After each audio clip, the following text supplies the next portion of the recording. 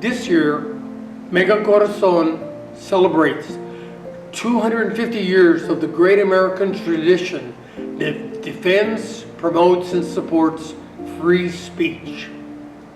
Unshuttered Voices is a collection of 19 San Antonio poets presenting 108 poems with their expressions and insights as we enter the second quarter of the 21st century.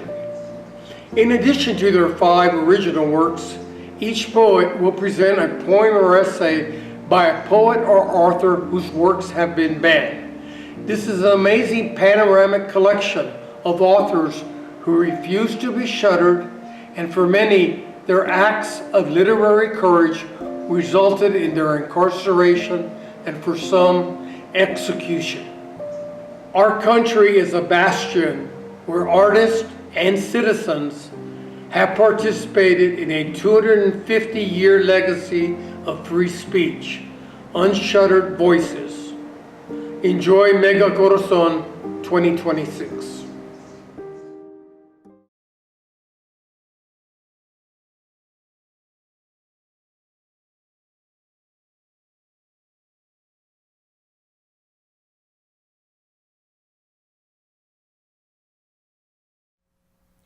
According to the local experts, there is a current demographic shift caused by forces both interior and exterior to San Antonio and South Texas, whereby people of Mexican descent are moving in greater and greater numbers into that exclusive enclave of Olmos Park.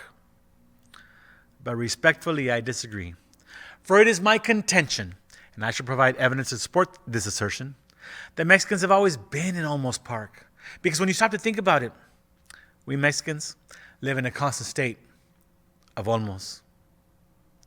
No, hombre, vato, we almost had a car accident on the way over here. We almost saw the movie on Saturday, but it was sold out.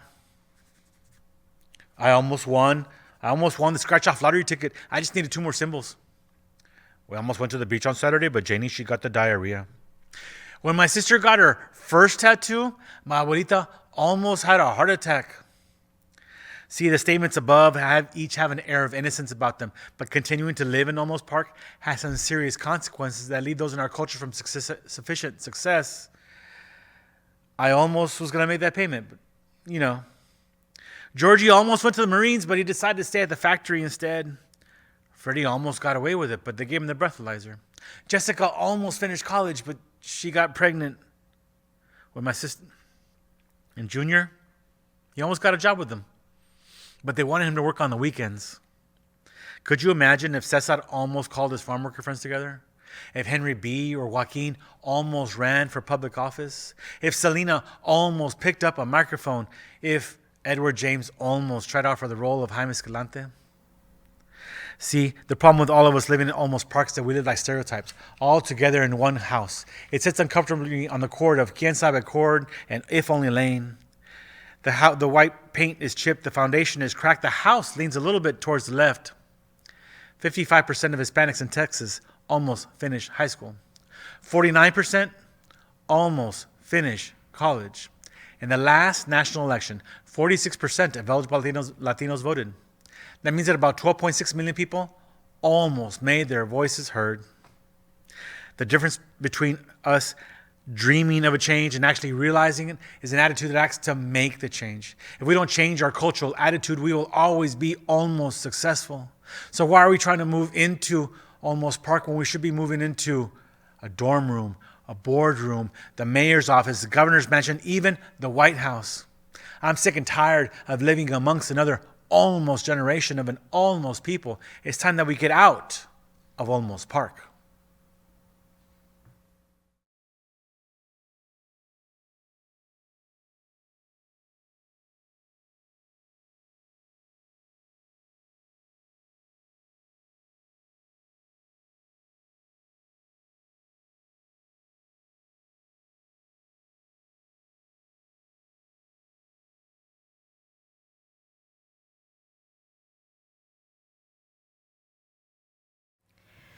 This first piece is going to be the longest piece I read today. It is an excerpt from the play The Miraculous Mixes of DJ Santa Cecilia, which is in production right now at the Stacey Black Box Theater, produced by the Guadalupe Cultural Arts Center, which I'm super grateful for.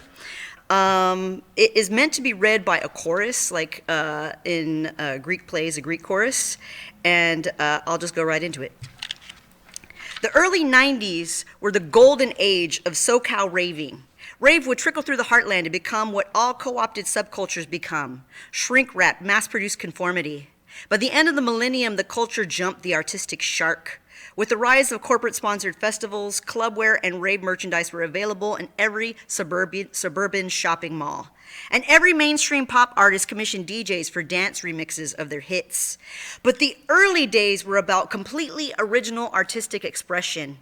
Midweek parties were held in random locations, mostly still in clubs like Magic Wednesdays, the Arena in Hollywood, and Does Your Mama Know at Coconut Teasers on Sunset.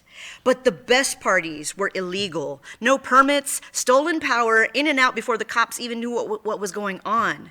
Outdoor parties in the mountains, the Mojave, and the Angeles Forest. Warehouse parties thrown by kids with no social media, no cell phones, no internet, yet somehow hundreds, sometimes thousands of kids found their way to one spot, all by word of mouth.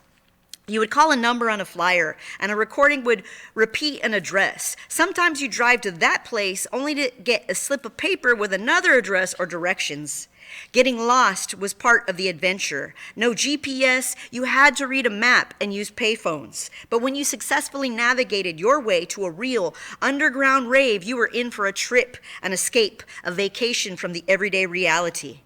Picture a filthy warehouse full of kids in the whitest of wide-leg Jenko fat pants, sky-high platform sneakers, and neon fluorescent wigs.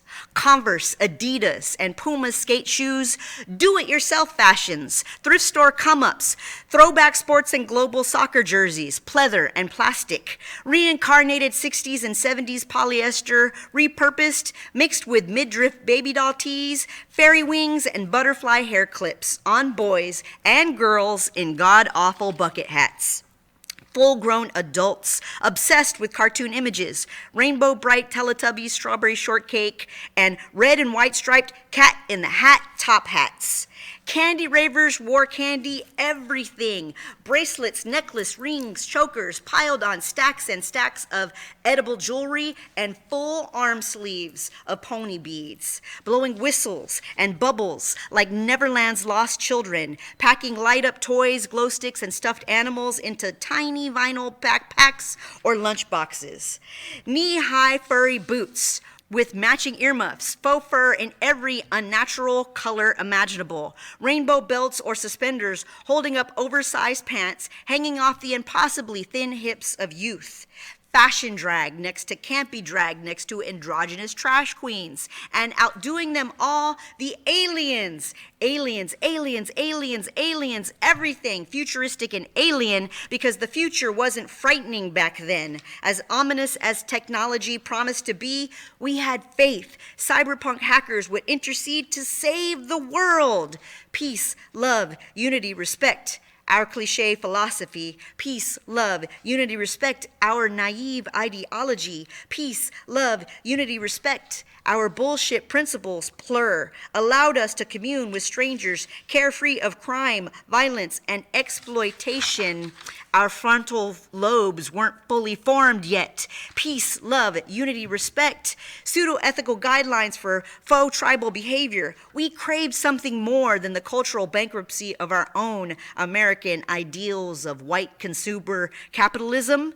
Like the hippies of the 60s, problematically appropriating spiritualism, the second summer of love, 1988, gave birth to the hippies 2.0, mouth sucking on lollipops or pacifiers to save the tongue and cheeks from grinding, satisfying drug-induced oral fixations while rolling on the E, the X, the XTC. We never called it Molly or MDMA, sending pupils dilating, hearts racing, faces melting, throwing shapes, trying to stay hydrated, laughing, falling, tripping on the E. Peace, love, unity, respect, acid, shrooms, whippets, X. Peace, love, unity, respect, drum and bass, house, dubstep, trance, psychedelia, beaming us into ecstatic, hypnotic, mystical states of revelation, hallucination, illumination, visions of sacred geometry, motion trails and halo auras,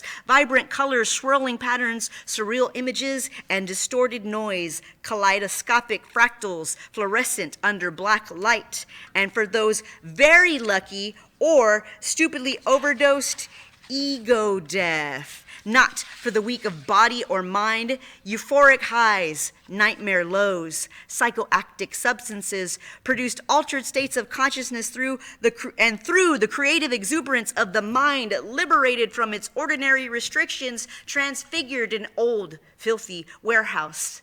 But we couldn't see the danger past our ski goggles and plastic sun visors on dark, foggy dance floors, so we went inward. The house music gods anointing us, blessing us with the beat, and presiding over the church of the nonstop, ever-loving bass. Our ordained clergy, the master of ceremonies, the DJ, lifted above the masses on the altar of our sacrament, closest thing to the divine some would ever come to know, elevated to celestial bliss, one house nation under God. Yes, some said they spoke to God. We emerged, exhausted, sometime past sunrise, eyes squinting from the searing sun, ears still ringing, walls still breathing, on the makeup smudged walk of shame, fat pant pockets stuffed with flyers for all tomorrow's parties. At the beginning of our day glow come down, we'd pass people in their Sunday best on their way to church, staring at us in condemnation, not knowing we had just worshiped, sweat-drenched, already planning for next weekend to do it all over again.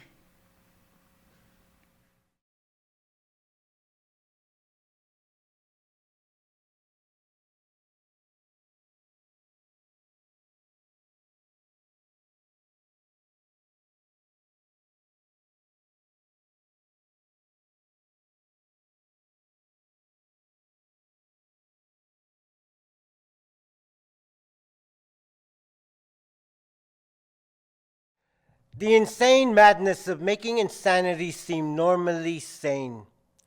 They will kill you one day. The next day they will say, I'm sorry. They will say your death was your own fault. So sorry you resisted or said anything. So sorry, so sorry. They will start a new war to make you forget about the old war, which was started to make you forget about all the other wars that were already happening. They will tell the truth behind your back and lie straight to your face, because that is the best way to shock you into believing it all. They will give new names to everything, like oceans and buildings and streets, and one day you will find yourself at a restaurant forced to ask for a spoon when what you really want is a fork, because you simply want to eat. You will give in to the new rules of the game, to the new rules of the games, because damn it, you just want to eat. They will tell you that the different humans around you are just new kinds of animals recently discovered that must be returned to the wilderness of their humble and wholesome habitats. They will no longer burn your books, because what greater fire than the consuming absence of them?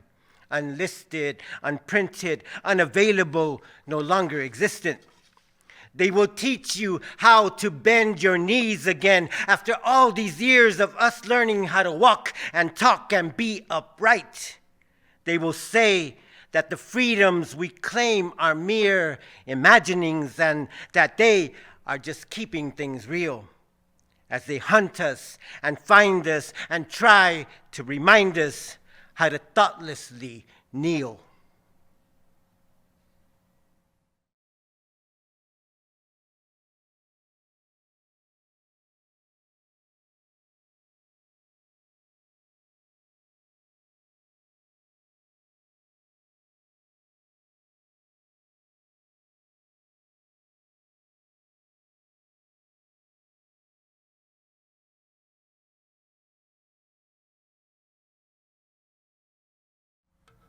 Hi, I'm Carmen Tafolla.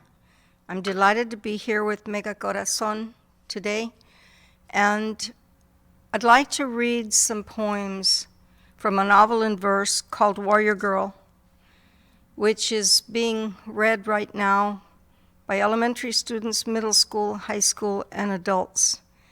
It's a story of reclaiming, of a young girl who realizes at age 12 that she's lost her name. Her name has been changed by the schools. Her language has been taken away. Her history is not there. And she decides that she wants to reclaim that which is hers. So she begins to examine her life and analyze what's been taken away because she doesn't want to be silenced. And in many ways, she feels that life has slapped its hard hand over her mouth and tried to shut her up. I'm going to start with the poem, How I Got My Name. So when I was born, my mom said, ay, que preciosa. I want to name her Selena. But my dad said, I want to name her after your mama, Teresa. And mom nodded, kinda, and said, we'll name her Selena Teresa. And we can call her Tere around the house so Grandma can know how much we love her, and they did. And everything was good with my name except for one thing. My dad's last name is Guerrero, and my mom's is Amaya. And the nurse, she got confused when she saw all those names, Selena, Teresa, Guerrero, Amaya. I don't think 4 is too many names, but I guess the nurse did. So she wrote down Guerrera with an A at the end of the name instead of an O, and she forgot the Amaya completely. No one noticed right away because they were too busy oohing and eyeing over the new baby me. Then the birth certificate came in the mail. And they noticed it, and Dad just laughed and said, well, guerrera means a woman warrior. I bet she'll be brave and strong and fight for justicia. And then he said, we could get it fixed later, maybe. And Mom repeated, maybe. Then the very next month, they deported my dad back to Mexico for not having the right papers. Funny how papers can be so right and so wrong, and can even mean more than people do in some folks' eyes.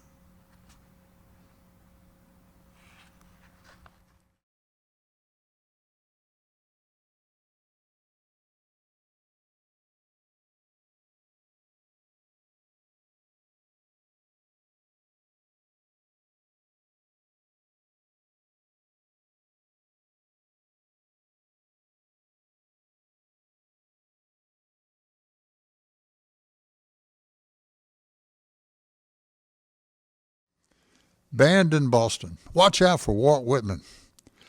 The phrase banned in Boston originated in the late 1800s. It was popularized by moral crusader Anthony Comstock to describe works suppressed by Boston officials, particularly through the New England Watch and Ward Society. Walt Whitman's Leaves of Grass was banned and heavily censored in the 19th century, primarily due to its frank depictions of sexuality, the human body, and homoerotic themes. Leaves of Grass was deemed shocking and too sensual for the era, leading to its 1881 ban in Boston. Whitman lost his clerical job. Most libraries refused to shelve it. Whitman refused to alter his work and was forced to find a new publisher. When he did, the first printing of the new edition sold out in a single day. Let's look at an excerpt from I Sing the Body Electric, stanza 2. The love of the body of man or woman balks account, resist explanation. The body itself balks account. That of the male is perfect, and that of the female is perfect. The expression of the face balks account, but the expression of a well-made man appears not only in his face, it is in his limbs and joints also. It is curiously in the joints of his hips and wrists. It is in his walk, the carriage of his neck, the flex of his waist and knees. Dress does not hide him. The strong, sweet quality he has strikes through the cotton and broadcloth. To see him pass conveys as much as the best poem, perhaps more. You linger to see his back and the back of his neck and shoulder side. The sprawl and fullness of babes, the bosoms and heads of women, the folds of their dress, their style as we pass on the street, the contour of their shape downwards. The swimmer, naked in the swimming bath, seen as he swims through the transparent green shine, or lies with his face up and rolls silently to and fro in the heave of the water. The bending forward and the backward of rowers and rowboats, the horseman in a saddle, girls, mothers, housekeepers, in all their performances. The group of laborers seated at noontime with their open dinner kettles and their wives waiting. The female soothing a child, the farmer's daughter in the garden or cow yard. The young fellow hoeing corn, the sleigh driver driving his 6 horses through the crowd. The wrestle of wrestlers. 2 apprentice boys, quite grown, lusty, good-natured, native-born, out on the vacant lot at sundown after work. The coats and caps thrown down, the embrace of love and resistance. The upper hoed and under hoed, the hair rumpled over and blinding the eyes. The march of firemen in their own costumes. The play of masculine muscles through clean setting trousers and waist straps. The slow return from the fire, the pause when the bell strikes suddenly again, and the listening on the alert. The natural, perfect, varied attitudes, the bent head, the curved neck, and the counting. Such like I love. I loosen myself, pass freely, am at the mother's breast with the little child. Swim with the swimmers, wrestle with the wrestlers, march in line with the firemen, and pause, listen, count. Thank you, Walt Whitman.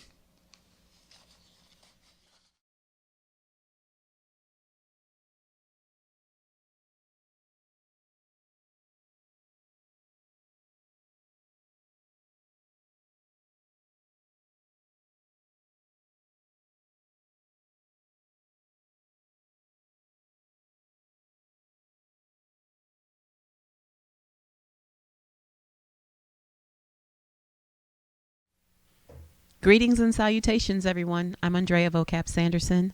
Sitting in with me on the keys today is Robert Cooley Cockfield. And we have some pieces we want to share with you today, and thank you in advance for listening. This first piece is entitled Rest, and it's pretty self-explanatory.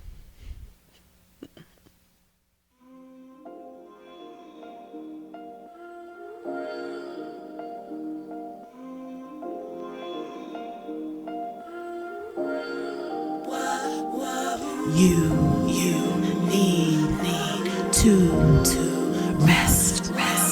You need to rest. You need to rest. You need to rest.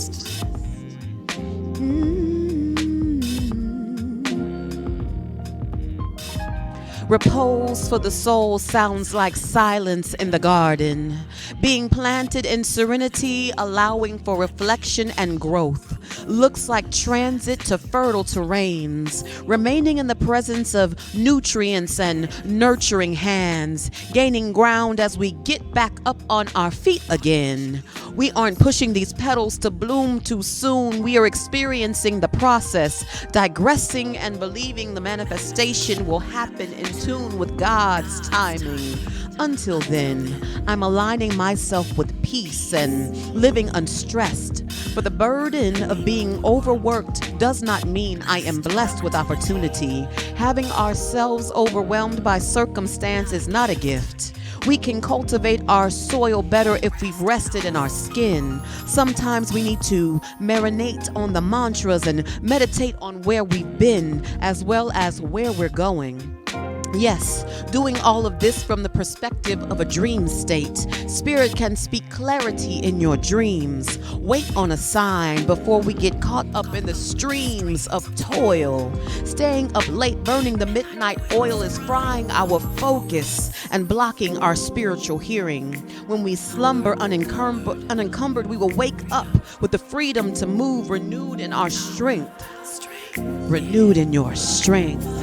You need to rest. You need to rest. You need to rest. You need to rest. Take a retreat from the chores, delegate the duty, sleep on a decision, catch up on your beauty, rest on a constant basis. Better yet, set up a cycle for optimal functioning. Say a prayer when you wake up worrying. Get you some sleep, girl. Lay down and rest. The best parts of us are exhausted sometimes. Close your eyes. Take a nap, and in that rest you will find that your mind absolutely needed that break to crack open the windows of your vision. Our intuition is working just fine, but we can't listen if our mind is bogged down. Sometimes we need to get out of town or take a staycation, sit down for a spell, and the strategy for a new creation will come when the whole being is refreshed. How can her story write itself without perpetual rest? How can you walk in your power and glory and remain limitless without rest? Let us relinquish ourselves from all this busyness and prioritize the business of getting some rest. You need to rest. You need to get some rest. Need to rest. Rest. You need to rest. You need to rest. Rest. You and you all need to rest. You feel so renewed when you rest. When you rest. I speak peace unto you, peace unto your mind. Let all anxiety fade. Take a deep breath and rest.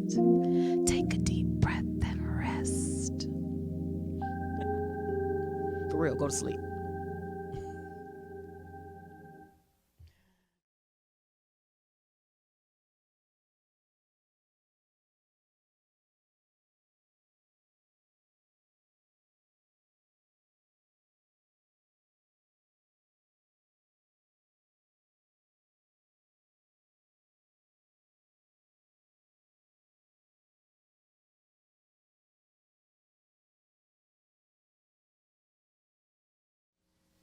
Today I will find all my answers in the garden. Prayers will be by the roses. Lost papers by the blue agave. I will hear my mother's voice when the breeze catches the crisp leaves of the pecan. And she will tell me, my darling, I am with you always, my sweet girl. It is her voice, or perhaps the wind, that travels to carry me home.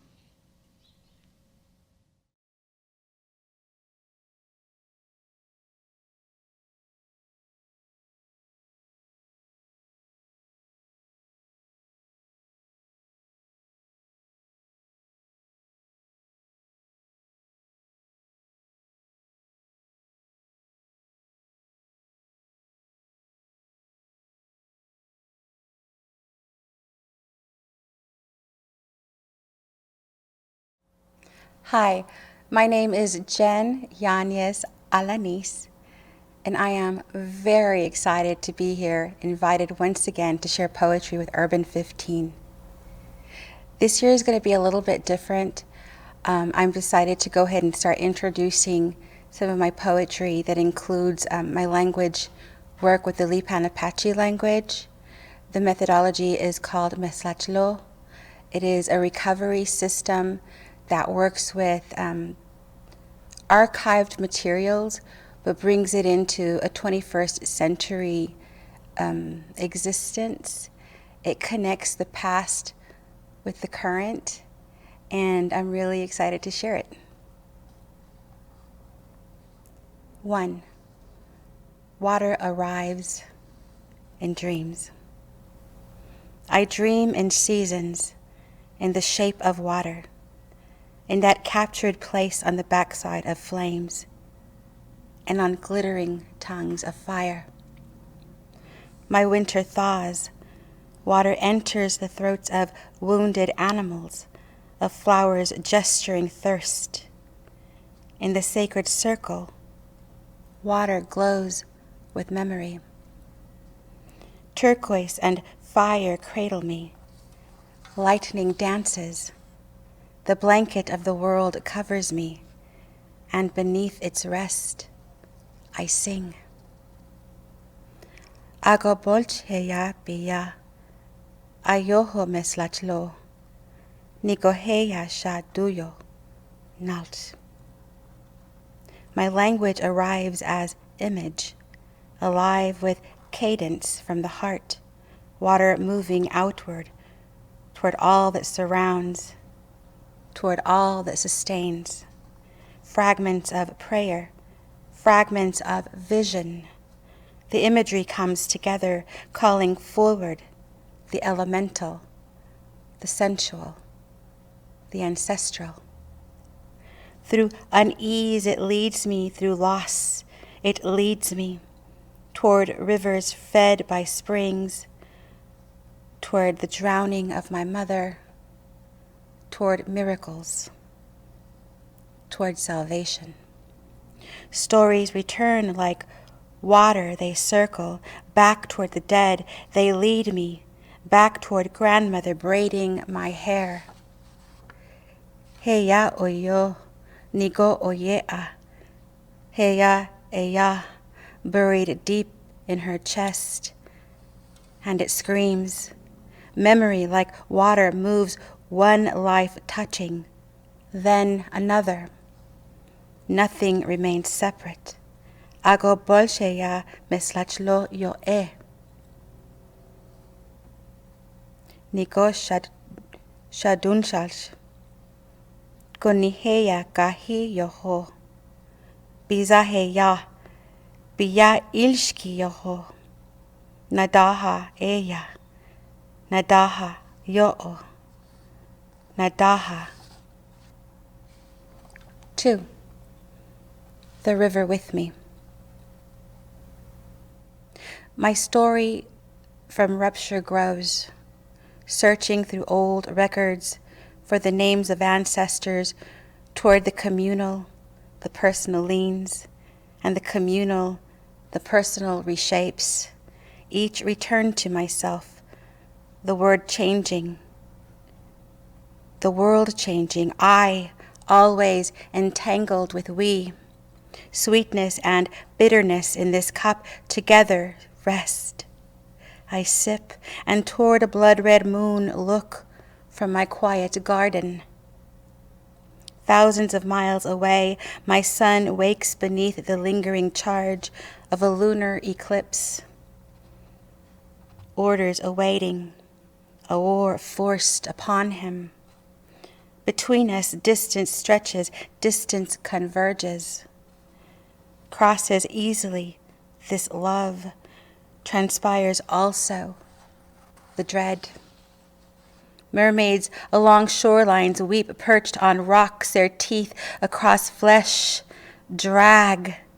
The world's infants against their breasts they cradle, their lullabies with salt water and scar mix. This story In fracture it begins, hidden histories, ruined prayers, scars revolt and repair their speaking, their stories. Then searching, then remembering, remnants rise and call me back to land, to ancestors, to the Sabinal River and the cypress trees, where struggle and endurance beside each other together walk. Death they refuse, starvation they refuse, a small opening appears. A child fed, a child fed, a child escaping bombs.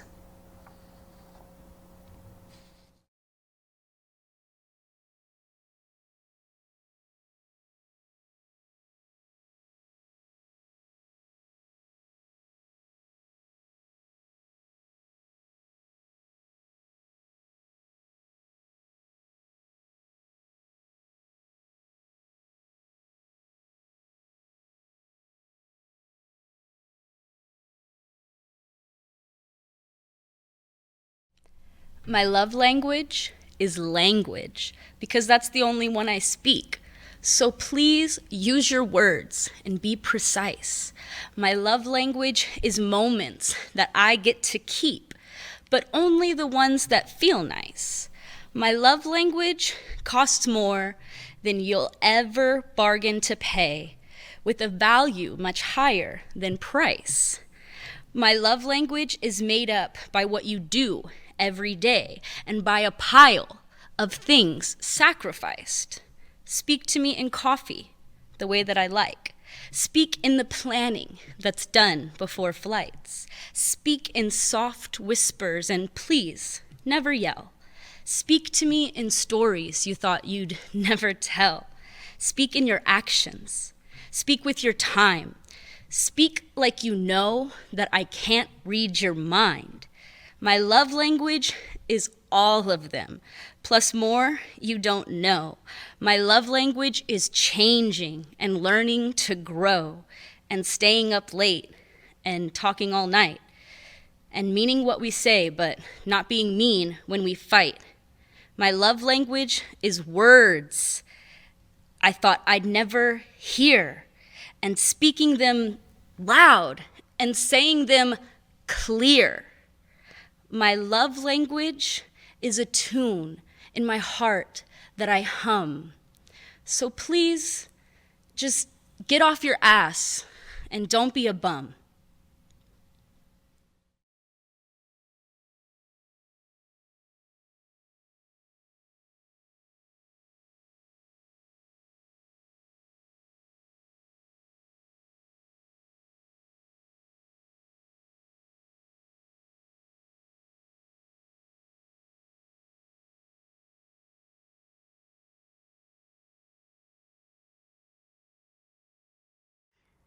In the book of essays, Soul on Ice, Eldridge Cleaver, the Black Panther, writes, "In Soledad State Prison, I fell in with a group of young blacks who, like myself, were in vociferous rebellion against what we perceived as a continuation of slavery on a higher plane.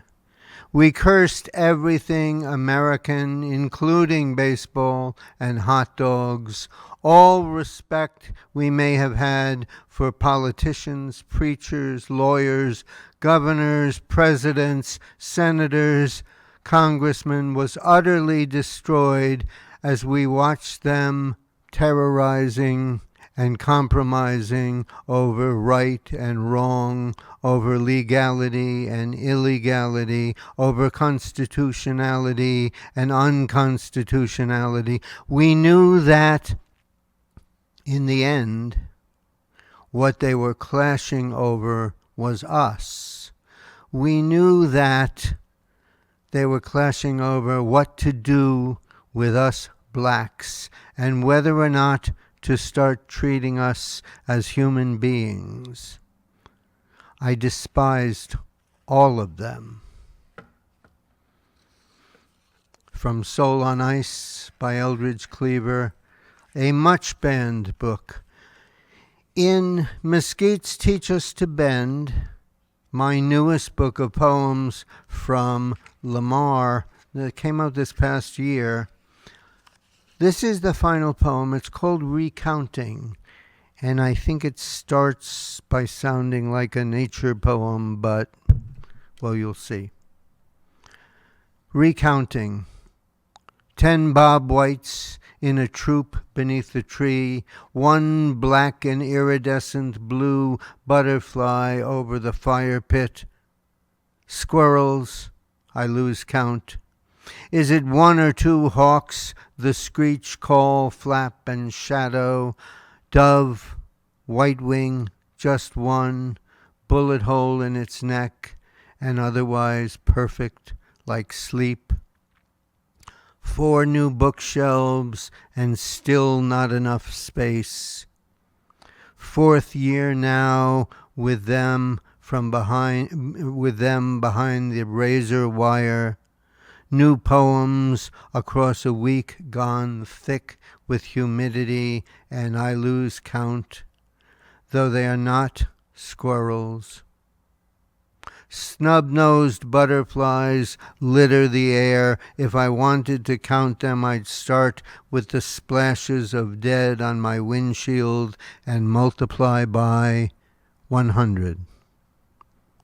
But I wonder, do the dead count?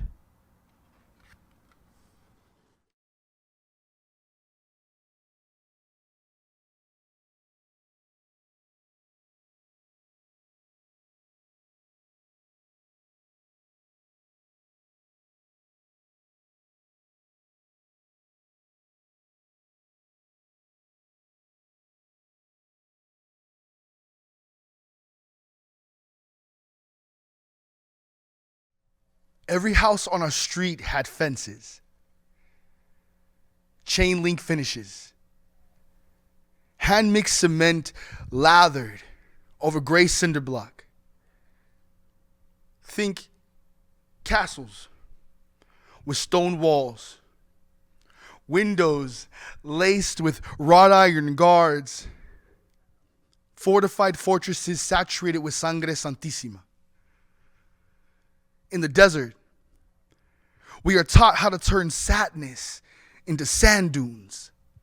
Our tears, they smell like rain when it meets parched earth. I'm from an oasis of comfort food and smiling brown faces. My grandpa, he taught me how to ride my bike in the parking lot of Our Lady of the Light Catholic Church, where my grandmother taught Primera Comunión, her hands forming faith for generations. Every morning, the smell of home-cooked breakfast and poverty, fresh baked pan dulce filling the air from the panaderia on the corner of South Concepcion. I'd ride my bike to Sanchez, the corner store that looks like it used to be somebody's house. It adorns the family apellido and neon lights that haven't worked since before I was born. I would pedal fast past houses painted powdered pink, neon lime, and sky blue. Honestly, I lost count of all the nails that I had plucked like thorns from my tires. It wasn't until I was older that I realized our gardens, they look different here. Where padres either work too much or drink too much, and madres work several jobs just to get by. Where brothers and sisters raise hermanitos and hermanitas, and every elder will call you mijo or mija. We are nopales that even in a drought find ways to flower and feed.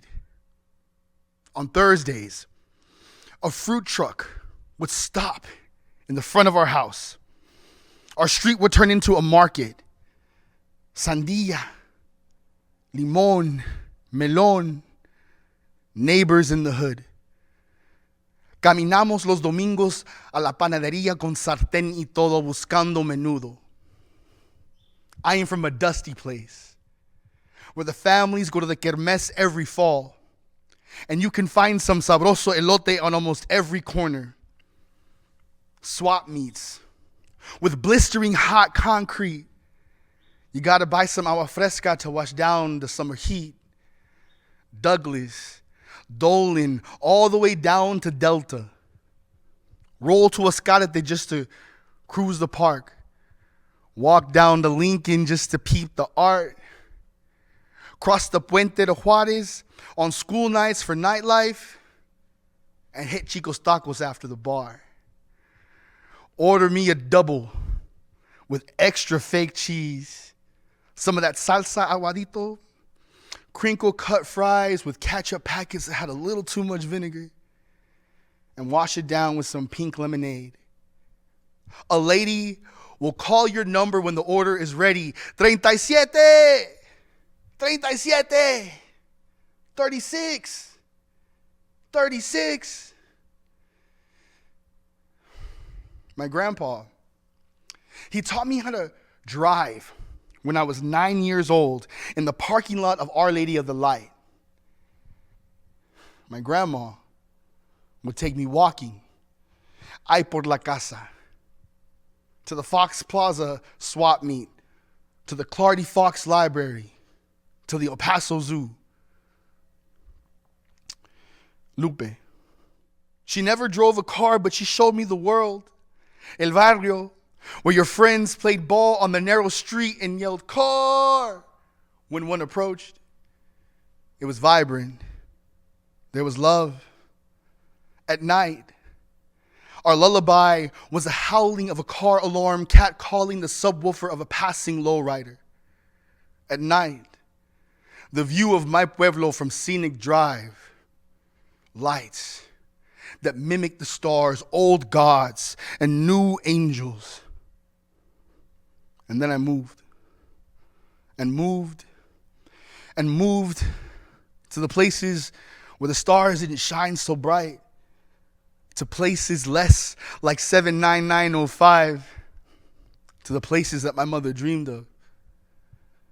But the barrio will never leave our mind, for we always long for its comforts.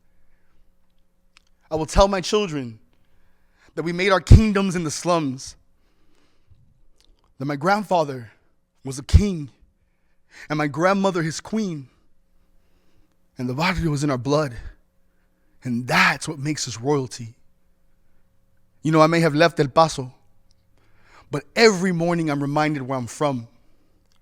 I look up at the sky. I'm from the city of the sun.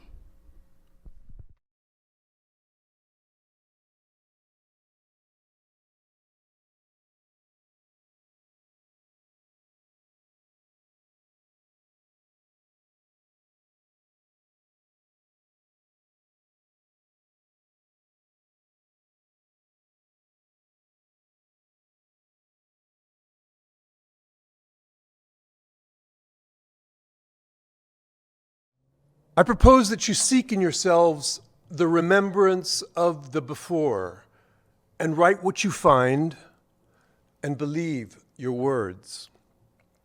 I'm John Philip Santos, poet born and raised here in San Antonio, Texas, in the Condado de Béjar. Great serendipity of my writing life to be born here amid so many extraordinary poets, Naomi Shihab Nye and Rosemary Catacolos, Greg Barrios, and all of the community around URBAN-15 that has nurtured our voices for so long. I wanted to start with a poem that conjures a spirit of invocation for what it means to remember the before, to write your words, and believe what you write. The Memory Prayer. I learned to breathe this way when I left that body made of ashes, river water, copal, and huizache flowers. When my breath was south, it was a feather as big as a palm frond. The infinite miles were numbered in stars, and the earth was lit from the inside. My eyes were mirrors. My heart was wind. The ground pulled my songs like a magnet. The bananas were so ripe, they spread like butter when they first brought guns into the garden. Our legacy is papaya, is frijol, is sangria by the gallons. Helix inside of helix, the color of blood, dead uncles, lost friends, forgotten amantes. For 500 years of impossible weather, this lightning has smelled like night, weaving its net of forgetting across these lands.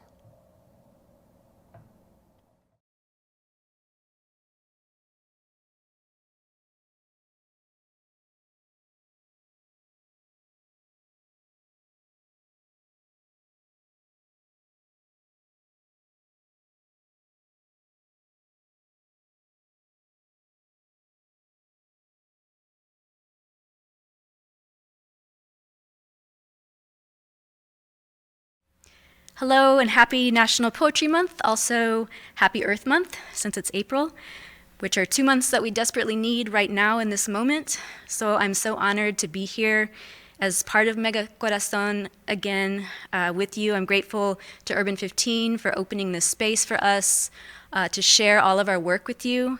I'm teaching creative writing right now, and I tell my students that there's nothing more important than writing. There's nothing more important than reading our work, sharing our work, however that happens, right, whatever form that takes, in these times of state repression, right? In these times, poetry, fiction, art of all kinds are practices of freedom, right? And so I'm honored to be sharing this work with you. And I wanted to open with a poem that actually originated in this very neighborhood. So we're starting from where we are and we're moving out into the world. It's a very hyper-local poem, and if you know San Antonio's South Side, you'll probably recognize a lot of the streets and the places and the creatures also that kind of populate the poem. It's a poem that's from my book, The Bird Church, which came out last year from Finishing Line Press with the really beautiful cover art by Alice Canestero Garcia. And it's called The Wild Parrots of Mission Road. All last night I held you as you woke multiple times in a panic, gasping for air like a drowning man's head bursting to surface. But this morning, you get up anyway. It's my birthday. And to celebrate, we'll search for some feral birds we heard rumor of. Many years ago, the story goes, the owner of Moore's Feed and Seed on South Flores went crazy and set his birds free. Or went sane, you say, with a smirk. Monk parakeets, technically, but more like parrotlets there on the parapet of pecan or mesquite, sounding sometimes like monkeys, sometimes like seagulls, sometimes like dolphins or doggy toys or the little red shoes Jessie wore as a baby, which announced every step with a squeak. Via echolocation, via telephony, we have caught wind of them, decided to look. A friend of Kat says she spotted them last in a stand of trees that Kat points out as we glide over highway where it crosses the river one Wednesday on our way back from class. So we park at the park. We trudge down the path the city has built exactly for Sunday mornings like this, for nodding your hat at walkers, pausing to gape at anhingas that seem more dinosaurial than even most birds, their webbed feet marsupial, their snake necks pulsing weirdly. We migrate south beneath the tracks to the trees where Kat said they'd be, but they're not. Then clamber up Riverbank Hill for one last longing look beneath the canopy there, where the only thing moving is chicharra noise, rich and slow as molasses. Panting hard at the top because it's too hot already at 10 a.m. Told you we should have come earlier. Defeated, we descend just as a train advances on the tracks that span the river, holding its horn out of respect as it crawls carefully past. But then comes a clamor, a squawking distinct from the swell of swallows circling water, not far from adobe nests adherent to rail-line trellis. Not swallows, not sparrows, not grackles, not the slow-winged altitude of caracara. Something else, flying furiously south toward Mission Concepcion, where the internet said they nest. Parrot-shaped, Jesse shouts and points. The train's rumbling passage has rattled them loose from some invisible roost, and they're screaming, and they're streaming grasses or straw in their clutch as they fly. It's them. So we head for Concepcion, our bare heads cooking, but determined to follow them past the old mill superseded by boarded-up power plant itself, superseded by multi-million-dollar plans for clean tech incubator plus new apartments, for which the neighborhood homes are surely future parking lots without knowing it just yet. Past the lot where developers cleared the ground already by ripping out the little streamlined trailers like weeds, casting them off to who knows where, dandelion fluff without so much as a wish. As they did a second time further down Mission Road, at Mission Trails, across the street from Concepcion, where it was all set in motion, this chain of evictions so many centuries ago, with the cutting off of hands and tongues of original lands, whose great-great-great-grandchildren today have flocked, like parrots caught and caged in a shop, to church for mariachi mass, to sing in the language of the crown. We're here at last. But you are too ill with despair to exit the car. We'll leave it running, AC on, and Jesse and I can ask the park service rangers where wild parrots would nest if we need to. But we don't need to.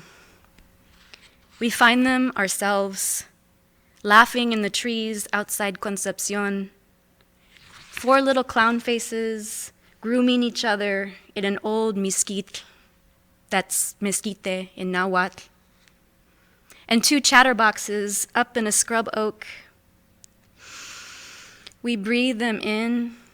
At last, we have found them, just by following the whisper of a story, a pointed finger, and finally, the tiny sounds and signs themselves of this odd bit of wildness returned, this wildness that softens you, opens you. I can see it in your face when you finally spill from the car to see for yourself. It's like what Ross Gay said once after reading his poetry for an hour at least, mostly poems about gardening and gratitude. I don't know what spirituality has to do with anything, he said. I just know when I'm out in the garden, I'm a little less scared of dying. It's like that. Every week I could come back to watch for hours, my heart never full of the sight of them laughing. There is no end to the words and poems I have for them. Every Sunday, here on pew of mesquite, observing what remains, what is here, until the centuries begin to fall away finally from the missions, until the fatal spell of summer breaks and the blessing of rain washes the bloody story of a hemisphere back to original stone.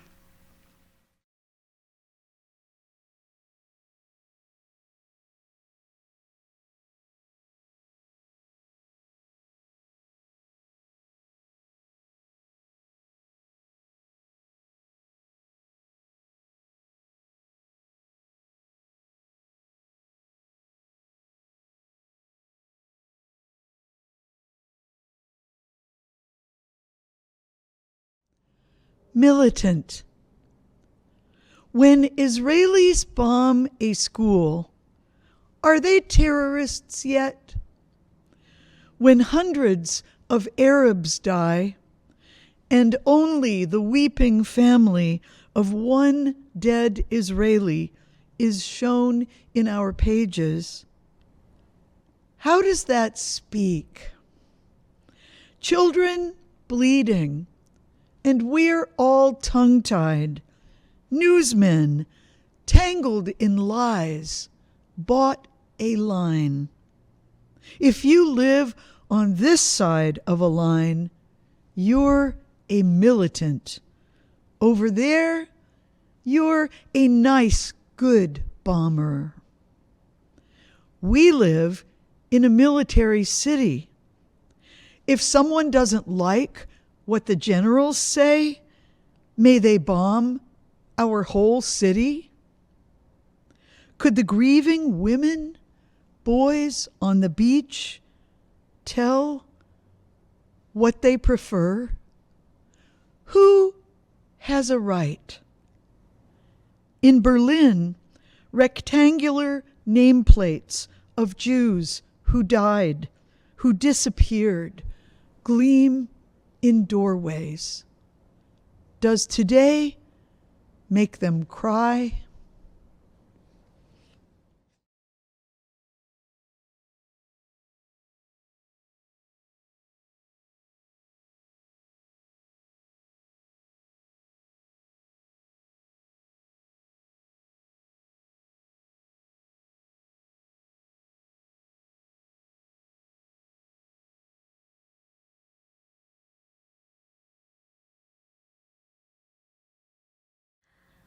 Mi nombre es Natalia Treviño, and I am going to read from Gloria Anzaldua's Borderlands, La Frontera, The New Mestiza.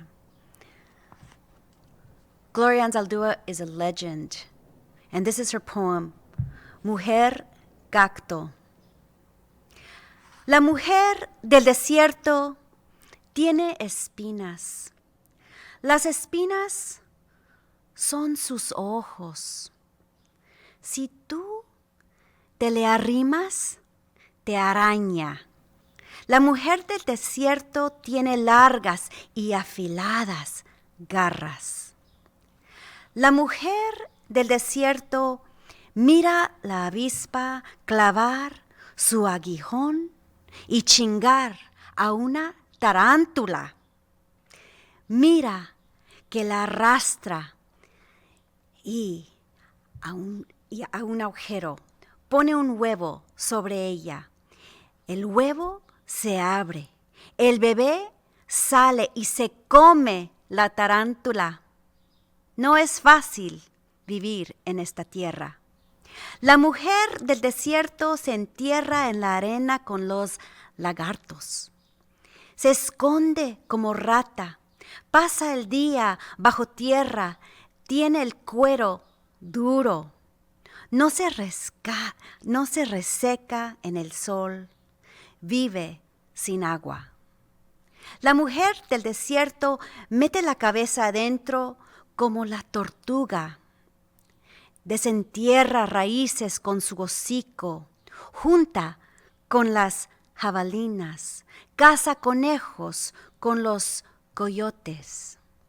Como un flor, la mujer del desierto no dura mucho tiempo, pero cuando vive llena el desierto con flores de nopal o de árbol palo verde.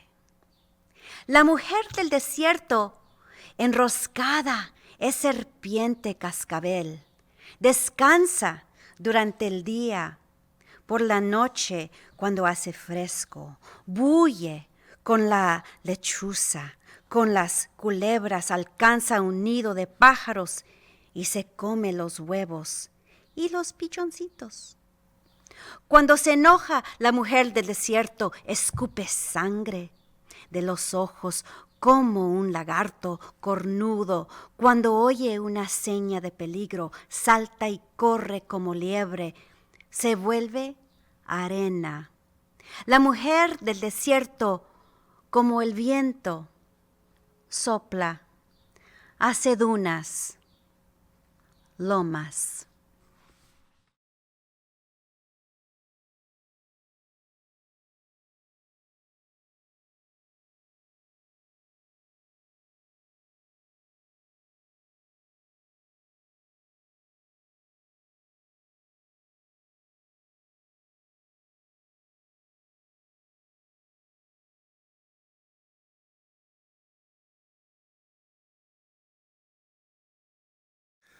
Hi, my name is Octavio Quintanilla.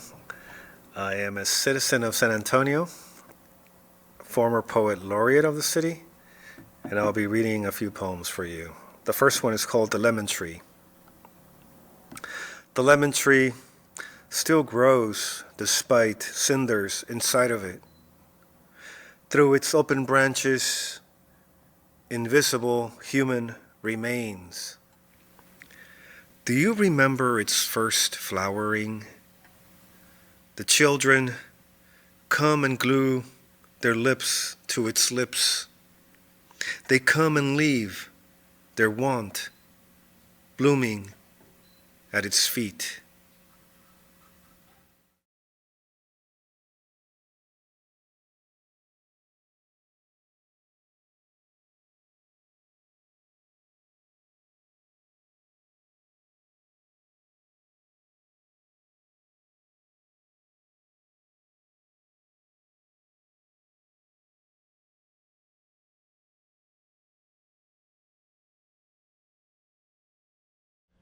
Hello, my name is Ron Bays. I'm delighted to be here to participate in Mega Corazón. Thank you to URBAN-15, George, and all the crew for doing this, and thank you for being here watching this. I came of age in the 60s when revolution was in the air. There was the Vietnam War protests, there was the civil rights movement, there was the farm workers movement, there was the American Indians movement, and it was a cultural phenomenon. It was in the music, and I feel like we are now in a similar time. So I brought my revolutionary poetry. The struggle is to regain our humanity. We live on a planet. It's a round ball. We're suspended in empty, endless, cold, dark space. We belong to the human race. Embrace. The struggle is to regain our humanity. This feels just like the 60s again when the young people rose up and took back their power. Hell no, we won't go was our chant. As the military machine scooped up our comrades in arms and shipped them overseas to fight a war in the jungles of a foreign country.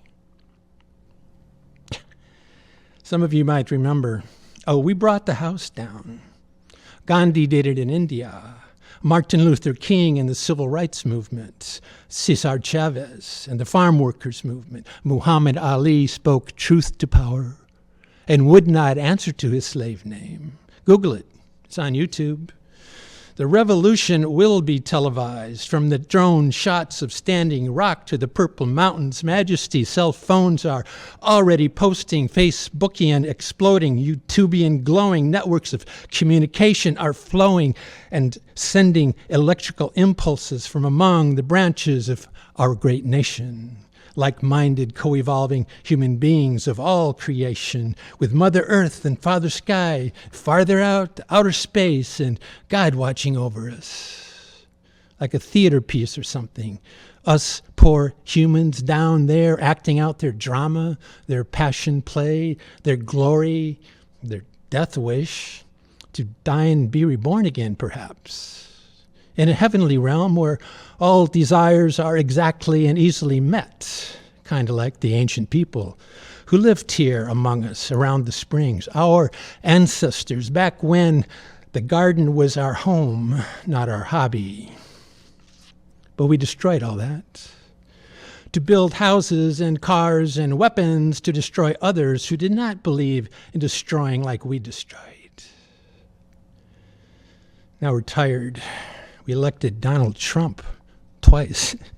How lame is that? And everything is going to be great again. Everything except for that one small, dark splotch on our window of opportunity, mortality. Who invited you in? I wanted to live forever, I guess. Or maybe not. Maybe that would be too boring. You have to die. But first you have to live. Rise up.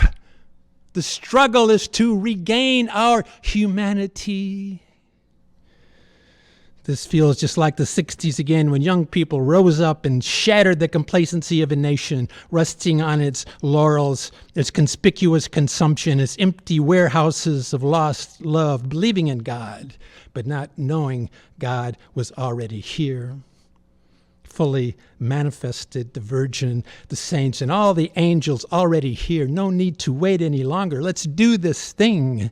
In the name of thy will be done on earth as it is in heaven, give us this day, is the prayer we pray.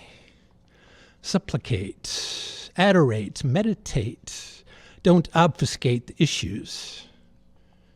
This is you too. Hello?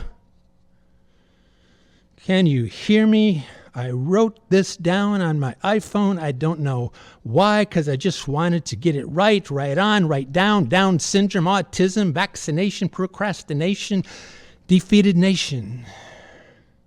Irascible conjugation of Israelis looking for the promised land, the edge of the desert sand, ideas born on the edge of the stratosphere where we can look down and view our hemisphere and all the lovely life here.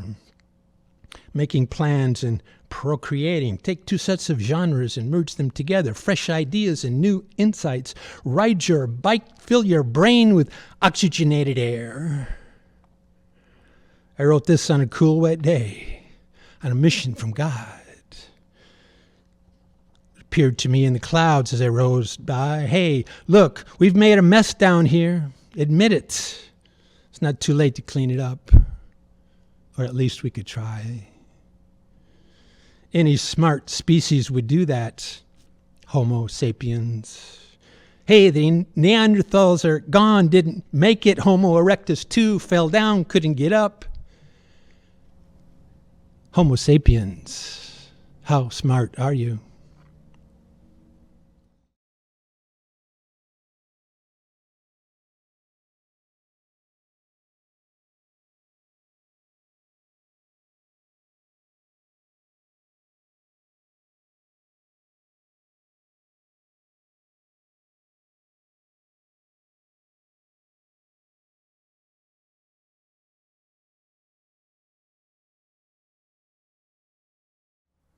To the former manager who asked me to introduce myself to the new employees and then corrected my pronunciation of my name, I am not a potato, nor tomato. What I mean is there is no variance.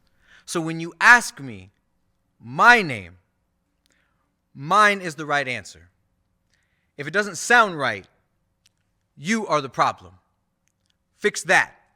Not me or my family. Tell me, is it company or personal policy to flex your power now when a subordinate chooses native over palatable, to just rephrase an entire history of toil and struggle to ease your conqueror's mouth?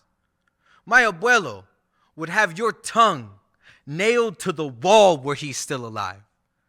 Does my name taste that way to you? Does it taste like iron will splitting the dirty alleyway you speak through? Your last name is Gomez, the same as your father's and your son's. Be this your corporate wisdom, how I might succeed like you. Tell me, is it after I swallow my own tongue that I finally get promoted from window washer to whitewasher?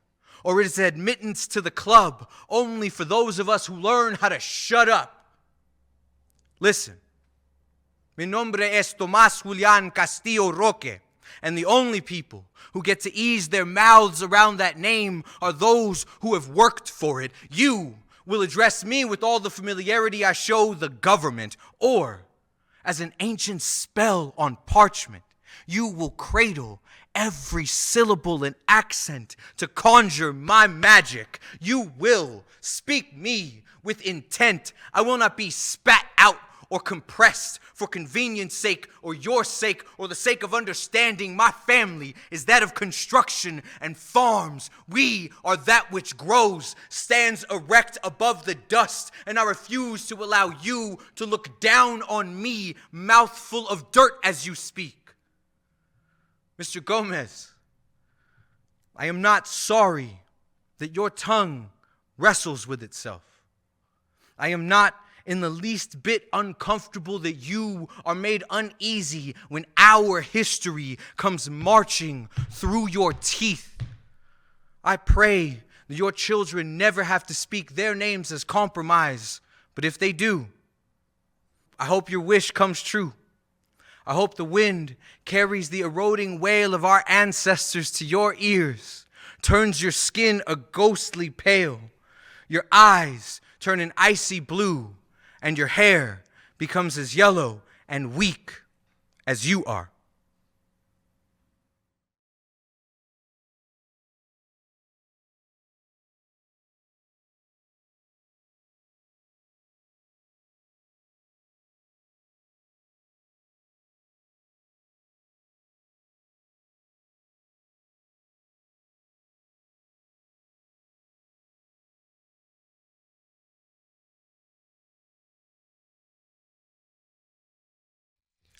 Dolores de la Rose Garden, San Antonio, Texas.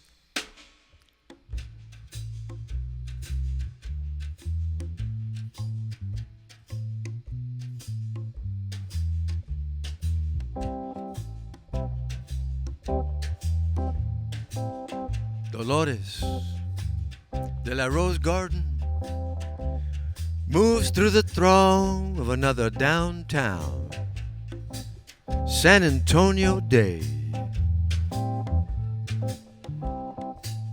Her bones are creaking. She's got a smile on her face. And all those ruquitas trying to act like she's nobody. She don't care. Her mind is on the Adobe past, when people cared about each other, when people said things in a good way.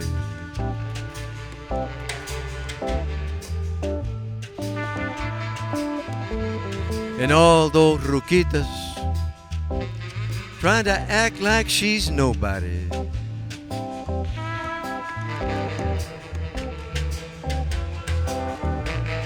She moves through the throng,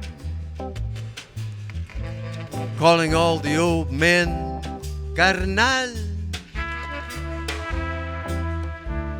and all the old women comadres.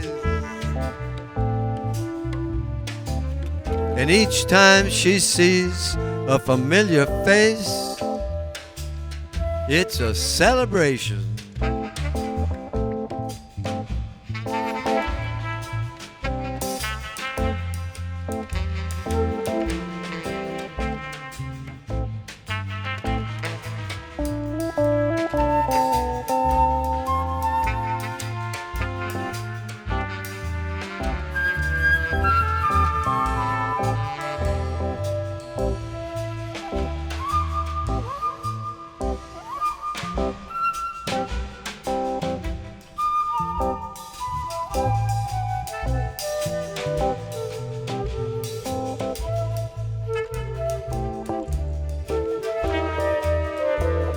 And all those baby gangsters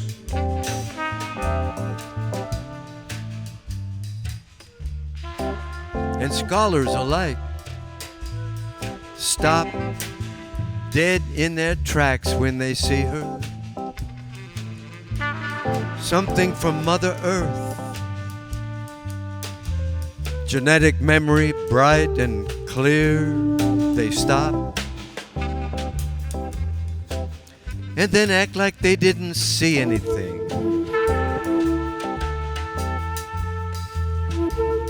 And all those ruquitas trying to act like she's nobody. She don't care. You can see it on her face as she gazes out the bus window.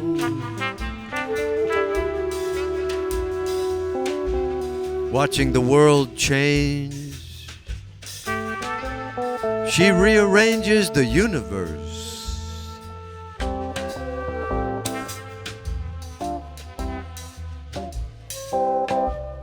Dolores de la Rose Garden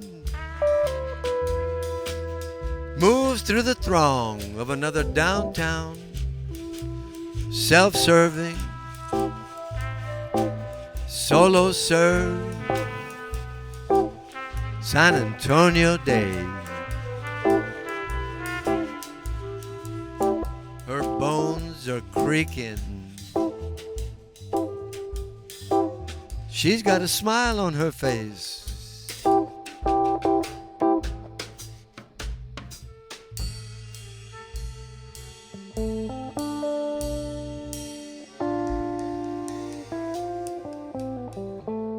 Dolores.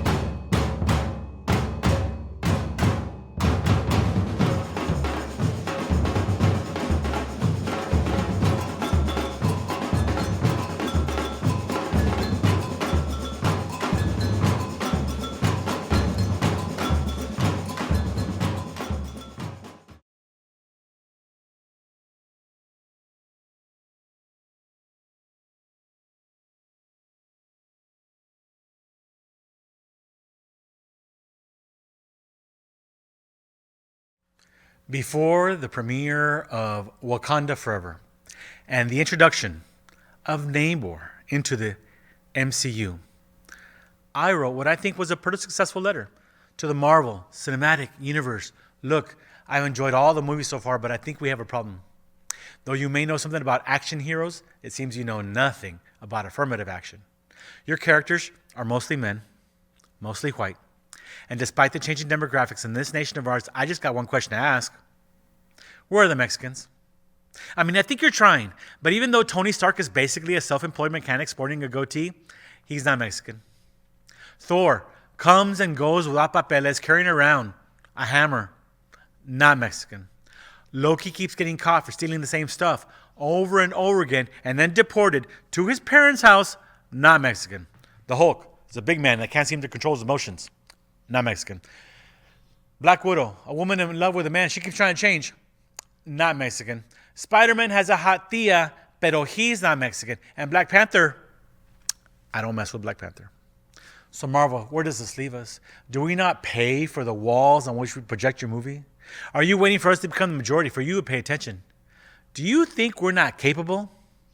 We're the culture of tias and abuelitas and curanderas with eggs to rub away the wickedest of ojo. We're the culture of el mariachi, el machete, and el chapulín colorado. We're the culture that knows the healing power of Vicks Vapor Rub, té de orégano, and sana sana colita rana. We will burn sage across the galaxies because even Thanos would agree the whole universe is in need of Olympia. And Thor's hammer ain't got a thing in my abuelita's chancla. But when things get really bad, we can use our Dia de los Muertos power. We will summon the ancestors who will cross the divide and do what they do best. Eat pan dulce, drink tequila, and sing until sunrise. Ay, ay, ay, ay. Canta y no llore. You see, Marvel, our gente faces evil every day. There's overzealous ICE agents and gang members and drug cartels and torchis tacos and chipotle and diabetes and diet and exercise. But we don't let the evil defeat us. No, we throw our arms around it, invite it over for dinner, and throw a grito into the air. So Marvel, bring on your worst. We got Coco, Miguel, Hector, Nacho Libre, Esqueleto, all of the abuelitas with all of the chanclas, and all of our ancestors still have the huevos to rub away the wickedest of ojo. Marvel, don't just remember me. Remember all of us.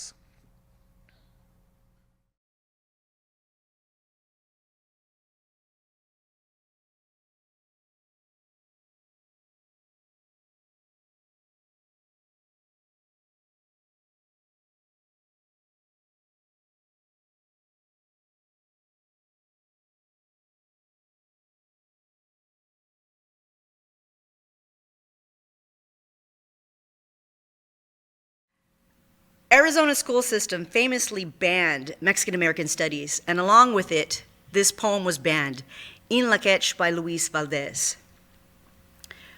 You are my other me. If I do harm to you, I do harm to myself. If I love and respect you, I love and respect myself. Tú eres mi otro yo. Si te hago daño a ti, me hago daño a mí mismo. Si te amo y respeto, me amo y respeto yo.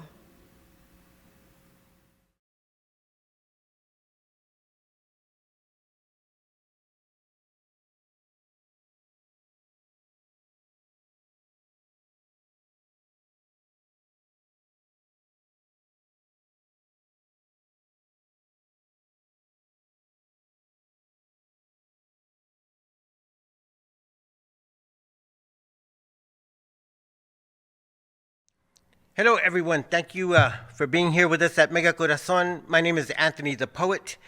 And this poem I wrote about a girl I had a crush on.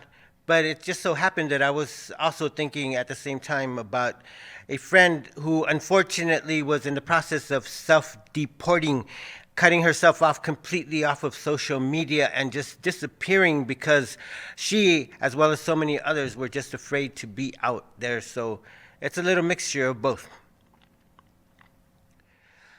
No one will know whether I am talking about you or the moon.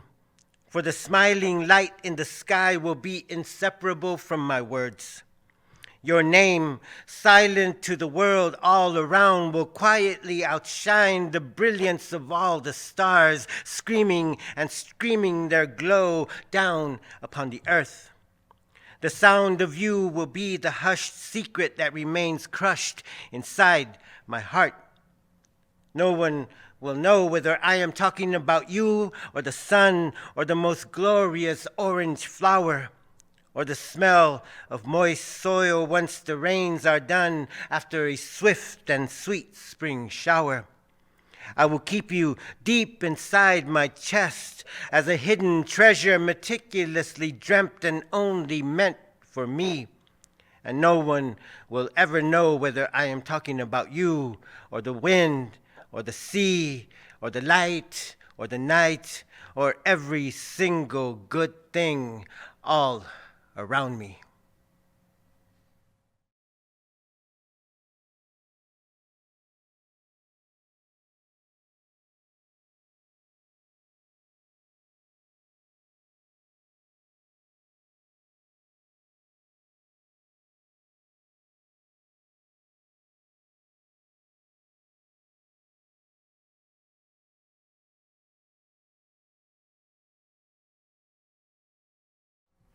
In the novel, Selina's dad gets back, but then all kinds of things happen as she's growing up, and she becomes more aware of things being sometimes difficult. But they make a move, they move in with Grandma finally, and she is having a wonderful time planning her great new 7th grade experience. And things that get her motivated are the 3 friends and some amazing teachers. She's really excited about 5 of her teachers, but the 6th one isn't as understanding. This next poem is called Erased and Ignored.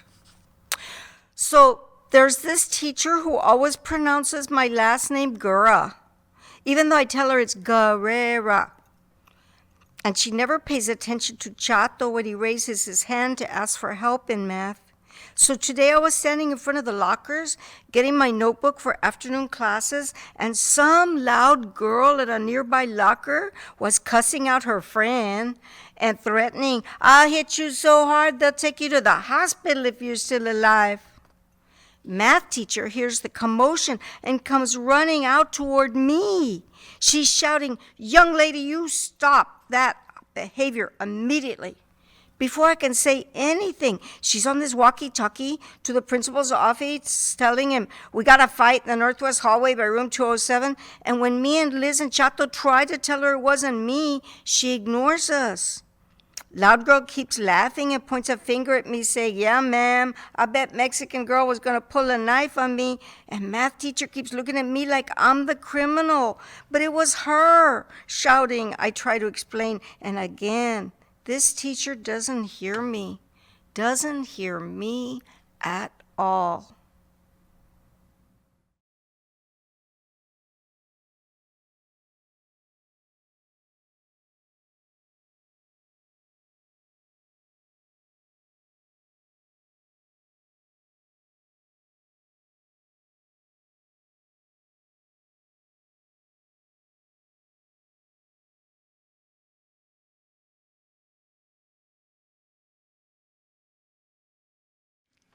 El Paso, Aurora, first light at Franklin Mountain. The wind winds through the highways on the mountains above El Paso. The whole night sky races west along the Trans-Mountain Road to California. In the dark hour before dawn, smog from the Juarez Maquiladoras mixes with the New Mexico night. But there, above, is a break in the cumulus, and one can see the gray clouds above the black. And the smoky stratus is blowing north. And look, a hole in the gray layer shows a view of the blue alto cumulus above. I marvel at the mixture of moisture and the thin skin of Earth's atmosphere. It's hard to keep my eye on the road while heaven's lava lamp swirls above. And now, look, through a gap in the blue clouds, The pink rays of dawn push through the cirrus. The universe enfolds upon itself. My car keeps traveling west. The planet keeps rotating. Our orbit keeps spinning, while the artwork of the Creator stuns me into silent awe. Thank you.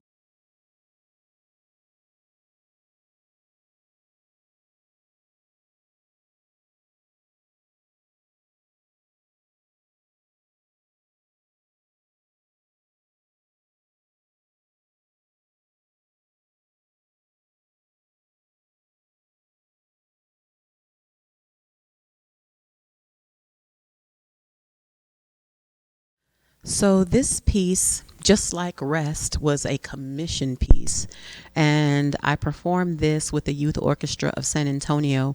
And since we have this wonderful We the People behind me, this great set design, and we're celebrating 250 years since the signing of the Declaration of Independence, I thought it would be apropos to do the next two poems, because they are about the civil rights movement and the changes that took place, because, you know, we're in a season where we need a lot of change. People have forgotten some civility, so we're going to remind them. This piece is called Dawn of Dixie. And it starts with a line from the Negro National Anthem. That actually, the next two pieces I will do will start with a line borrowed from Lift Every Voice and Sing. Till earth and heaven ring with honeyed hues of lavenders and lemons that tiptoe into the expanse before a swift sachet into the clearing. Beautiful is appearing. Liberty is set to make a premiere at any moment. The flowers have figured it out. Right as lilac shouts and shimmers across the skyline, summoning the dawn of Dixie. Transformation saturating the landscape. Something special is sprouting up.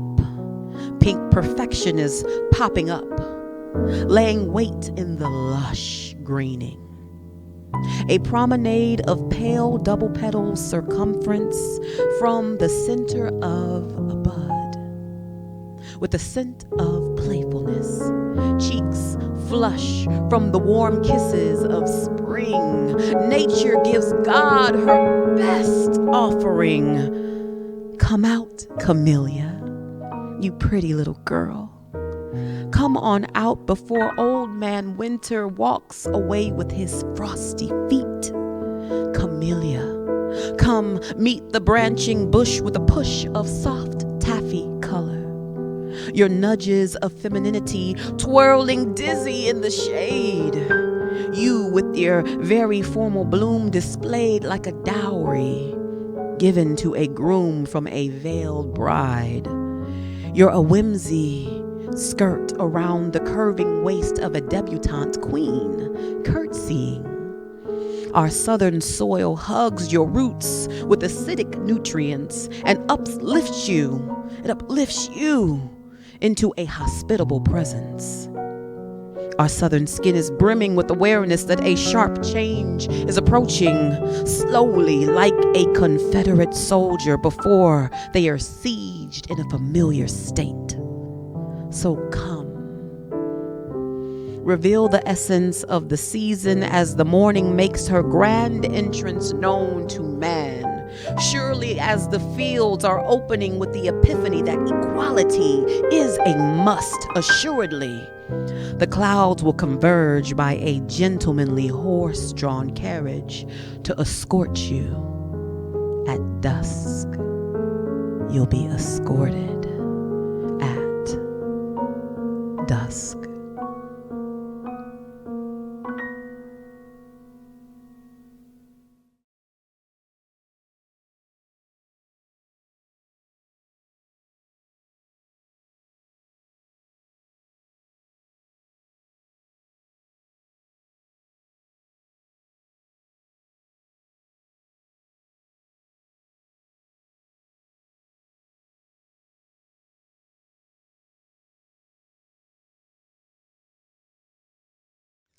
There are far too many people at the end of the world.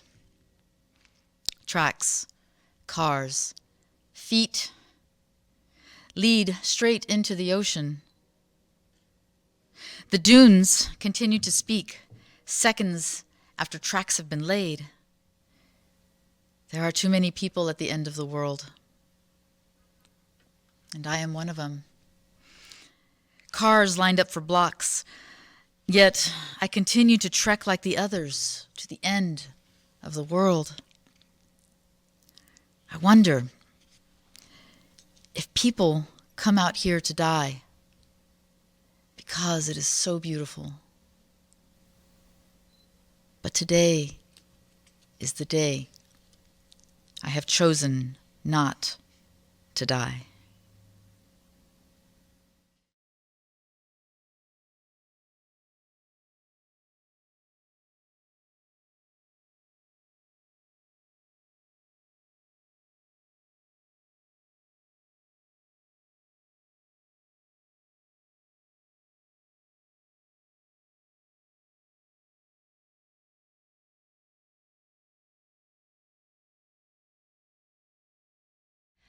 I'm much too busy to write this poem. So if instead you could imagine that the words fell onto the page just so, without me even having to plan them, if you could kindly arrange my lines into metaphors and similes, I know that this could take a while. I don't mind how long, just do it for me. I'm distracted by the whatnots, by the as if, maybe, still. I've got no time to articulate. The space is yours to fill. I have other things to do. So if you could just please guess the next thing I'm trying to say and make the rhymes fit best.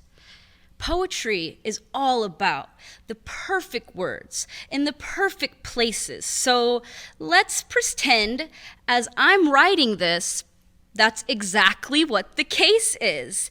Don't forget to feel the weight, to shed a tear and cry. And then here comes the part where it all ties in as you close the book and sigh.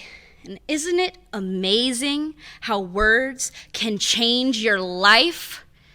If this poem didn't move you, well, you probably didn't read it right.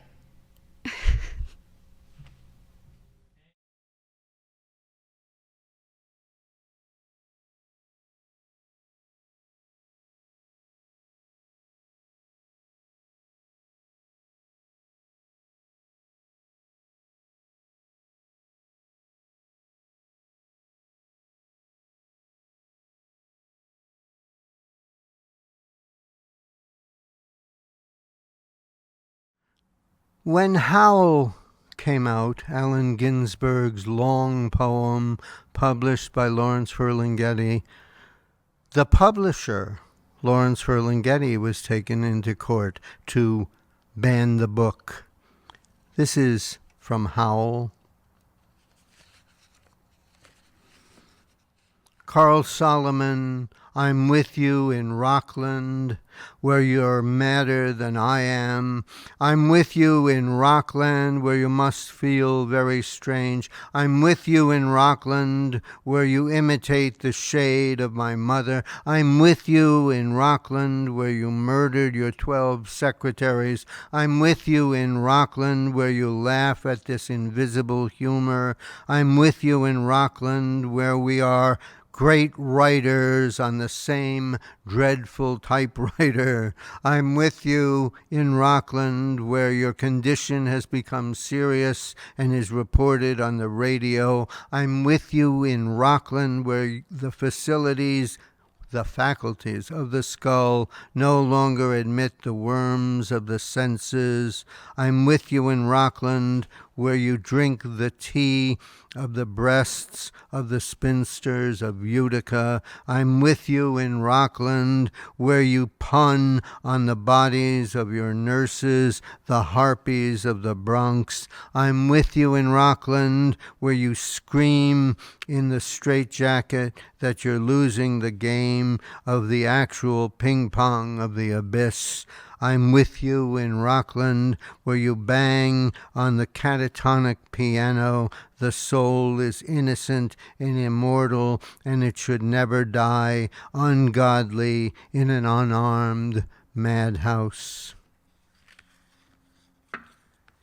I worked for 12 years with incarcerated youth at the Cindy Taylor Cryer Juvenile Correctional Center through Gemini Inc., and we each year published poems of the students.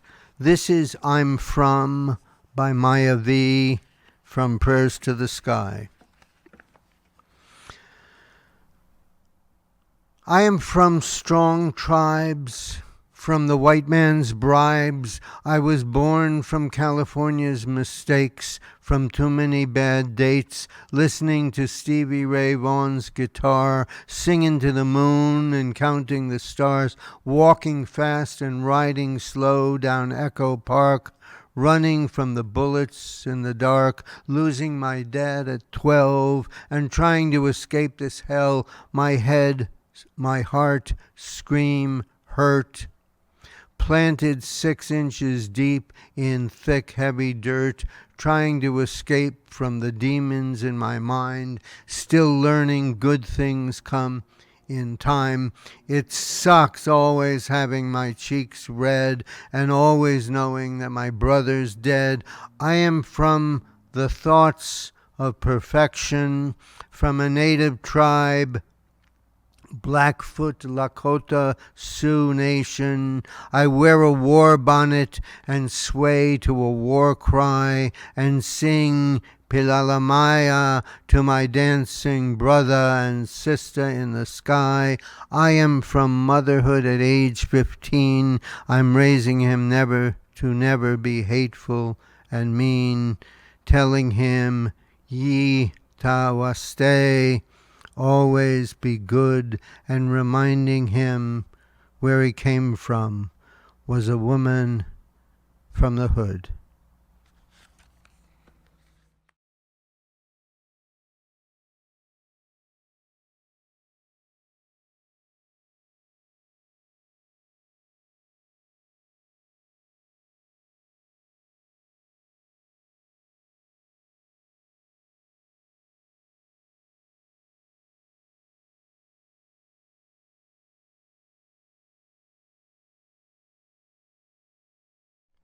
My appearance, it speaks a language all its own, a dialect that's familiar yet foreign. There really isn't a proper translation. I am a being rooted in the context in which you are witnessing me. But I put this together. 3 parts individuality, 1 part survival instinct. I used to treat heterosexuality like a straitjacket, contorting my appearance into something a little easier for other people to digest. In Catholic school, they teach you about all the saints. Patron saint of animals, of drunks, of lost things, but never a patron saint for fags. So I created one myself. Celestial, diva, divine, a fag dressed in drag with a walk that could stomp out the devil. He, she, they, bless us with pronouns that transcend the binary shackles placed on us by the same minds that gave us race and gender oppressors.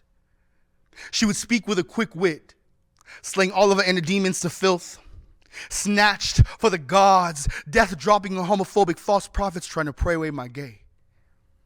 She would turn my closet into kindling and a straitjacket and something that we dust with. Hail, queer mother.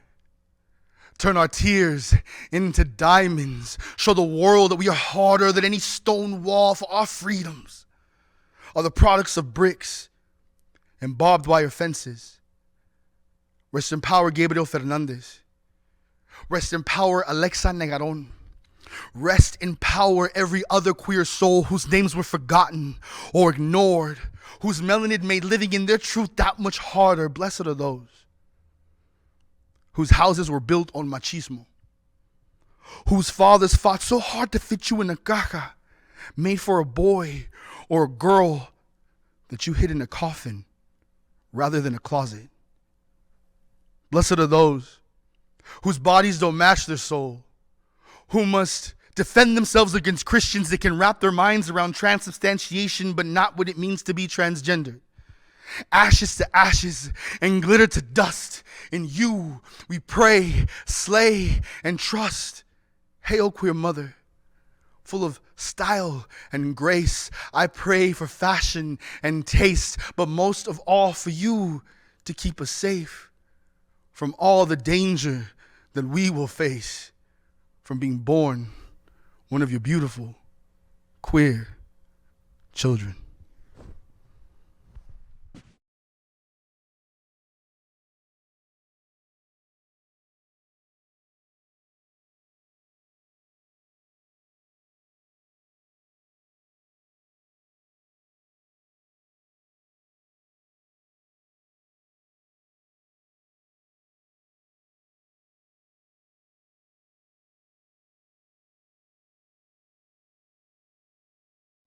This is the Creek Codex, which is an evolving performance piece that I hope to do in its entirety in the next year or two, having to do with the origins of the mythic presence of San Pedro Creek here in San Antonio, the Creek Codex.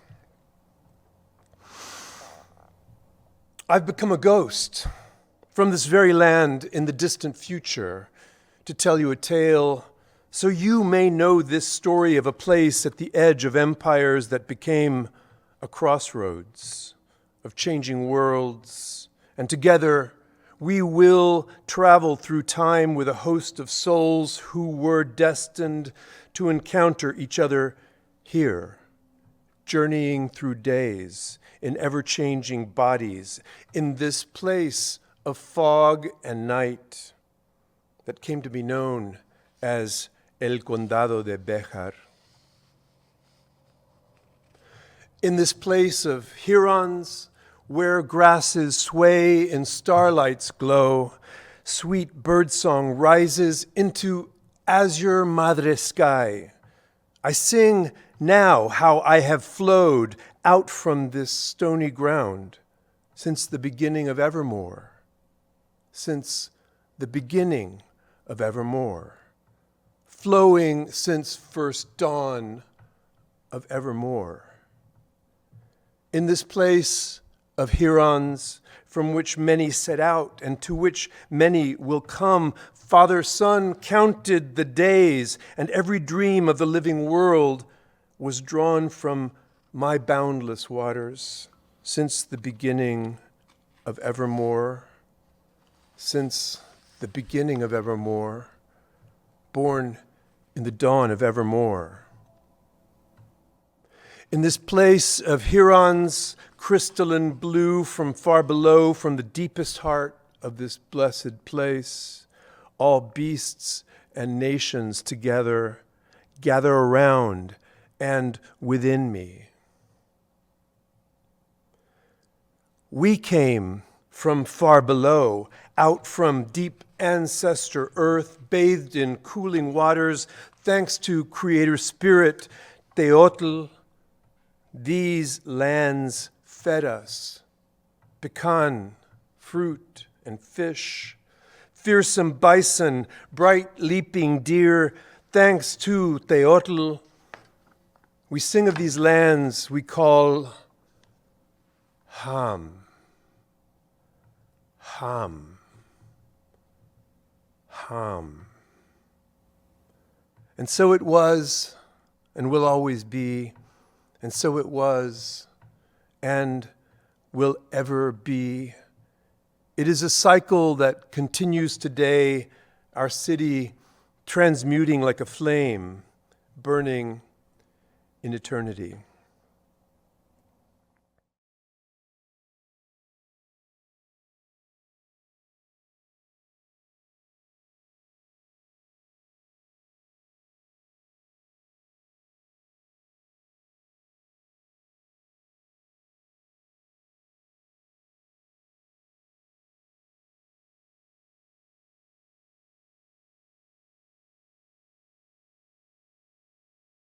Last year at this time during Mega Corazón, I was really sick, and I didn't know for a really long time kind of what was going on. They couldn't figure it out. I didn't know when I was going to feel better, if I was ever going to feel better. And so this poem kind of came out of that period of uncertainty that our bodies frequently open up for us. But it's also another bird poem. So birds just always, they just come to me in my poetry. And it's called Two Bewick's Wrens. The little birds, two Bewick's wrens, have figured out how to squeeze in where cedar rafter meets tin roof of the cabana where my mother sits in the dark every morning from 5 to 5:30 before my dad wakes up at 6. The whole world to herself. It is peaceful here. And I'm trying to recover a sense of the world as stable, of my body as reliable, which Pema Chodron teaches was only ever an illusion. Still, I must get better. My children need me, and I need them, and the world is on fire. Will we escape with our lives? Do we ever? But can't think of that now. I must turn my thoughts constantly from terror and despair to, well, tomorrow will be better, can be better, surely. Again and again and again, taking my face in my own hands when I want to look away. Come back, stay here. Everything is welcome. Everything belongs, even this. Especially this. When I first saw the two little wrens, I told my mom, and she fretted and tutted like titmouse at feeder and unhung the birdhouse that ironically hung just for decoration from inside to outside the cabana, a birthday gift I gave her once, carved from a coconut, nesting hole in one side, ready for birds on recon. But she opened the cabana doors to usher them out. She didn't want them nesting there, she said, bird poop, bird flu to worry about. She turned the fans to whirling copter blades to keep them from returning from scouting the joint. But this morning, I saw them again. Two little brown-gray wrens sneaking inside, so quiet, with white striped eye masks and a tail rippled with bars of black hopping and bobbing from rafter to rafter, rivers of grasses grasped within beaks, looking for a place to light for a season. Holding my breath, I winked at them. I won't tell my mom this time.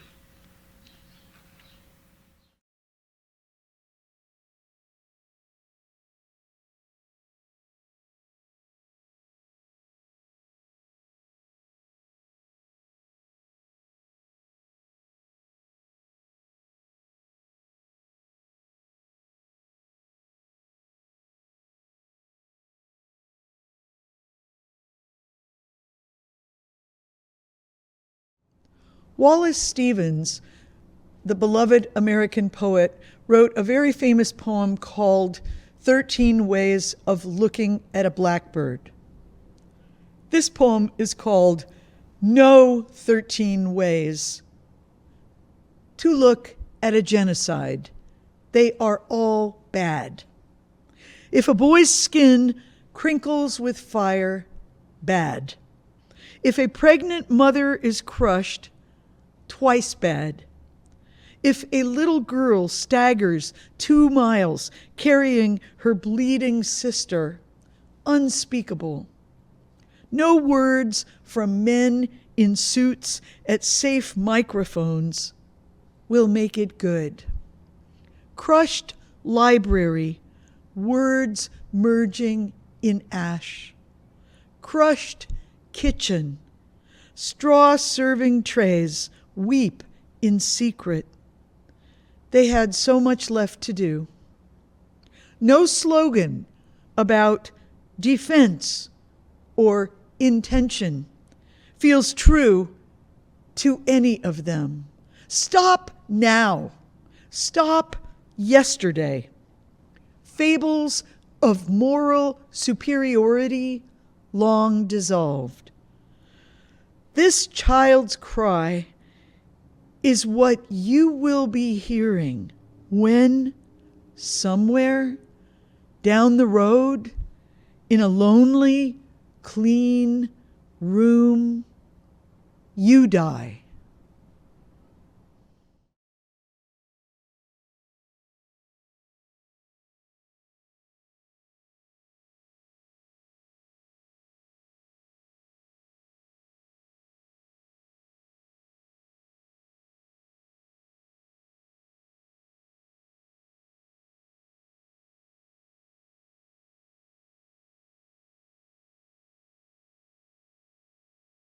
My name is Natalia Trevino, and this is Chincherías for El Chandelier.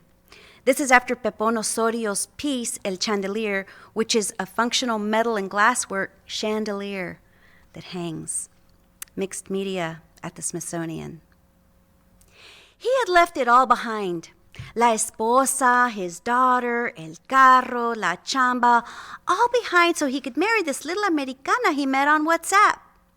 He thought it would be his last chance after casi toda la vida jalando, unas pocas viejas, and his best friend Benny dead in the last catfight. And when he arrived at her house and saw it was not in el barrio, but on a nearly soundless street, he wanted an object to remember every brave thing he had ever done. A kitchen magnet from when they held hands out in the open at the Tower of Americas. He wondered how far he could see if he had the nerve to go up.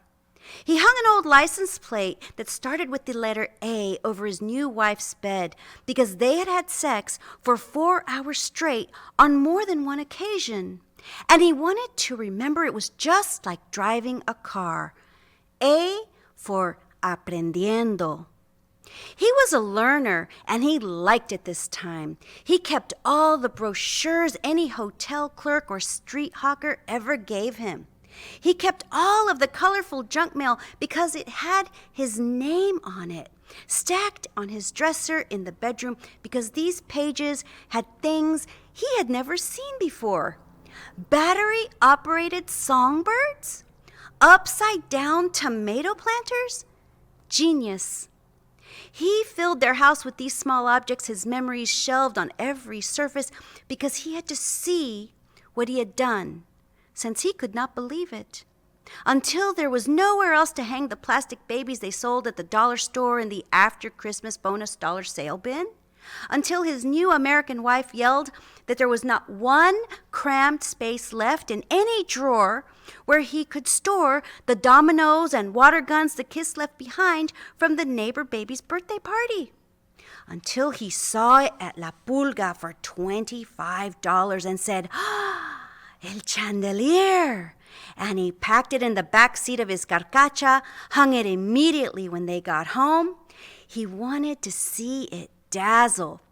That chandelier held todo lo que le dio la pinche gana. Juguetes, mugres, dolls, memories, every crystal scallop shining echo for every tiny new gem of his life. Every transparent strand of beads, a hook for every plastic palma and pearl-rimmed bird's nest he could find. Recuerditos, he called them. He wondered if his daughter could see this magical upside-down Christmas tree, if he hung it from the top of the Tower of Americas, if he climbed it, if she could see it shine with him all the way from el otro lado.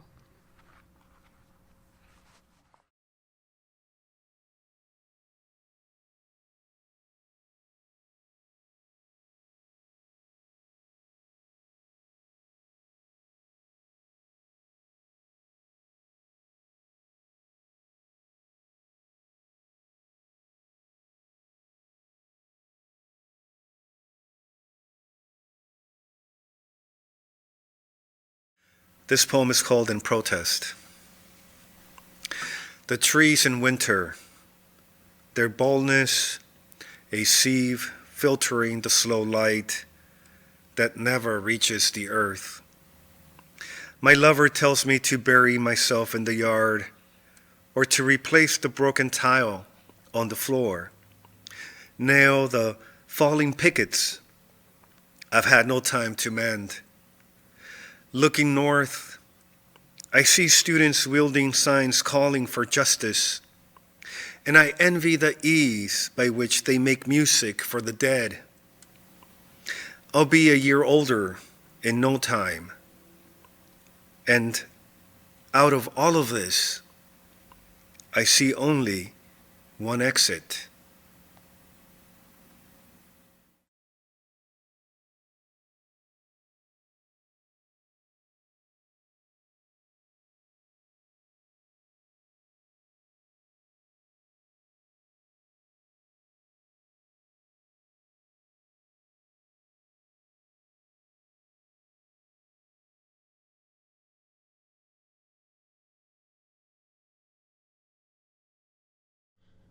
Poetry is a powerful thing.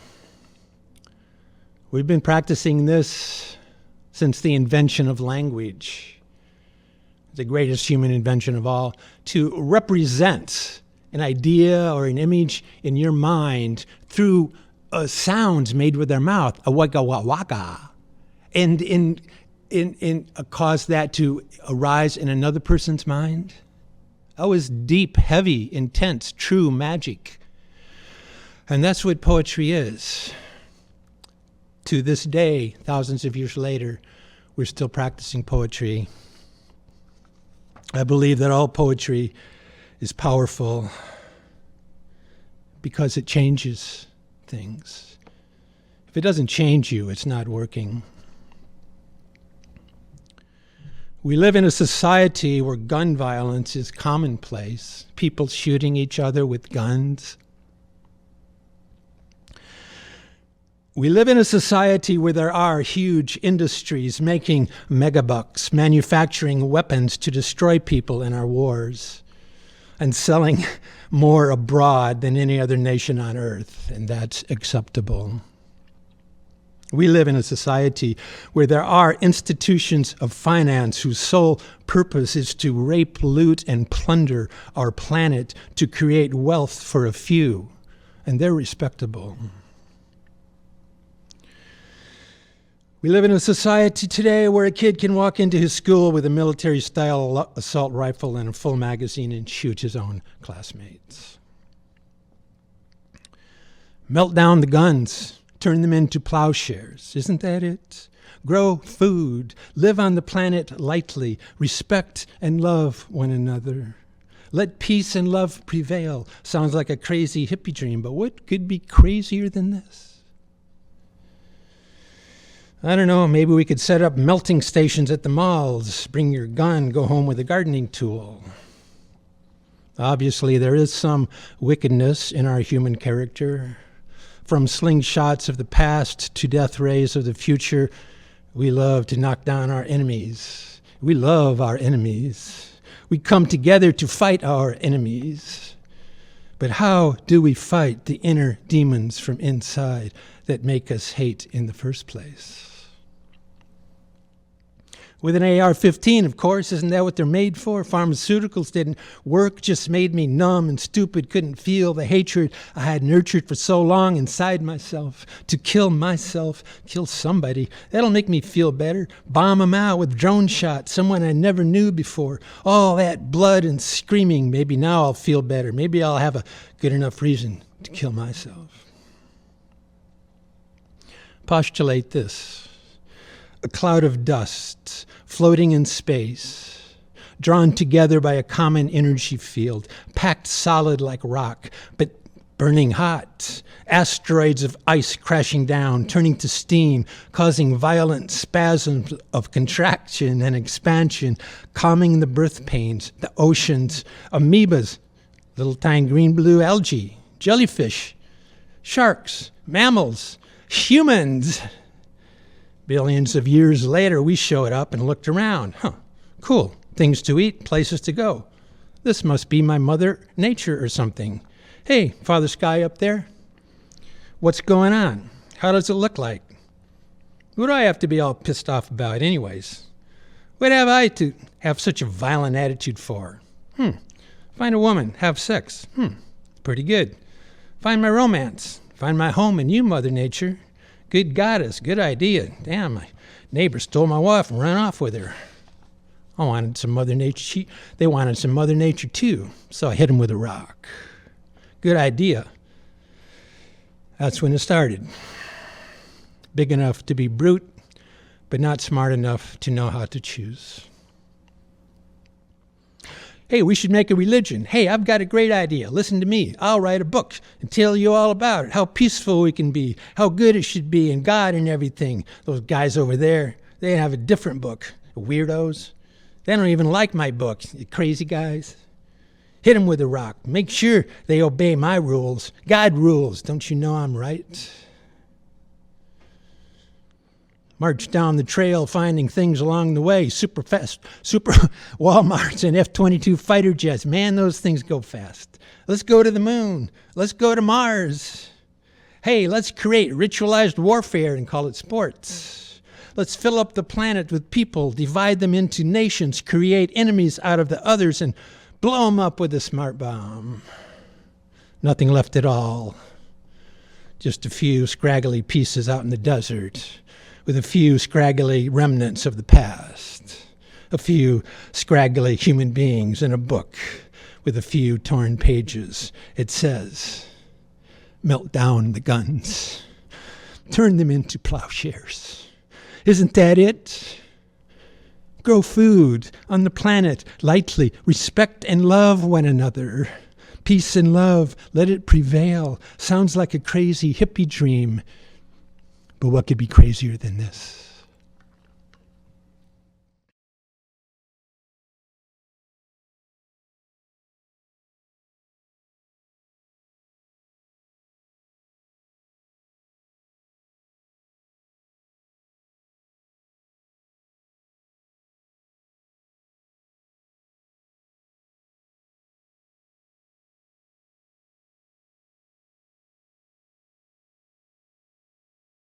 This poem is called Ever Vigilant and was inspired by true events. While skipping happily to my very first poetry slam, my best friend and I wander upon an empty street, and we chose to jaywalk. Blind to the rebellion, oblivious to the havoc our little act could so obviously bring to the harmony of law and order. But luckily for us, for the nation, really, a rising star from the San Antonio Police Department emerges from the shadows. A loose cannon, bicycle cop with an edge, eager to teach a lesson. The officer, neighborhood bully skid, stops in our path, waves his badge like a cape, and armed with all of the training and tact offered from the SAPD Academy, opens our interaction with, "Now, where are you two from?" We have a misunderstanding. It would seem in cop, where are you two from simply means where are you two headed? Silly foreign tongue. Here's, are you two from around here? Understands, are you allowed to be here? Tastes like you don't belong here. And here isn't the right answer. Apparently, we two ne'er-do-wells, we two imminent threats, two wrong hues could not have come from his red, white, and blues. So skeptical, annoyed, and clearly trying his best to make detective, he probes further with, then y'all can read. We nod too quickly, or our blank stares are too loud, scare the officer into discharging from his ignorant mouth. Do either of you speak English?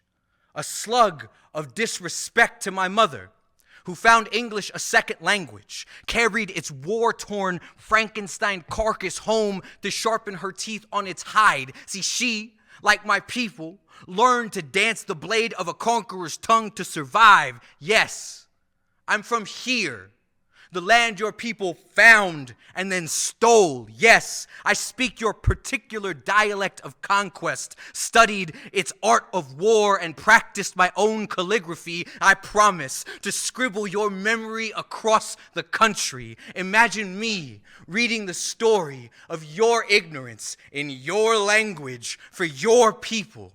How proudly do you think they will stand in the light of your brass, you everyday hero? Steady beat cop who thwarts the immigrant takeover by stopping two teenage jaywalkers. Now, doesn't that sound American?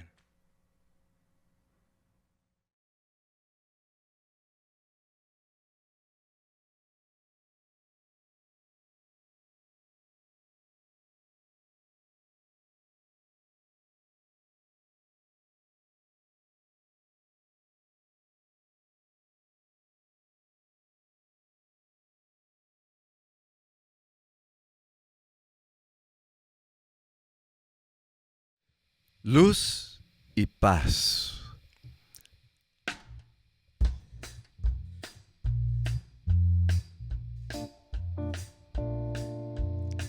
These are some of the things I like about life and the living of it. Yeah. Un taquito de beans con una taza de té de canela. Fresh, sweet lemonade.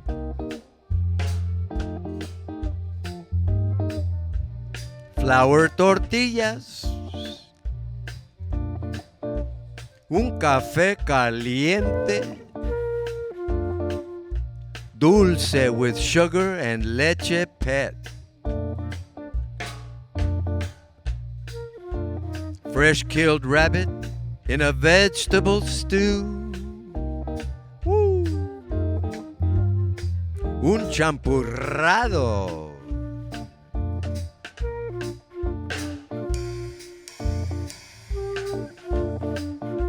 Dancing una polka. Un bolero. Un merengue. Woo-hoo. Un vals.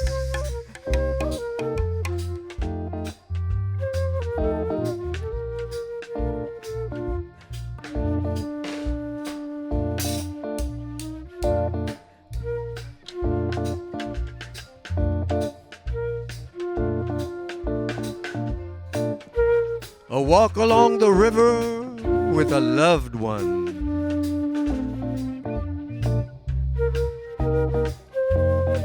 Chilaquiles. Skinny dipping at Woodlawn Lake at midnight. Whoa, whoa. Making love at dawn. At noon. At sunset.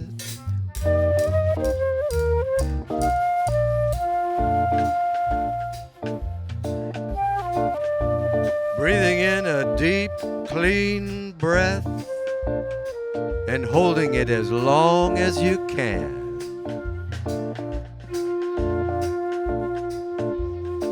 The smell of the cotton fields, early mornings before dawn.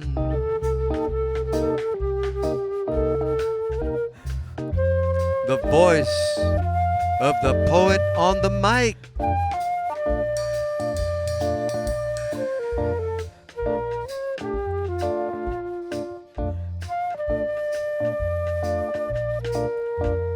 Comfortable shoes, flip-flops, guaraches in the círculo de la danza azteca.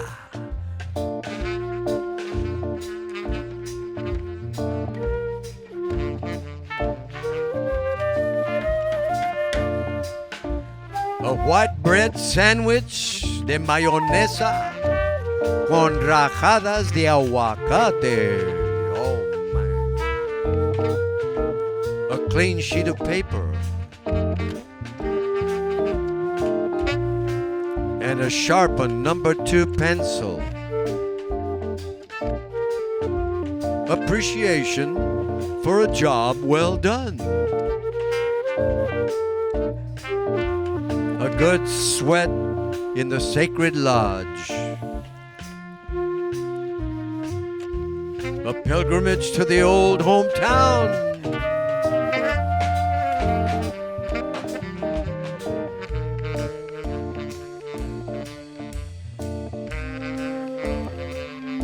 A letter from someone who respects you for who you are and what you have accomplished.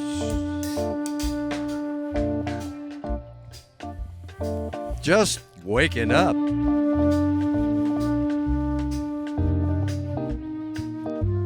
A nice afternoon nap.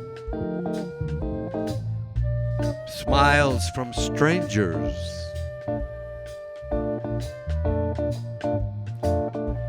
These are some of the things I like about living and the living of it. Life and the living of it.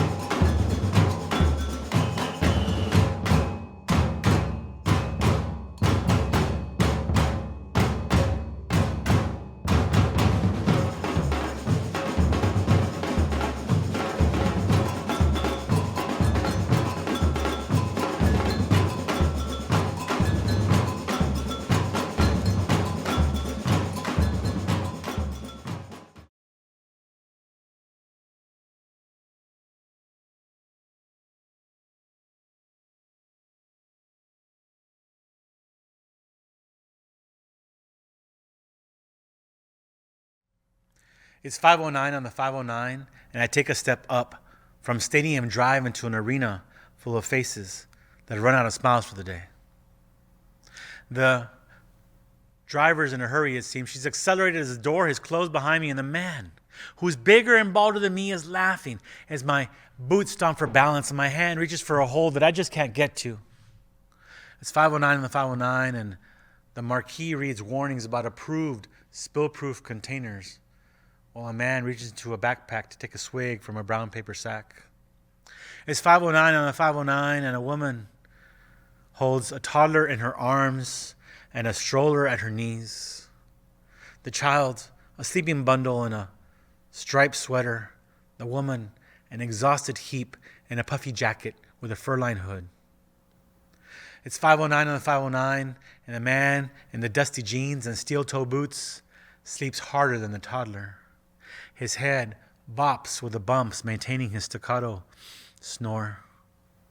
It's 5:09 on the 5:09, and two comadres get on right before McCullough.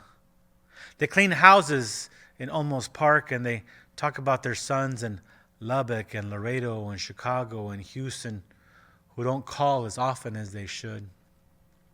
It's 5:09 on the 5:09, and I think his name is El Chore. Not just because of his slight stature, but it's what's scripted on his neck. And he speaks the most perfect, most mellifluous, most euphonious Tejano I've ever heard. No, hombre, vato. Apenas me dieron a disability. It took him 16 months, ese. Pero ¿sabes qué? Cuando me dan la feria, I'm gonna buy myself a Cavalier. El vato me va a dar todo. Las placas, los papeles, the registration. It's clean, man. It's 5:09 on the 5:09. 1/3 of San Antonio College gets on at San Pedro. Students in perfect uniform, backpack, AirPods, skinny jeans. It's 5:09 on the 5:09, and two skaters board with their boards of Blanco. They also have a video camera, 9 piercings, and one flock of seagulls haircut that makes me wonder just how long I've been on this bus.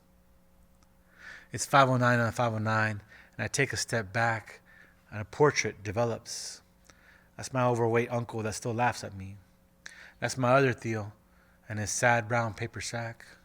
That's my sister and my niece who spent all day at the park. That's my brother that works construction. My tias who clean houses in a neighborhood where they could never afford to live. My cousins trying to better themselves with education, and my other primo who went to the other colegio. And even my 2 neighbors, the skaters, who remind me, you don't always have to know where you're going to enjoy the ride. It's 5:09 on the 5:09, and this is my familia. It's 5:09 on the 5:09, and this is San Antonio. It's 5:09 on the 5:09. Just 11 more stops till time can stop standing still.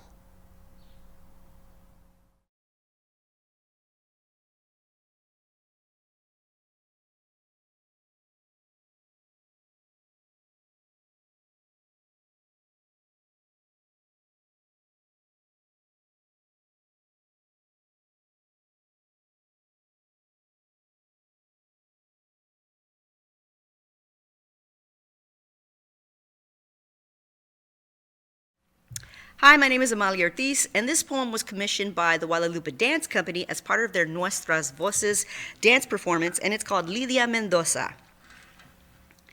When it comes to Tejano music, who do you think of as the queen? Selena catapulted Tejano into the mainstream, but do you know about the mother of Tejano? Lidia Mendoza paved Selena's way. From the 1920s through the 80s, she was the queen of Norteña in her day. The lark of the border, the songstress of the poor, La Gloria de Texas. In Houston, Lidia Mendoza was born. Her family migrated back and forth from Mexico to the USA. Her father worked the railroads, and her family settled in Monterrey. Her family always loved music. Her father taught her to play the 12-string guitar. They didn't know from their humble beginnings Lidia would one day become a star. She performed in her family's band called Cuarteto Carta Blanca in streets, businesses, and tent shows like Carpa Garcia and Carpa Cubana. It was here in San Antonio where Lidia Mendoza first made her mark, performing at La Plaza del Zacate, today known as Milam Park.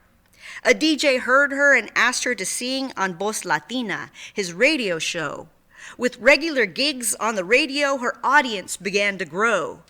She took the song Mal Hombre, recorded it, and made it her own. Without her family, as a solo artist, she now performed and toured alone. At a time when signs were posted reading "No dogs" or "Mexicans allowed," her fame grew along the border, making both Tejanos and Mexicanos proud. There had been no other female Tejano singer like Lidia until then.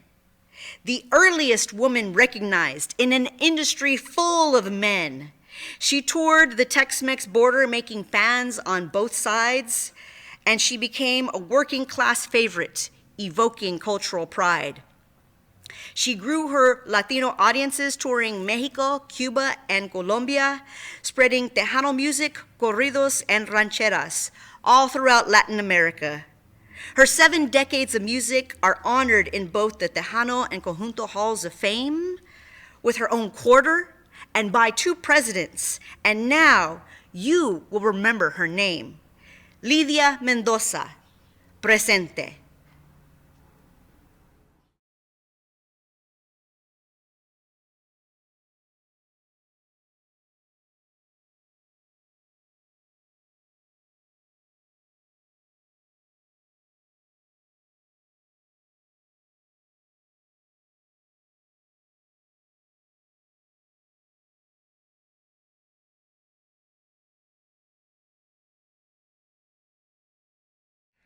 It is necessary right now to be talking about borders and barriers and barricades just because of everything going on in the world.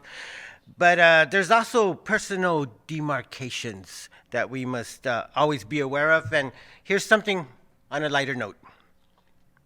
It is based on a true story. There was a girl I used to love, but she never returned my pens. Over and over, she asked to borrow one with repeated promises to really bring it back this time. She could never even explain where the missing ones went. It was as if she had put them in the dryer with all of her socks. When I started refusing, she brought up issues of trust. "Geez, it's just a pen," she once said. And the wind suddenly stopped stirring in the park in which we stood, and the leaves of the trees perked up glowingly, fully attentive to the storming silence, as I said nothing. She had wanted to jot down the number of a performing mime for a friend of hers who was looking for a mime for a kid's party. I sadly tilted my head and slowly ran my right index finger along the side of my nose just to let the mime know in his own language that he would not be getting my pen. I tried to make it work for a few more months. When I finally learned how to utter firm no's on a regular basis, she began to ask if it was all about her lack of mutual respect. She wondered if it was all about her super casual and cute carelessness. She questioned if it had to do with honesty and all the lies. I said, no, it's all about the pens. One day, she gave me an ultimatum. "It's either me or your pens, dude. Me or your pens." I would have written her a thoughtful goodbye note, but as I reached into my pocket for my pen, I saw it in her desperate and trembling hand. I had never taken her for a thief until that very moment, at least not since she first stole my heart. She glared at me with a dark and inky challenge, my latest pen completely captive in her cagey fingers. Was it all about all of the deception? She whispered. I said no. It was all about the pens.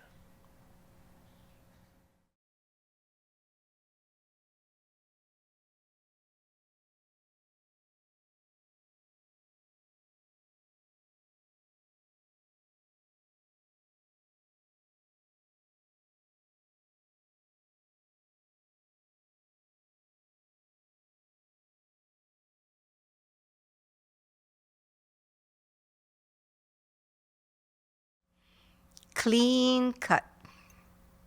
So, math teacher is still holding on to me when another teacher starts running towards us and all out of breath gasps, "That girl over there was the one shouting, not the one you're holding." And math teacher lets go of me with a blank look on her face and just says, "Oh," and to the walkie-talkie, "Never mind." Then she walks up to Loud Girl and just says quietly, "Don't do that again, okay? Now get to class." A minute later, Loud Girl is hurrying to her class, and math teacher is explaining to out-of-breath teacher, "She must have been provoked. I know her. Clean cut. Comes from a good family." Liz and Chato and I just watch in shock. Then the bell rings. We run, and I don't see either of them till after 5th period, but all through PE, I feel like I'm gonna cry. By the time we're together again in 6th period math, I'm breathing slow and deep like an angry bull. Liz fumes. I can't believe she would just automatically assume we were the troublemakers. Chato looks down and mumbles, "I can." And Miss Math teacher, she just conducts class like normal and doesn't meet my eyes not even once. It's like I'm invisible, or even worse, when it comes to anything except trouble, I don't exist at all.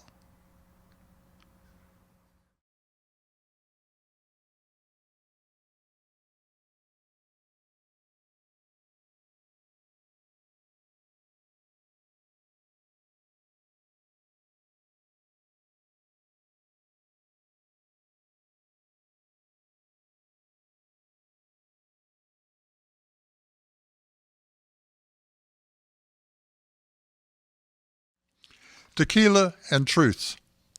Every day should be passed as if it were your last. And may the glass we know as life hold no taste of bitterness or strife. Never make a foe if you can make a friend. Always take the high road until the journey's end. Share some tequila with your amigo and watch how fast your troubles go. Give a toast to love, a toast to laughter, a toast to living happily ever after. Here's to a cool wind when it's hot and a warm breeze when it's not. Here's to always giving your best shot. Here's to the arrow hitting the dot. Remember the words, salute, a la vida, as you enjoy a shot of tequila.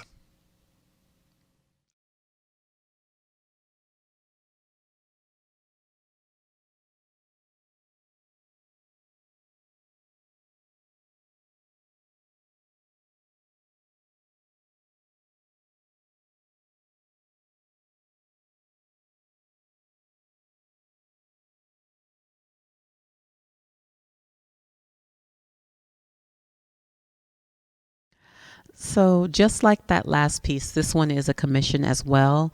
It was written for Montgomery Variations by Margaret Bonds.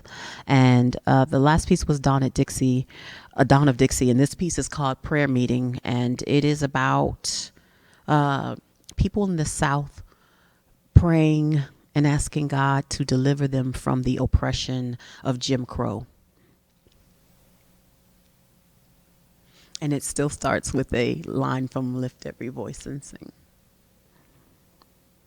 Sing a song full of the faith that the present has brought us. Sing a song boisterous, robust, inexorable. Patent leather loafers start to shuffle on weather-worn hardwood floors. Friction and faith in a confluence with tambourine tongues. The pews are dense with sobering conviction, full of fervent and effectual Southern Baptist drawl, African Methodist Episcopal drawl, a deep, colossal Pentecostal drawl. Let it be a clarion sound and summons for the spirit to flutter down like cloven dove wings. Let it freedom ring like an inspirational sermon from Dr. King. Let this moment bring about a revolution of momentum. Let it bring perpetual progress. Glorious is the call to salvation. High is the lauded exultation, venerable bravado from the throats of an accused and vilified people. A people calling upon a sacred God to rescue them from persecution. The prayers begin with percussive hand claps, syncopated pounding of pipe organ with a hard foot stomping. Embroidered handkerchiefs wave like fields of golden wheat. Enter the gates with thanksgiving, congregate in the courts with praise, assemble adamantly compelled by the Holy Spirit to swell with sounds of harmonious chorus. The tingling cries are growing like sunflower stalks. Women in fascinator hats leap in the aisles. Suited reverends wear cloud-colored collars, hover in the pulpit perspiring, drenched in showers of blessings, as clergy urge them on by humming spirituals to the Messiah. Children interlocking tiny hands sing in unison. God's presence evokes joyful shouts and spontaneous sprints. Prayers in one accord unto the Lord. Sounds of supplication can be heard across the heavens, begging God for justice, pleading, pressing, posturing in submission, asking passionately, seeking, praying on bended knees for justice. God, give us justice. Give us justice. Selah.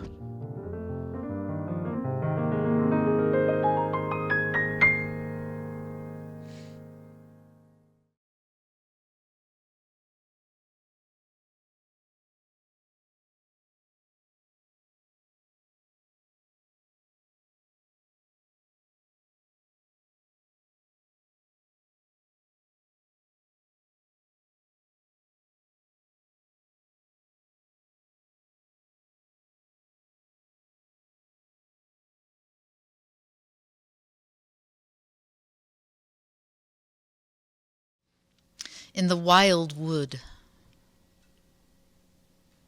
Tonight these woods become waves, and I am the fossil in the stone of an ancient knowing. We seek the darkness of the cave, what it knows, what it believes, its truth. Deep in the wild forest, we find the gold of Cortez, lost gospels of wayward disciples, the corpse flower in perpetual bloom. We find our reflection in quiet, unsuspecting ponds.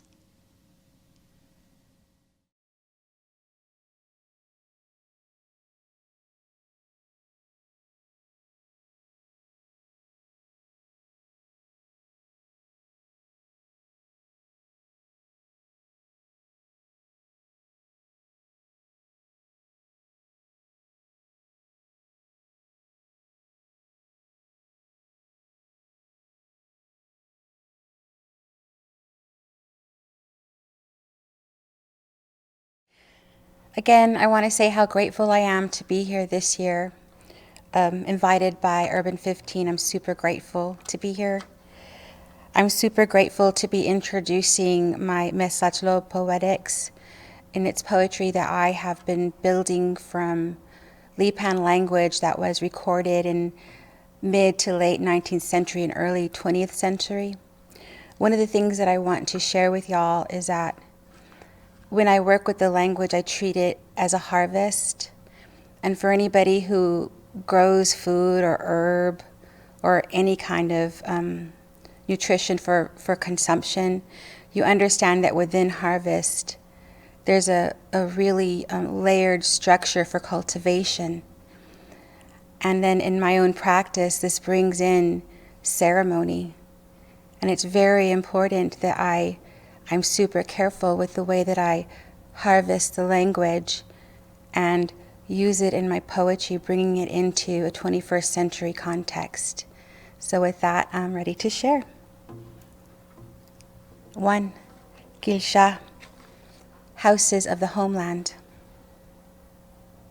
Miziheya, Koniyoho Kahi. East, their word, water's first light. Many houses, remembering, rise. Heye yoho Gilsha heya, our country, mesquite hills and river bends, many houses rising. Gilsha heya nadaha ziyo. Many houses wind across Nueces water, stillness, yet remaining. Nahin heye dago yoho ska. There, our people beside Peco's water, upon the land, and staying. Gui aya adili dayoe, in this land, spring water breathing, and goodness returning. Kiti ki heya, beneath this land are relatives in cool earth, past and resting yet here, eternal. Hadaski heya yihi yoheo, old ones beside, long ago, beside river stones, together with these lands, and speaking, heya Gilsha heya, danasa guyehi, danasa heya guyihi, this country of water and sky remains. Ago bolsheya bi ayoho meslachlo. 2. Having been prepared inside the rainbow, you also come near to me, the people together whose mouths continue, whose words continue.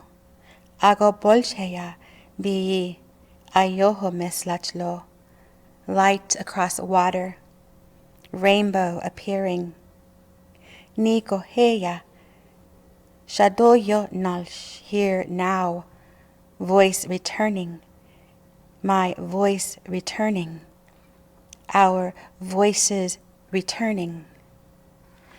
Goniheya kahi nizayoho, there, land waiting. Bizaheya biya ilshki, story, breathing, sowing, sowing. Nadaha heya, nadaha yohe. Nadaha heya yohe. Thank you.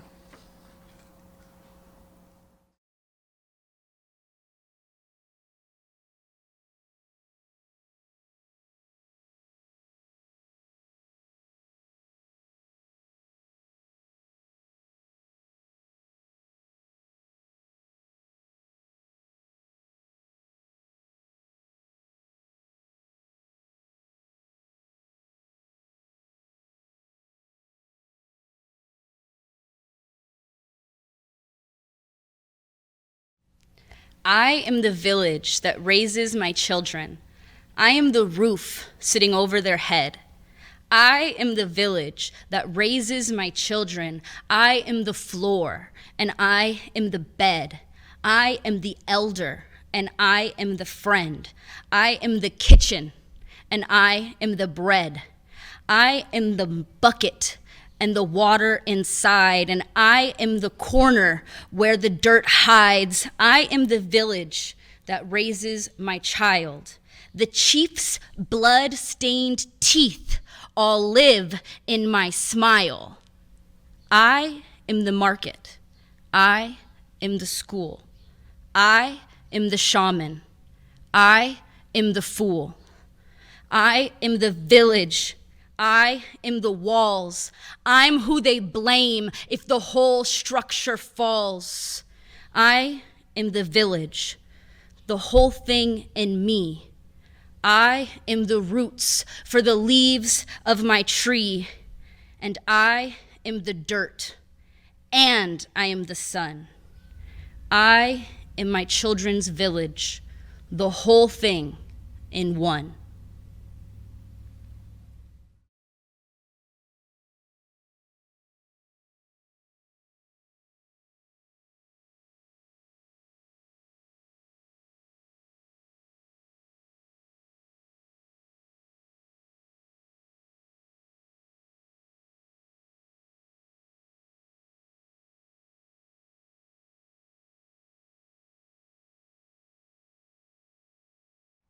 George Cisneros, The House on Mango Street, has been translated into 17 languages, but it has also been banned in many schools, I think because of its empowerment of a young woman. This is the last piece in House on Mango Street. Mango says goodbye sometimes. I like to tell stories. I tell them inside my head. I tell them after the mailman says, "Here's your mail. Here's your mail," he said. I make a story for my life. For each step my brown shoes take, I say. And so she trudged up the wooden stairs, her sad brown shoes taking her to the house she never liked. I like to tell stories. I am going to tell you a story about a girl who didn't want to belong. Okay. In When the Storm is Over, poems by students from choir, this is Aviana's story. It's called Life. Life is a school that never stops. Life has never-ending problems that we have to solve every day. Life is like Beauty and the Beast, because the world, this world, is so beautiful, but also so ugly. We make life how we choose it to be. People pay for the storm to stop, but I pray for me to get through the storm. We wouldn't grow and have wisdom without the storm. Take every struggle as a blessing.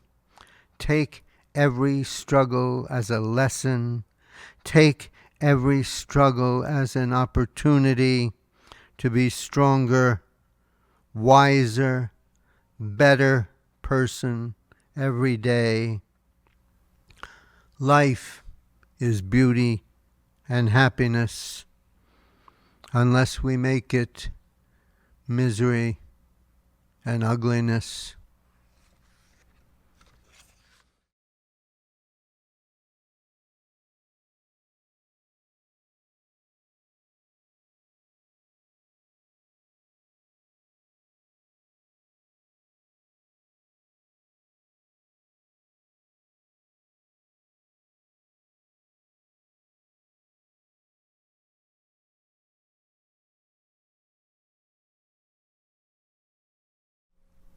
He was so handsome that night. Just a brawny man with a beard and a smile that said he kissed like thunder. I tried to find conversation, and somehow his arm found its way around my shoulder. We left the bar in a swirl of clouds and arrived at his home. And by the time we make it to his bedroom, our shirts scattered in the wind, the thunder roaring as he kissed me deeply.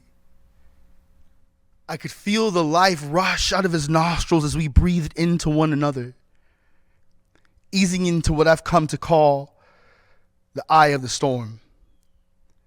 He looks at me and confidently says, "I'm positive." And I see him, all electric. He is a white crackle of lightning, and I am in his embrace. I respond, "I'm negative." To which he says that he is undetectable and then asks if I'm familiar with that phrase. I halfway nod. He says, "Undetectable means untransmittable." And I find the ground. I kiss him to show him. And lightning strikes, a collision of positive and negative, shattering the stigmas that had formed around my understanding. One of the generational curses that queer folk carry with us is a predisposed fear of clinic waiting rooms. The cold, sterile, empty, and the wait. You know, the testing, it doesn't even hurt. You think that it would from the level of apprehension, but it's the results that make up the storm. We are assigned charges, positive and negative. I don't remember when I learned that being positive meant something negative. I remember being told that it was dangerous to play with electricity, that it could change you. And this reverse polarity meant that people wouldn't look at you the same, not even people like you, not even people you loved.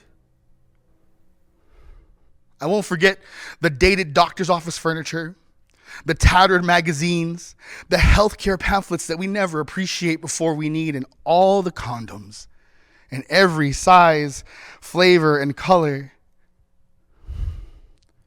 But then the worry sets in. The weight becomes a weight.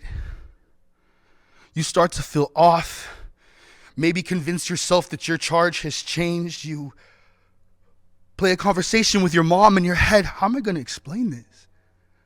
I knew to be careful, but self-control was never something I completely understood. I've always loved to chase the storm. And you hear a knock.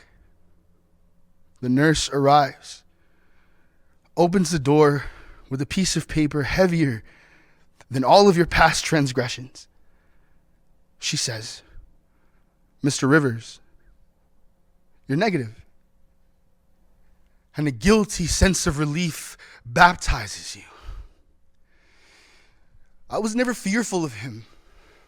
Just what they would have said had my charge changed, and that fear is what manifests in waiting rooms. That fear is what prevents people from being tested, because not knowing your status doesn't mean you're negative. And there's nothing wrong with loving a rainstorm.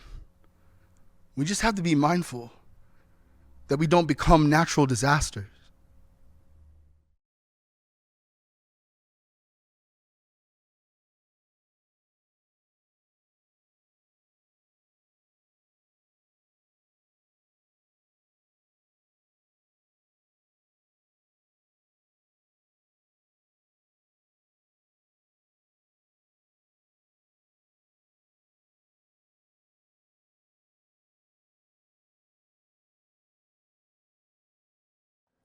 La pachanga sin fin.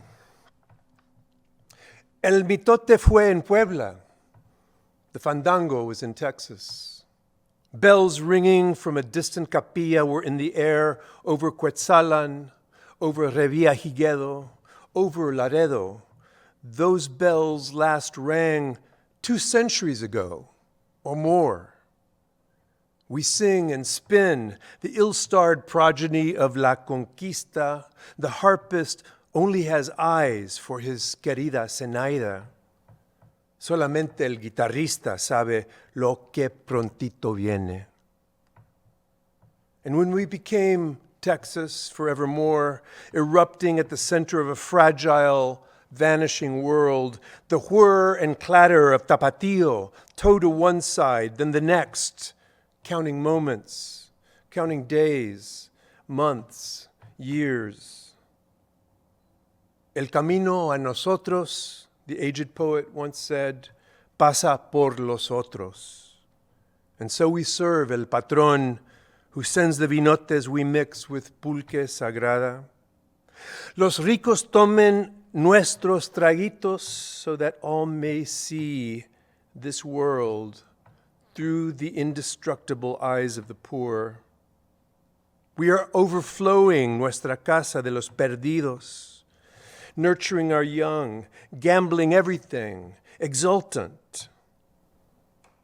Who was it who thought to remember our infinite home, lost to memory and time, where we, ancient and newly born, reveal esa fiesta that can ignite the sky from deepest below? A hard nucleus burns at the center of our forgotten world. We stake our humblest fortunes on cards and roosters, so that when luck makes the day, our treasured centavitos fly up in sparks that glisten bright as the harvest moon. After the end of the world, nothing more happened. We were indios once we were gachupines. Todos somos mestizos en un mundo sin fronteras. Look, only the guitarist knows what will come soon.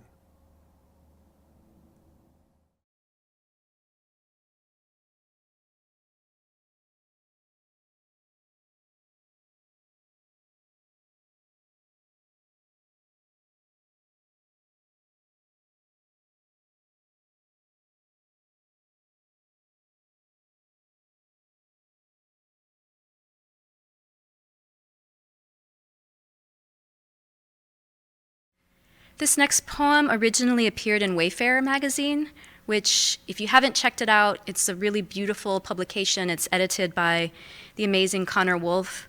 I do want to give a trigger warning that it's about suicide.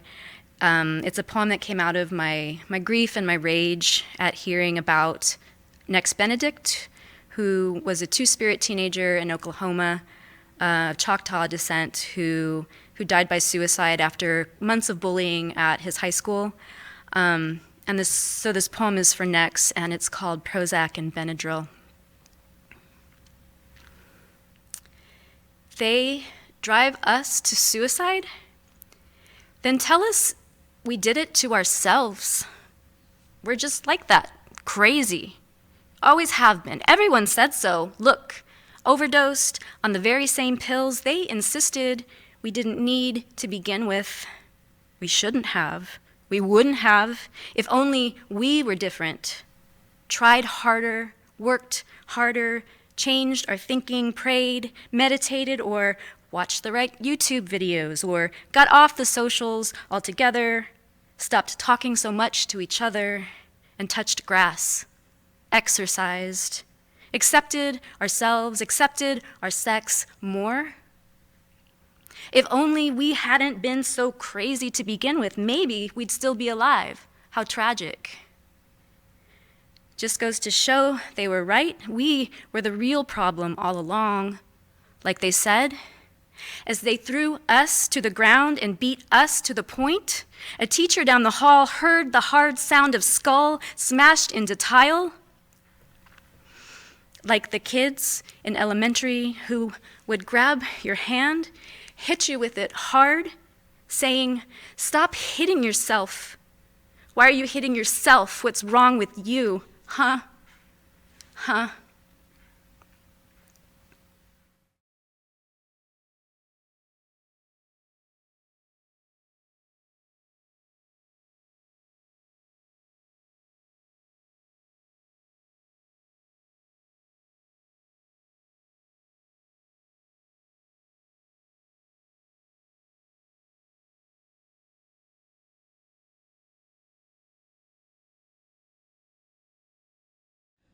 The next two poems are based on voice messages I've been receiving over the past 2.5 years from a dear friend in Gaza who ran a literacy program for teenagers. She's a beautiful person. Her students loved her. And what I noticed when I worked with her students and when I encouraged other American writers to work with her students was the pure love she showered upon all of them and how much they loved her in return. None of them ever complained about their circumstances, even though they'd basically been living in an open-air prison all of their lives at that point. But she is able to leave messages, and they have been extremely moving, and I wish they could all be on the evening news. Voice message from Gaza. She sings, whispers, prays. She can see the moon, not yet set. The morning breeze feels almost normal. In the background, fighter jets. She doesn't mention them. One palm tree survived. When she cries, she apologizes. Her favorite student was incinerated 1 month ago. On his way to have coffee with her, he was just walking over. He'd been down to the beach to take deep breaths. So handsome, he could have been a film star. He posted his mint and tomato plants on Instagram. You can see them. Recently, he told her he wanted to write stories anyone could understand for people who'd never been to Gaza or trapped. He knew she would smile. This had been her job, encouraging students. He knew she'd be proud. This was something he could really do.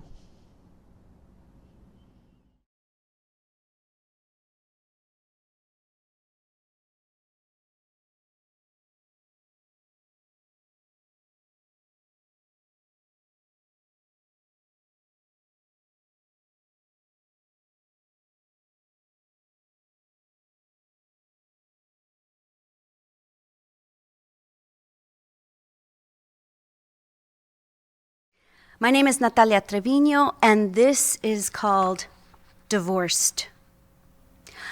I want to take you to the plays, films, readings, picnics. I want to travel every continent with you, learn every religion. You'll write bestsellers. I can't wait to walk into our bedroom, find you sleeping, feel for you in the darkness, love that thought, you just sleeping, quiet. Look how much we know, how much we've done. Not even 25. You're the only one I trust.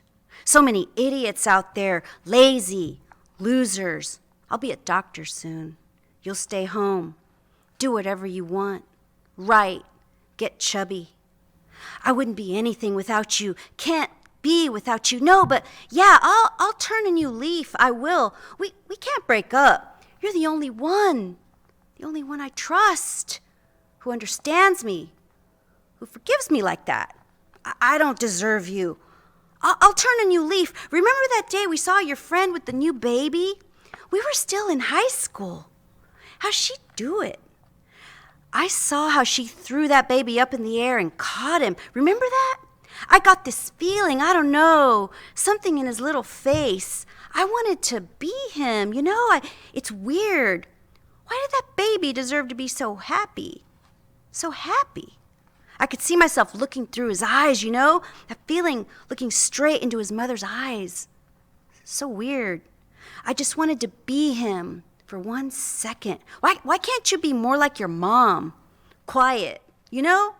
Quiet little Mexican girl. I need to get me a quiet little Mexican girl. The fuck? I never did that. Don't tell me what to do. I'm not an idiot. I don't drink that much. I don't need weed. I just like it. I don't even drink. I never touched you like that. Nope. Wasn't me. Never did that. You crazy thing. You lie. I never kicked you in the stomach. I didn't do that. That's not why we lost the kid. You were barely pregnant. Nope. Miscarriage happened to everybody. You probably did something. Don't you even say that. Don't you ever say that. What's wrong with you? You gay? You're dangerous. You want to throw all this away, all we've done? I'm tired. I'm just resting my eyes. I'm not drunk. I'm not. You know what you need? You need to get your little ass back to work. You're just a bored little housewife. Come here. I want you. You can't say no to me. You can't. Who do you think you are? Cindy Crawford? You ain't. You can't leave. You'll screw up our kid. You don't have the nerve. You don't have a job. You don't have the money. Stay. Please. I never said anything like that.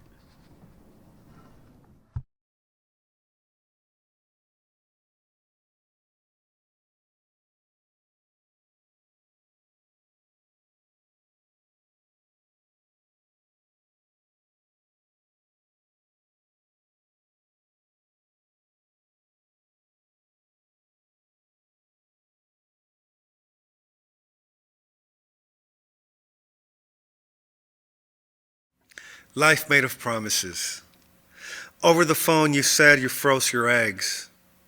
To get to the hospital, you took 2 buses.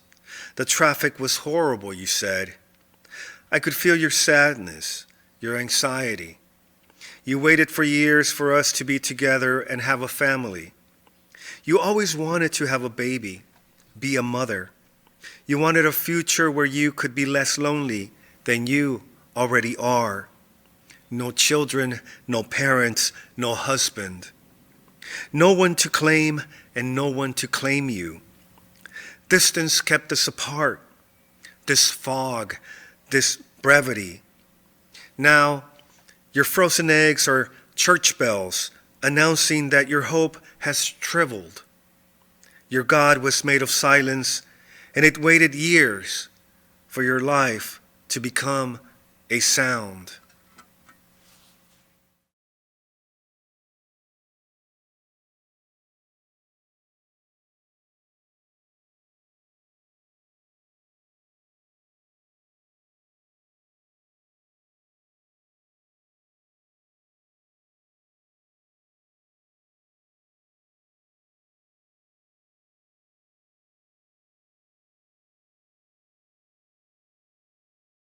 Well, I threw this one out, found it in the bottom of the box one day and thought, I could renovate this and it might work.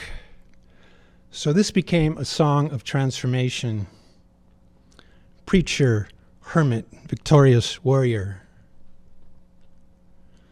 This is like living in the wasteland, some kind of post-apocalyptic landslide where everyone has lost the connection to the inside, to who and how and where we are, and wandering around stoned and dumb, interviewing clowns, not knowing what it is we've lost.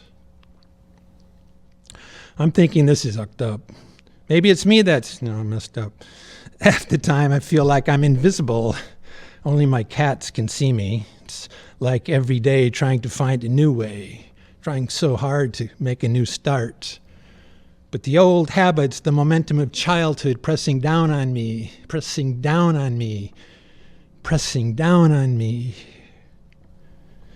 My voice is mute, my head is dumb. It's like being lost and found in the same time, wandering around, knowing that wandering is the journey, and being found and being rejected 100 times a day. It's like having no family, but not being able to escape from having had a family. It's like all my secrets are exposed, but no one really cares. They have their own secrets exposed. But no one really knows how exposed they are or how lonely another person feels. Not really. Like, this is important, but only to someone like you. It's like nothing. I mean, it's everything. I mean, I don't know. It's like riding my bike at night, touching the sky, sailing around corners, down hills, birds flying beside me, breathing. Oh no, thoughts. Oh no, thoughts. Go fast, let in the traffic, layer in the cars, dense, jump the curb, down the sidewalk, the romance, veer around the guy with the dog and the funny hat, lean into the sprinklers spraying out over sprayed grass. Back in the road, watch your ass. Yow! Cars. Speeding through lights of all colors, flying like a pinnacle, like I'm in my primacy, wave to me, ecstasy, my inability to articulate my immediate proximity is because I'm flying. Troubadours, lyricists, hypnotists, prophets, and thieves have all conceived of this or conspired to know the song of their own tribe and to sing it. And the trail and the trek and the long way home, the air brakes of the truck rushing past, rushing traffic, the immensity of this city rising high and needles and boxes needing steeples, looking over shadowy rivers like canyons, like glowing old-growth forests in the pre-dawn dream state of the wilderness adventures. The accurate inscription upon the downtown monument says to me, I ran free like the first human that walked me. Yanawana was my name. Yanawana was my name. Yanawana was my name. Peaceful waters. Gifts of the divine flow like a fountain, like a spring, like a mountain, full of delights. We who can't see it feel deprived. Even a carton of Freetail IPA is a gift, is an omen, a sacred libation. The sky, the moon, the equal horizon comprise my field of view, my vision. Even a wonderful ladybug could see all around my decision. Friendship, even for those alone, is a boon. Find the connection. Run to the lover. Acknowledge the presence.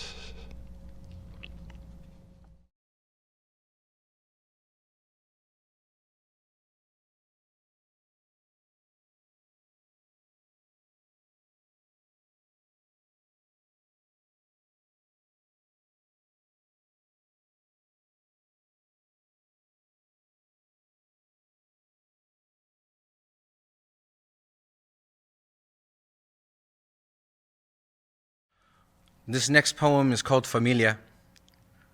I'm dedicating this performance to my father, who I have lost earlier this year.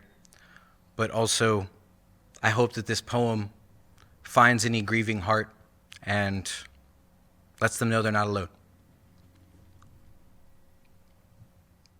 The soundtrack to my earliest memories is composed of David Lee Garza y Jay Perez. De niño, I used to fall asleep to the sounds of 30 or more people who would all be laughing and dancing to Tejano lullabies a couple of hours before they became wolves that would howl their gritos at the moon. See, a long night sprinkled with a dozen or so noise complaints from the vecinos was the only way my family ever saw fit to send off any loved one. And to this day, should Diosito decide to call another one of our pack home, where you can find the rest of us, huddled around a barbecue pit, wrapped in a backyard of memories or possibilities, depending on your age, next to a radio that'll be blaring headaches or heartaches, depending on your age. See, if there's anything my familia knows how to do better than drink, it's come together. A tradition of outstretched arms has built us stronger than levees, taught us that rains may come and go, but as long as La Luna still shines floodlights bright enough to dance to, then there's something to be celebrated. Mi familia loves to remind each other that there will always be someone on the other end of the receiver and that there is an ocean of couches to surf. We love to remind each other that our family legacy is more than cloudy memories and life lessons, that these family reunion scriptures will be preached to breathe faith into the generations that we give birth to, psalms to remind us that even though we watch over each other more diligently than angels, there are still ghosts and skeletons in our midst that prove we are only human. And on the days when wilting feels like the only direction you can grow, remember, there is divinity in having your spine held up by people who just might love you more than the Heavenly Father himself. And no matter how wayward our path may take us, family hands will always be bound by hopes and well wishes. See, I believe Diosito could find himself in the forgiveness passed down through generations. And even if he can't, I can't think of a better place to start looking.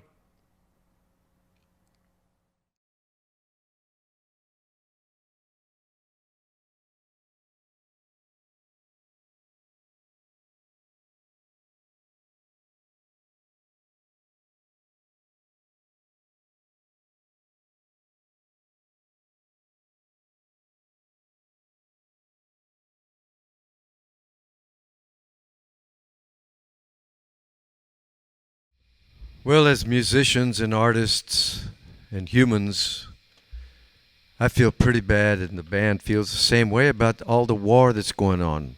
Almost on every continent, there's a battle of some sort. And I wrote this piece about the children of men and the children of women who go to war.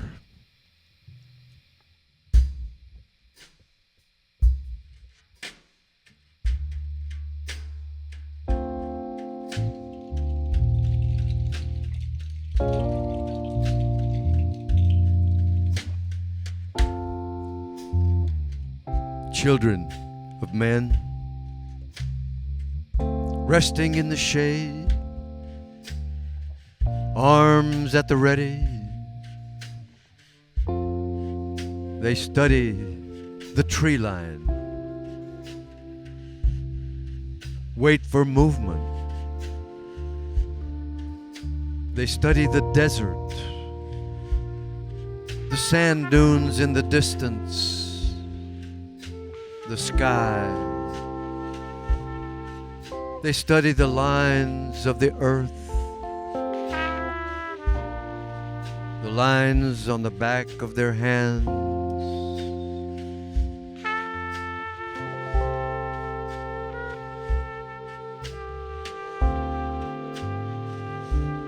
Children of women, resting in the shade, weapons at the ready.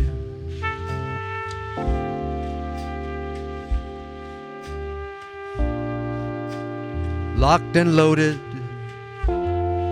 they study the river's edge, the jungle, the path that they are near to, the trees, the forest, the lines on the back of their hands.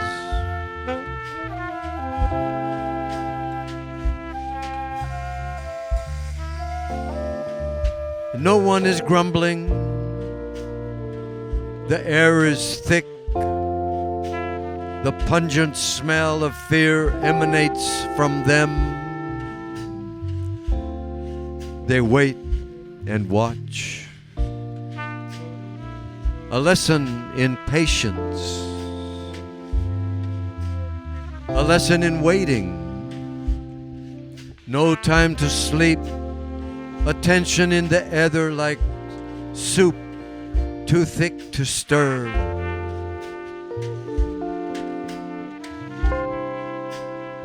Leaves continue to fall from trees and do their twirling, spiraling dance to the end of their fall and lie there with all the other fallen leaves.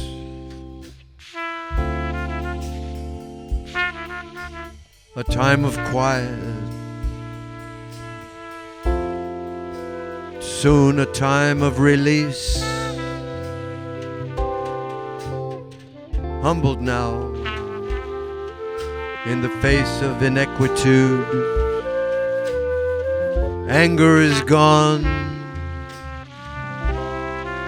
Eyes become vacant, dry, and I am one of them.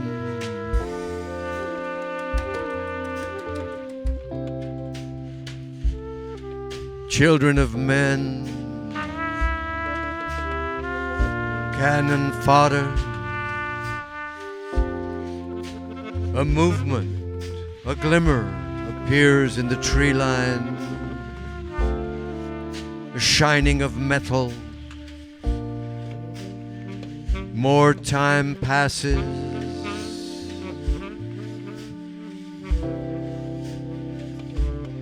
The time to move is now. Safety clicks off. The party is on.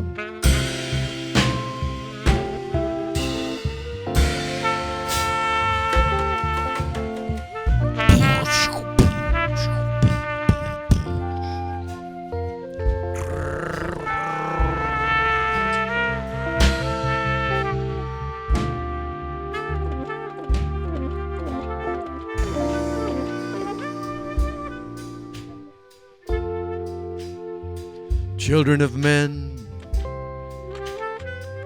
children of women, fall to the earth, soundlessly bleeding.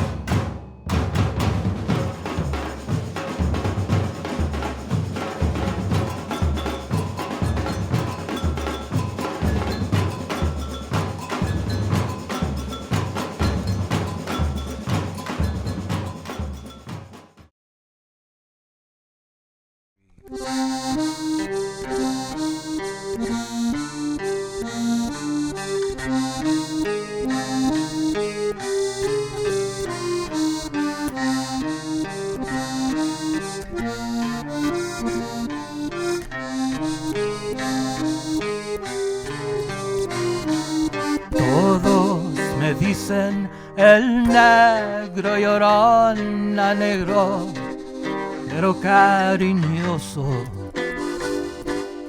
Todos me dicen el negro llorón a negro, pero cariñoso. Yo soy como el chile verde llorona, picante pero sabroso. Yo soy como el chile verde llorona, picante pero sabroso. y ay de mí, llorona, llorona, llorona, de ayer y hoy. Y ay de mí, llorona, llorona, llorona, de ayer y hoy.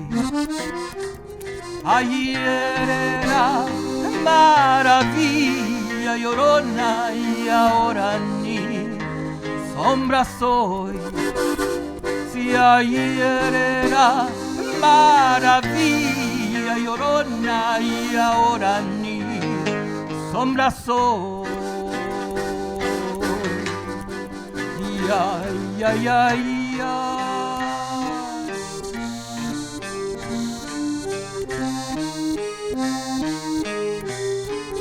Y ay, ay, ay, ay.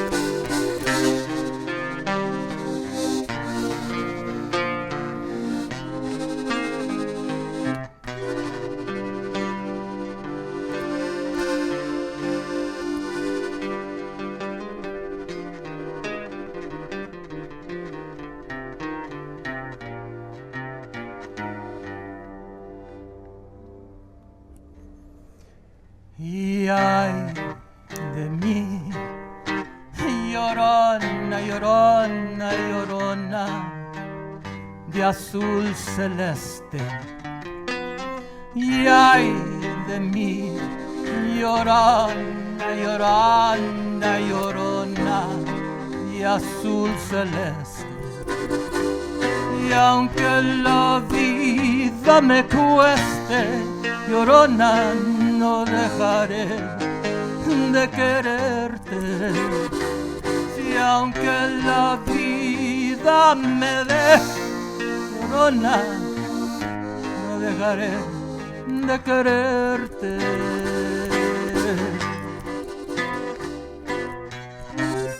Dicen que no tengo duelo, llorona, porque no me ven llorar. Dicen que no tengo duelo, llorona, porque no me ven llorar. Hay muertos que no hacen ruido, llorona, y es más grande su pena. Si hay muertos que no hacen ruido, llorona, y es más grande su pena. Ay, ay, ay, ay.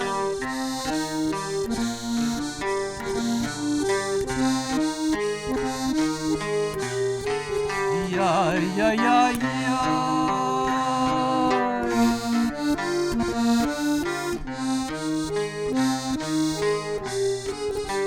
ay, ay, ay,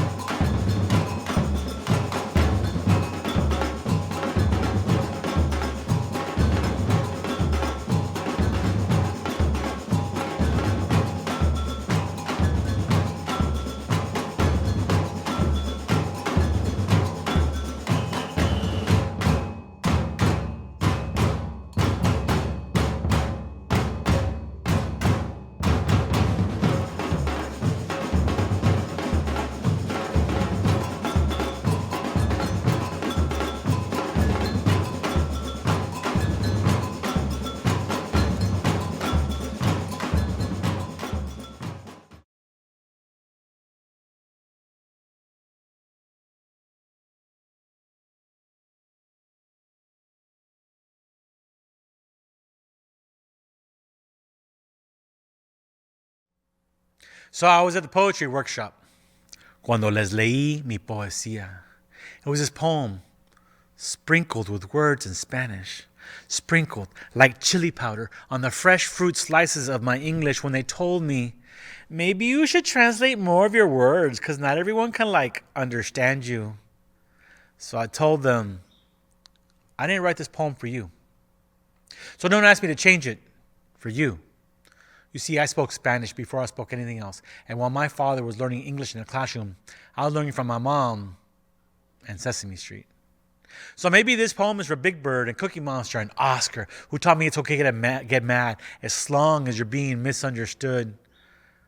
I wrote this poem for my mom and her generation, who were punished in classrooms, made to kneel in corners, their mouth washed out with soap for speaking their mother's tongues. I wrote it for my father, who was proud when the white lady told him she couldn't believe he had an accent because he didn't really sound like an immigrant. I wrote it for my daughter, who with her analytical mind gets top marks in math and science but struggles in Spanish class. And I wrote it for my son, who asked me one day in disappointment, Dad, why didn't you teach me Spanish? When I was younger, I would know 2 languages by now.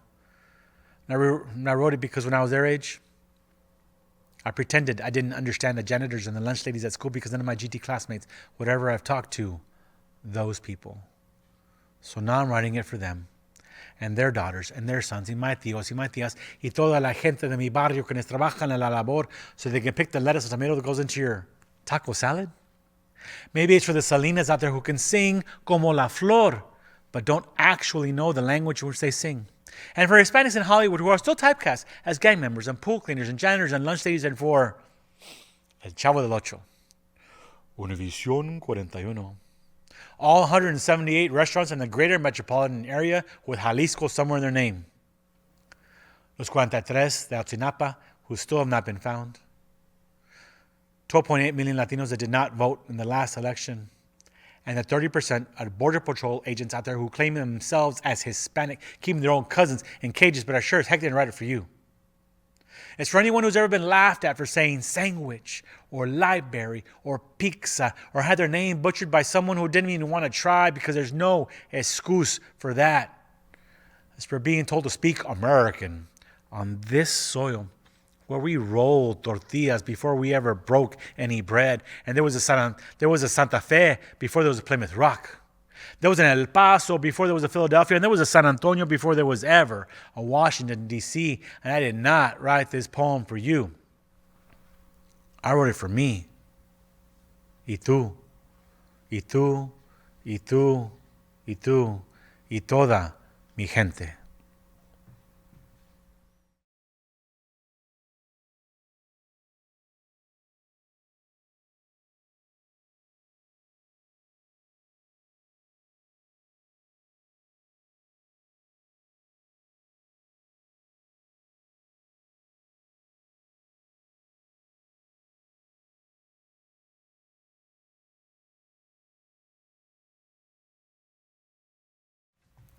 ICE. Illegitimate cops exalted, imbeciles creating evil, ignorant creeps employed, invasive conceit encouraged, indifferent cheating enemies, idiocy celebrated egotistically, imitation Christians elated, insincere counterfeit ethics, ineffective clowns emboldened, intrusive cowards empowered, indefensible cretins endorsed, indecent carnage experts, intimidators cheating equity, ignoramus condemnation enraging, inhumane callousness extolled, injurious cruel enmity, inadequate cordial empathy, intelligence cancellation embraced, innocent children encaged, indigenous community eradicated, indios cruelly expelled, illicit cultural envy, inexcusable colonial error, immigrant contempt exacerbated, insufficiently compliant ejected, ignored casualties eviscerated, illegal crooked execution, intolerant corrupt extermination, inalienable courtesy extinguished, insignificant compassion extended, inconvenient civility eliminated, integrity collapse enabled, immoral con enacted, infuriating conceit endured, infectious contaminating epidemic, irreversible catastrophic emergency.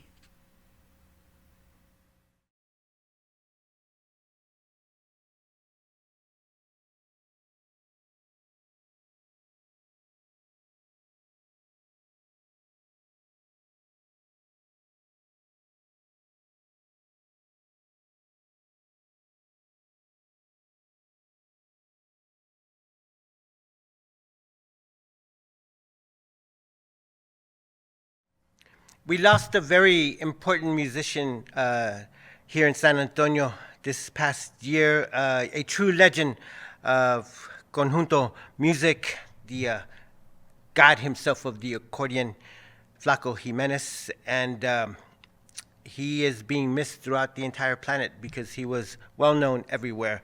This is Flaco Jimenez has gone to sleep. All of the accordions in the world began to weep, for Flaco Jimenez has gone to sleep. He left so many musical memories and magical moments for all of us to keep. Flaco Jimenez has gone to sleep. Moonlit notes glint on the tips of thorns of nopales, singing sweet light in the sorrowful night. Oh, see how they sway and how they leap. Flaco Jimenez has gone to sleep. We will always remember and always dance, for las raíces de la raza run ancestrally deep.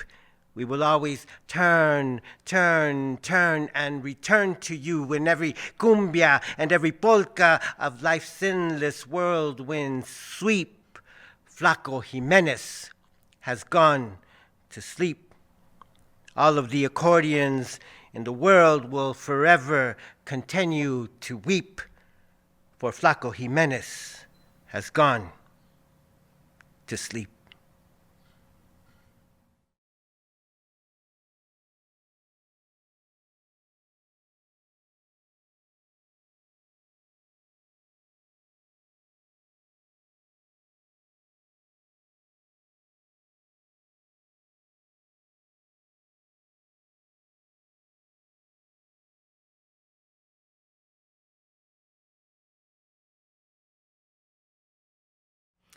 Don't let it in.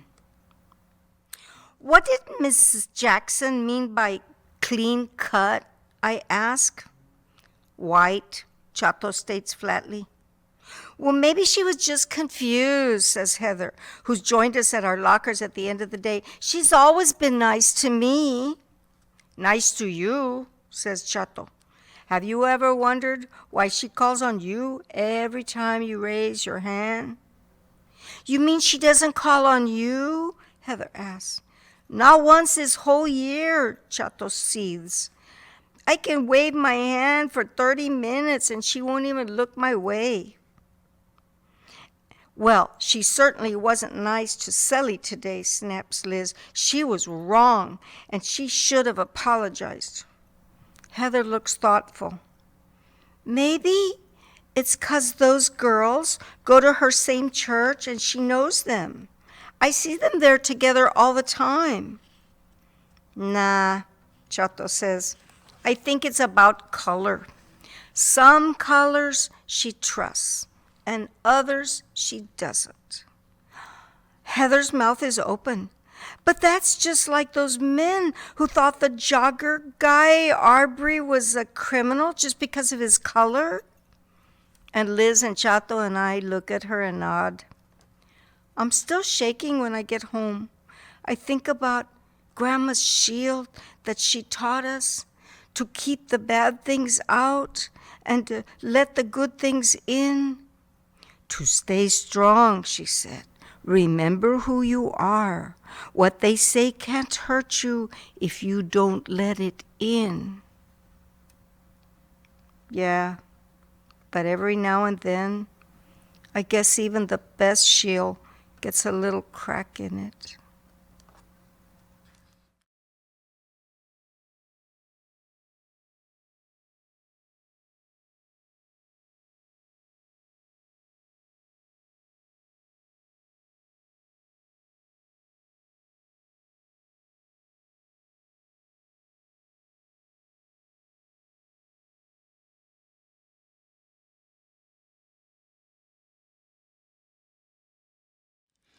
The empty swing reminds me of the days last month. My grandkids touched the sky on the upswing arc, touched my heart. The heart that pounded with joy 25 years ago when I hung the swing for my son. The son I longed to spend more time with, and now I long to spend more time with the grands. Moved to my home last summer. My tiny house barely big enough to hold my son, my grandson, my granddaughter. My heart big enough to hold the joys of countless firsts. The first time to the ocean, the first river parade, the first opera, the first ballet. And now the dance is over, and the rhythm of tiny feet and the song of tiny voices echo in the faded and folded crevices of this aged brain. The brain that relished simple chores, a pickup, drop off at school. The pleasure of providing breakfast, lunch, dinner. The wind down of the day, brushing teeth together. One more drink of water and a bedtime book, read to attentive ears. The ears that surprised me by listening, then repeating the legacy I long to impart. The words of my ancestors, the wisdom of my family of origin, distilled in my life, and now ready to bequeath to my family of destiny. But now curtailed by ghost of fate, spur of the moment decisions, conclusions attained with no input from me, but disturb the skin of my soul, disrupt the breath of my spirit, distract the anima of my contentment until all essence hangs suspended like an empty swing.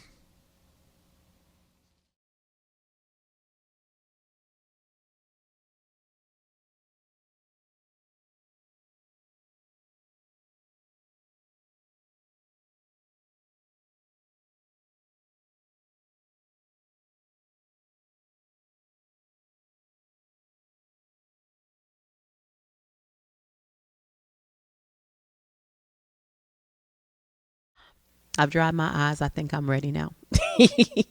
This piece is a short one, and it's in my book.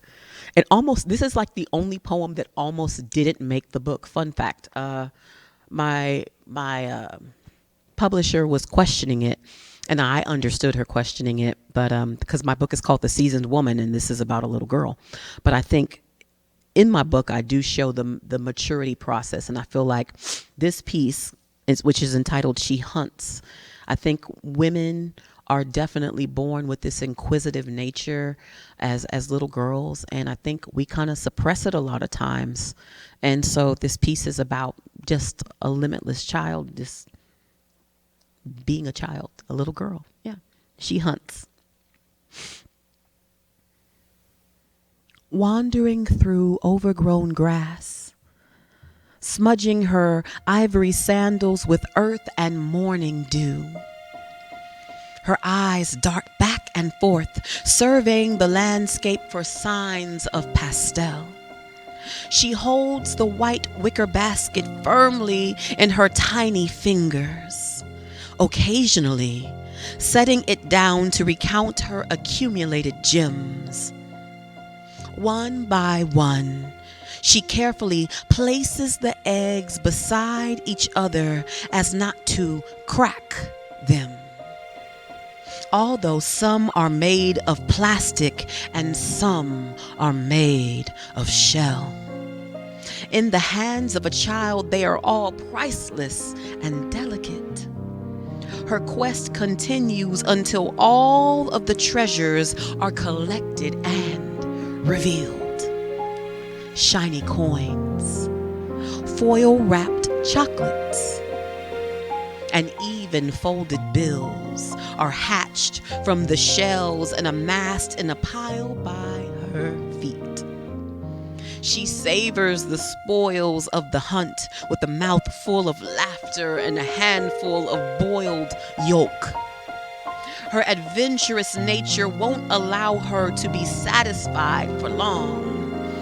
After all, there are fluffy rabbits and feathered chicks to chase around the lawn with her family. And so, the hunt continues.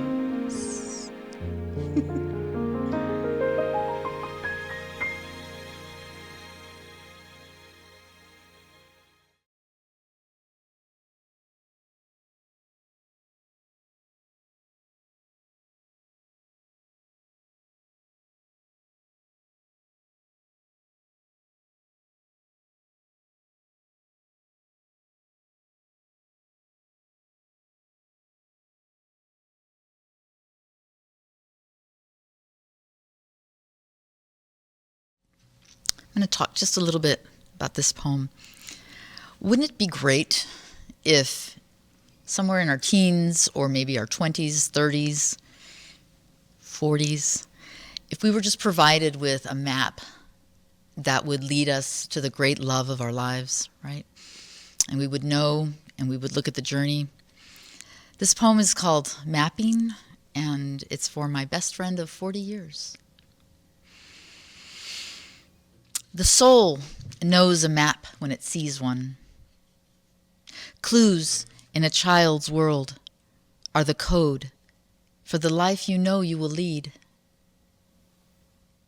A tie-dye t-shirt of your father's looks like a mandala. It whispers to you in your dreams. That wall over there with no window faces east. And beyond it is India, where Ganesha awaits your offerings. The runaway chihuahuas in your Mexican neighborhood are sentinels whose alarms sound throughout Chichen Itza lowlands. They are carried across streams and stars and echo in the valleys of Sardinian orchards. The ashes of all the cigarettes of our parents have ever smoked is now the phoenix inside us. It transforms, rises, and flies away in search of clean air to breathe. Those ashes, lingering in our lungs and our skin, still give us our flight. A deck of cards in the trailer will tell the fortunes of daughters. The cards show you moving further and further away from the homeland that was once a Celtic shore, an Appalachian holler, a Coahuilan desert, a forest of the Ramapo Lenape. Our map, our flight, our migrant saga of mothers and fathers and forests and rivers always keep the telling, always know this telling, always hold the code of our knowing. A girl's bike, a book of poems, a collection of records you had to leave behind, the childhood friend who is still your friend, and the great love of your life who has always loved you, who has patiently waited in the snowy hinterlands, setting a path of smooth stones you will see from the sky and follow. The soul knows a map when it sees one.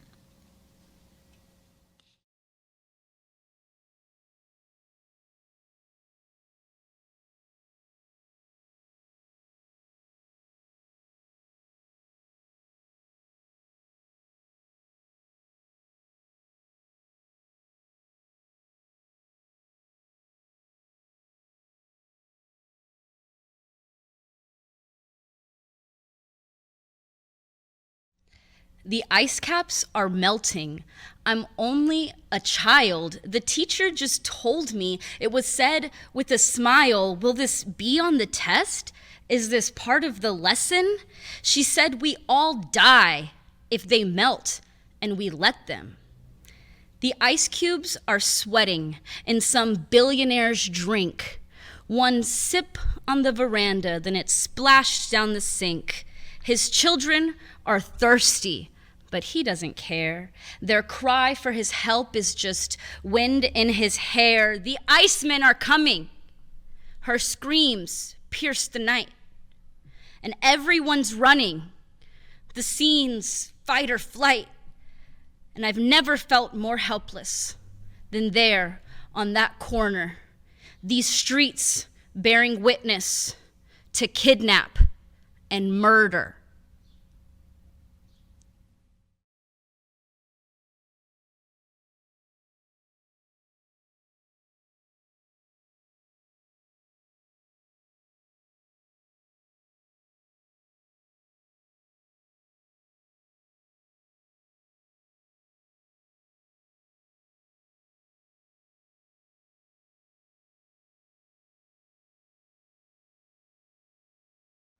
Kurt Vonnegut's Slaughterhouse-Five, one of the great anti-war books ever written, was banned exactly for that reason. And when you hear this portion, just think about the 5-6 folks in the U.S. Senate who said to servicemen, you do not have to follow illegal orders. Slaughterhouse-Five reads, I have told my sons that they are not, under any circumstances, to take part in massacres, and that the news of massacres of enemies is not to fill them with satisfaction or glee. I have told them not to work for companies which make massacre machinery, and to express contempt for people who think we need machinery like that. Our beloved Rose Katakalos, his poem may seem out of character with it all that we're about here, but I think groundedness is one of the things that can never be banned. This is called You Are Here by Rose Katakalos.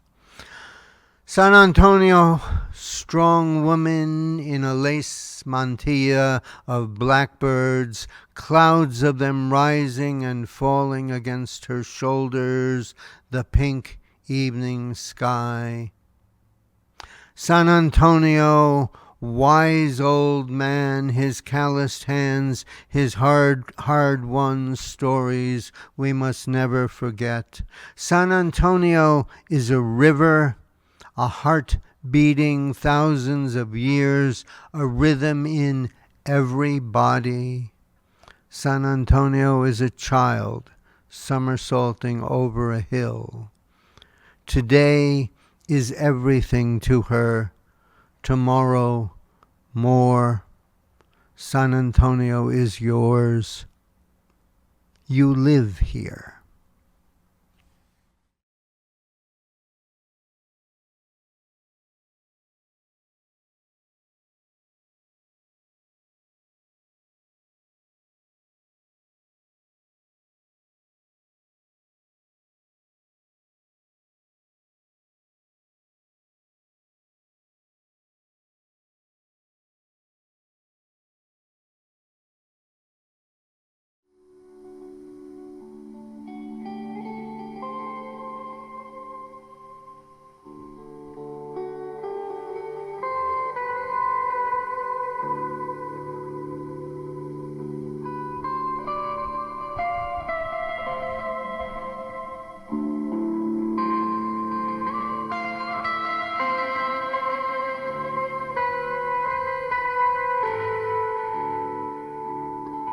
The border has taught me that the greediest men are the ones on Capitol Hill, quick to call my dirt theirs, but never having kept it beneath their fingernails. I grew up with sand dunes and concrete on either side, surrounded by mountains that caress the sky, between the haves and the have no longer. My people are broken pieces of a clay calendar that our Creator forgot how to glue back together. The ground in El Paso, it doesn't call itself American. Its name is so ancient, it cannot be uttered in this foreign tongue. So I'm just gonna call it mine. Mi tierra, my dirt, mi barrio. Mere miles away from another country, but all the criminals I ever knew were from this one. You know, we were indigenous before you started calling us illegal. But Republicans will tell you the people crossing the border are taking more than they are bringing to the table. And honestly, it's giving projection. The news portrays people that look like us to be part of an unwelcome horde. They say there isn't enough to go around, so they preach America first in their church. They close their doors to the needy. This Christian nation under God, my, how miserable it's become. How can our people cross deserts and walk on water and not be divine? The governor, he put razor blades in the river so we would turn the Rio Grande revelations red. But my people, are the water, that of baptism, sin, salvation.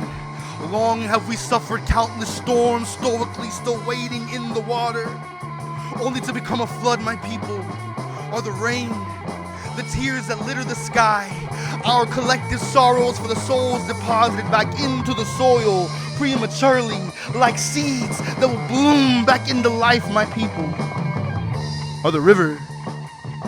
We support, we supply, we deliver, we demand, we destroy, carrying on, because you cannot kill a current that carved these lands long before conquistadors ever could. My people are an ocean, a monstrous wake left by colonization. This country built a dam and called it a border. Allow us to cross, but only if we spin their turbines, as long as we power the machine, but the water is rising. And you cannot dam a flood that reaches the sky. We will spread ourselves across the divide tirelessly until we meet. We will tunnel through the bureaucracy that is meant to burden us. We will carve out our place again and again and again. My familia taught me to be proud that I am the progeny of immigrants and slaves, and we didn't build this country, these cultures, these kingdoms from the ground up just so you could burn it down and call it yours. Make no mistake, even if there are only ashes left, they belong to us, to us, to us.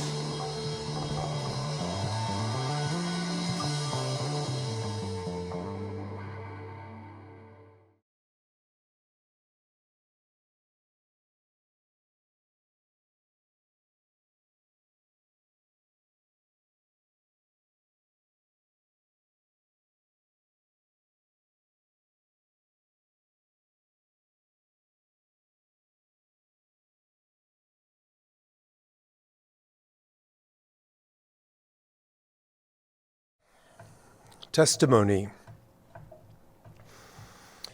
To a soldier or a priest or the sea, and for the sake of a single thing, I say that it shall remain, our lives, some history, an old map.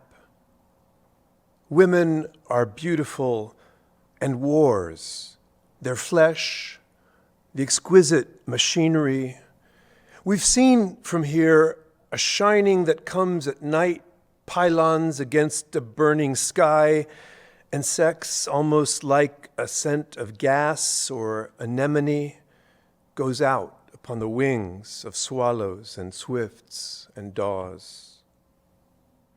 There was a parade first, a promenade of Belgians and pipers, grinning crawlers, marsupials, and ape-faced children sleepy in the sunlight. Mournful, they went along that way, trailing banners and smoke. There came then shooting pistols, trapped hammers somewhere in the dumbstruck train. Animals fell there and humans fell. The tyrant's planes banned the air. His eerie, fabulous garrisons darkened the chalky bluffs. Others lived in a pleasing time. Indescribable foliage rilled in loops and spirals by the gate. There was mica, iron, and diamonds jack-eyed through the dust. The bodies of their women were shaped perfectly in the taut, thin ankles and the curve of the bending calves, womb, breasts, and face, portrayed in paintings on the walls, and their speech showed as curls or commas yawning from open mouths, rising, twisted, musical. Years by days were graven into pitch dark stone until the myriads dispersed to the north, to the southeast, and some who had been savage left gardens floating on a lake. We've traveled out to unmarked borders, slept in the hulls of abandoned cars. Mexicans in crowds wandered out into the streets singing, calling, powers in the wilderness, back-looking, forgetful of all things. What I saw there was this world, broke-backed, still pleading, as the sediment eased by colonial lines finally into place, and coronas appeared around the poor when we scrambled out for shelter amidst oaks and bunkers and dusk.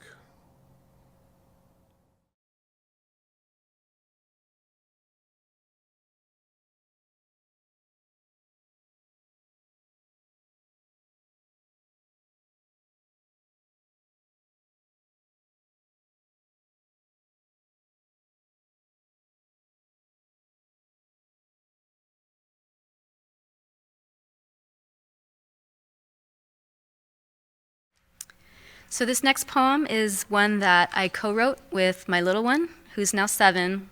Their name is Wolfie, and it's Wolfie's first poem, and they were really excited that I might be able to show you the art that they did, and that I would be sharing the poem with you.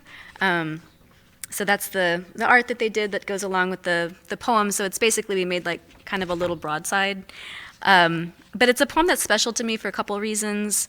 The first is because it reminds me of my first poem, which was one that I also co-wrote with my dad, where basically like I orated and he just wrote down what I was saying.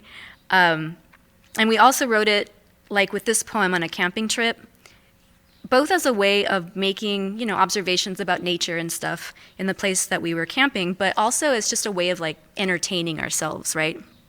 So that first poem was about flies, since I guess there were like a lot of flies at the campground.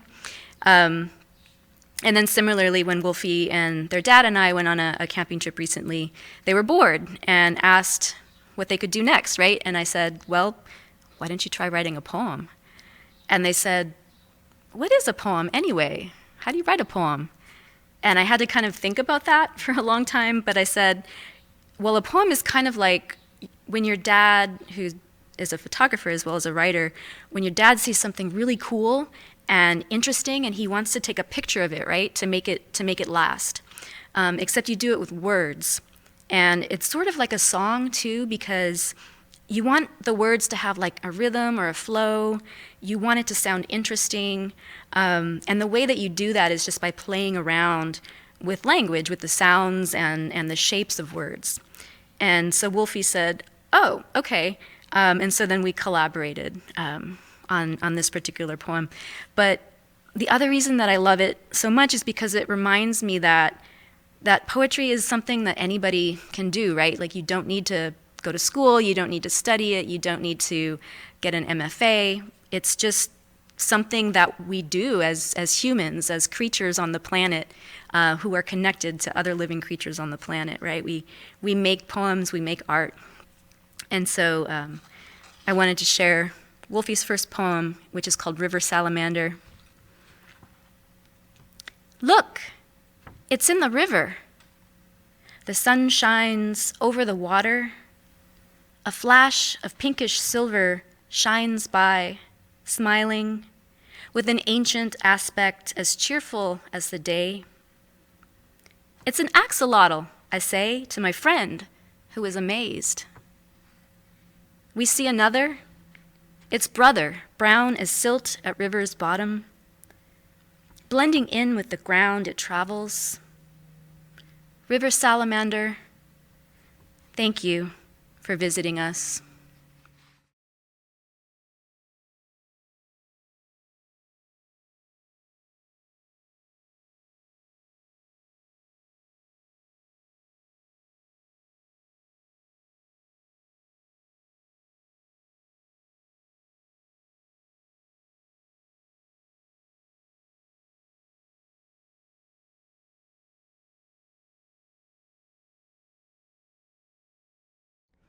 Voice message from Gaza, 2.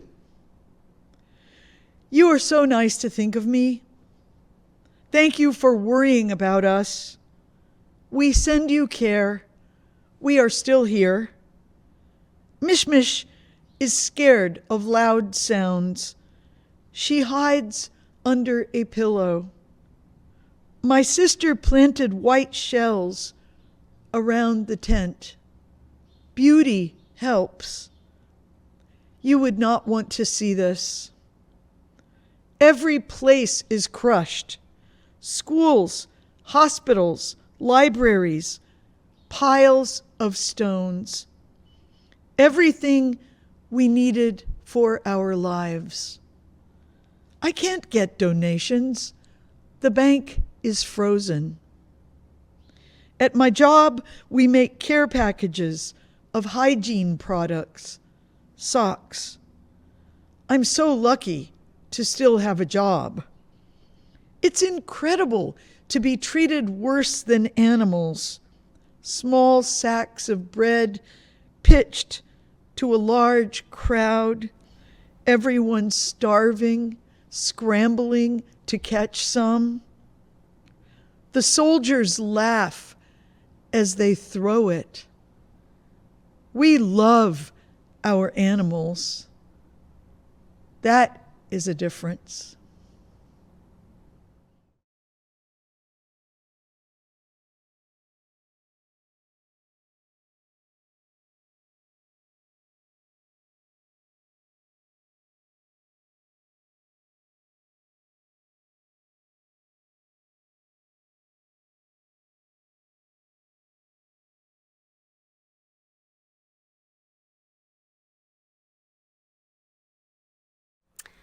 My name is Natalia Trevino, and being a poet in San Antonio is one of the greatest privileges of my life, knowing all the wonderful poets that are participating in Mega Corazón and the ones who are out there listening and part of this amazing Corazón in San Antonio.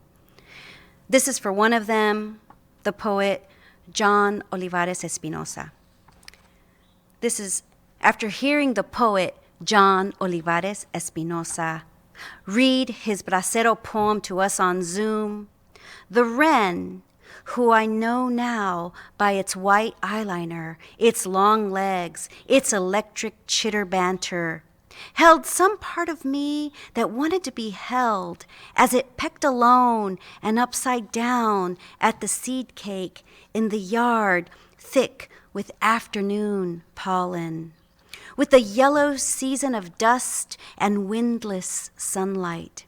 Soon spring will take hold with sweat and the cruel, short life of the hawthorn blossoms. I think of other seasons, my half-a-block walk to the corner of Halter Lane and Canterfield to meet the Golden School Bus 81. The pain of waking in the dark to get in line by 7, being scared of the house flooded with bats nearby, their wings a black curtain above us in the sky. My chaqueta zipped tight, high round my neck, my belly full of my mom's panqués and molasses, missing her and not knowing the word for missing her before I got to the palm tree at Becky's house, before I got to my classroom to learn the difference between and I, between hit and hen, with the frustrated speech teacher, elephant, egg, wind, him, and the sounds from the morning bus ride, wetback, nerd, time to take a shower, Mexican. How I wanted to remember things, live a story worth telling my grandchildren, and I searched the sky for signs.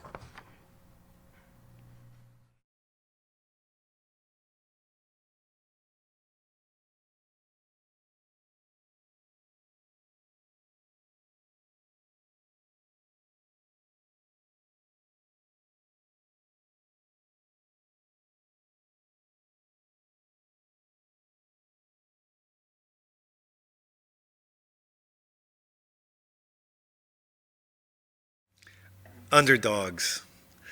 As a boy, reading Mexican graphic novels, I always sided with Los Pieles Rojas, the Redskins. Always wanted to be the Indian, the underdog, not the cowboy, not the white man in boots, hat, and holster. I wanted arrows and long hair and a bare chest. I wanted moccasins and fire and wild pharaoh howling across the plains. I connected with their fierceness and their sense of loyalty to land and animals. I was aware that usually they would be the ones murdered or massacred by the story's end. And I still wanted to be one of them, hoping, as I read, that I would enter the page as an unstoppable force that would change the course of events.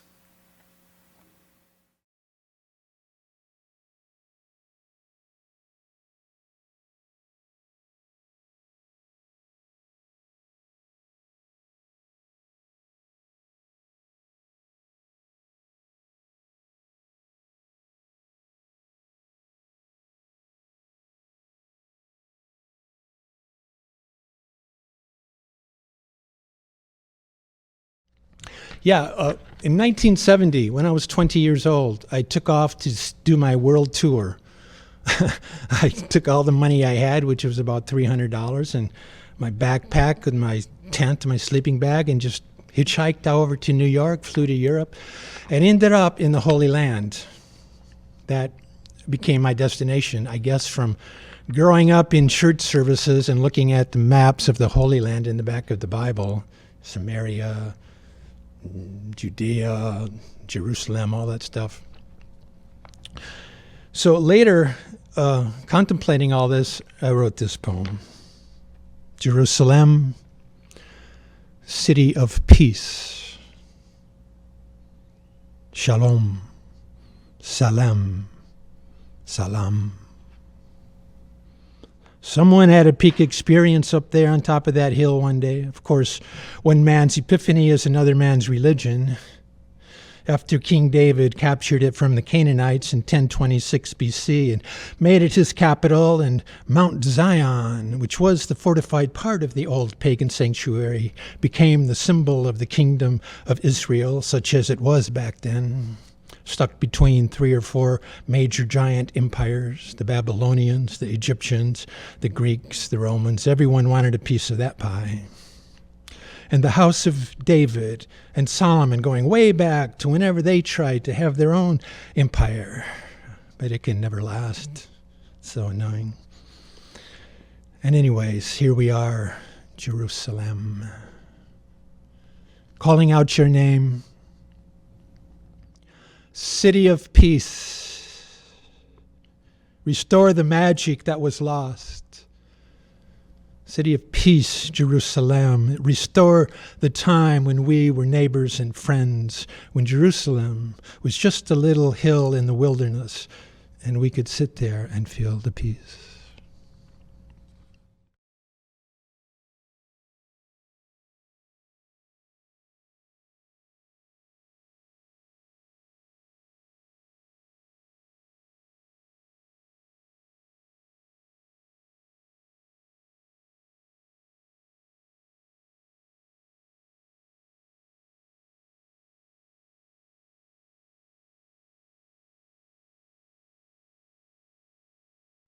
This next poem is called The Lesser Key of Shine, and it is a spell I wrote to manifest my own happiness. I think in a time where our happiness is targeted so intensely by the powers that be, it behooves us, if not a revolutionary action, to focus, maintain, and harvest our own joy. A cloud drifts south, keeping my neck of the woods in midnight. The wind chases me into moonlight as scattered leaves applaud my graveyard shift adventure. I'm not sure what time it is exactly, but the sky is just beginning to pulse with early birds and chichara song, My perch is a hilltop view of the horizon. I'm digging, bare hands, carving a summoning circle into the dirt. From my bag, I pull a patch of fur from each of my dogs, a ballpoint pen wrapped in a blank page, the bottled sound of my family playing loteria together, an unbroken butterfinger, and a mirror shard with the image of my smile trapped inside. See, I'm reverse engineering a ritual with these tokens of my joy, something I learned from dog-tired days running ragged the nights they were leashed to. I heard it, echoed in my bounce backs and second tries, but when I wrote out the hesitant hem in midnight oil, it trapped me in a loop of wrestling hope from my inner child to feed to the gaping maw of what if. The resulting ethy reality tinted everything in what will go wrong stained glass, taught me worship as days bled happy hour after happy hour over depression's altar, baptized me a sad boy in a stagnant pool of memories, chanting the word of our lonely Savior. I'm fine. I'm good. How are you? But the second the sun cracks dawn and bathes this hill in the light of a new day, I renounce my faith in the worst possible outcome and summon my happiness, optimist, ordained in the golden light of gratitude and giddiness. The next time my smile looks like a ghost, I grant myself permission to haunt open arms as long as needed. I am not a burden. I do matter and deserve nice things. I claim it. Manifest myself having good days, taking naps among the flowers grown where my fears have been buried, harvesting high fives and good times, lighting an abundance of candles. Because I really like lighting candles. Through this spell, I no longer have to. I get to. I bind my soul to the feeling of blowing bubbles at my sobrina's birthday party. I infuse my sweat with the hype of a montage. I will find the happiness hiding in every day. I am blessed. And I will no longer allow creatures of lesser magic to tell me otherwise.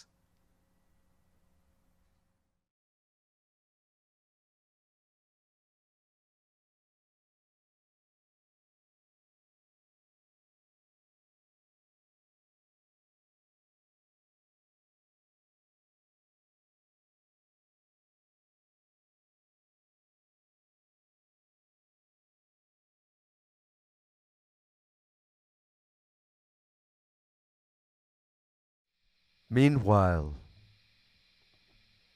Gaza. Meanwhile, Taiwan. Meanwhile, Venezuela. Meanwhile, Aztlán.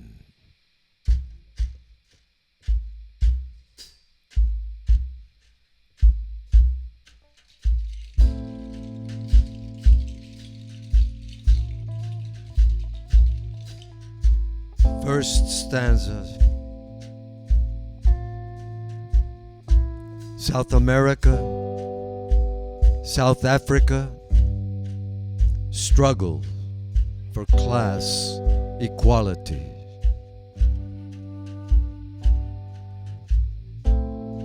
She moves to the head of the table, directed by 7 generations, manifest destiny, and stands there in the glow of birthday candles.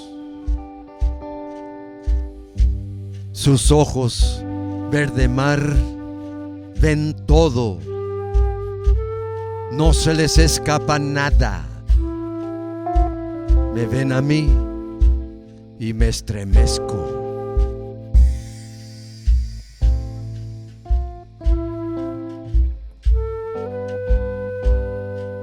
Second stanza. England. England? ¿Qué es eso? England, hey. Pues no sé. What is it? Meanwhile, el indio, equivocadamente nombrado indio por Cristóbal Colón, sigue siendo el enemigo del CIA, ICE, el FBI y el tío Sam.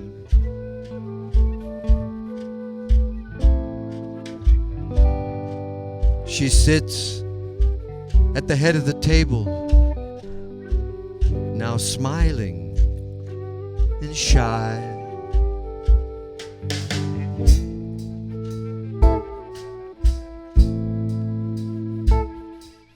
Third stanza, the world. Three young thieves slip through the poor section of town window. They take with them a black and white color TV, a CD player, and $12.77. No one hears them, no one sees them, and they never get caught for that crime.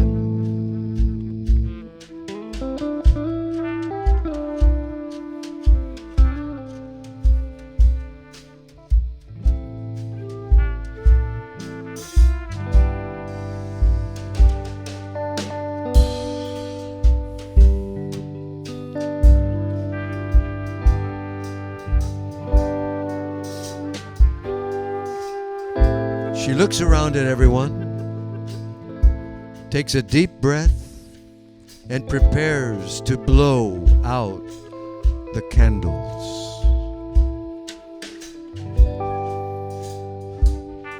Fourth stanza. A little girl is crying because her mom is lying next to her, dead. Others are lying next to her. They too are dead. Others mill around and give furtive glances at the camera lens. One woman hides her face in her hands and disappears into the crowd.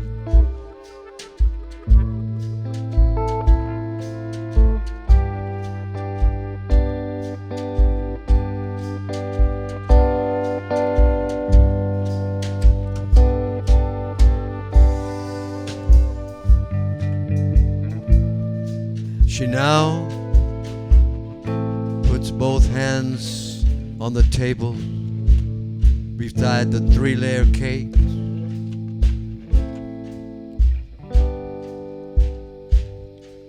And blows.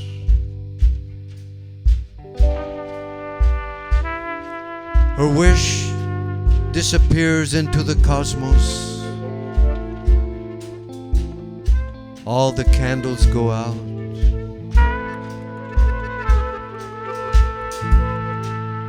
Meanwhile,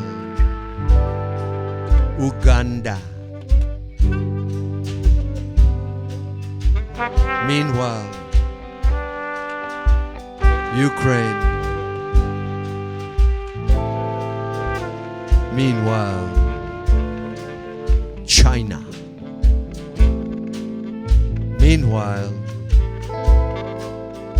Aztlan.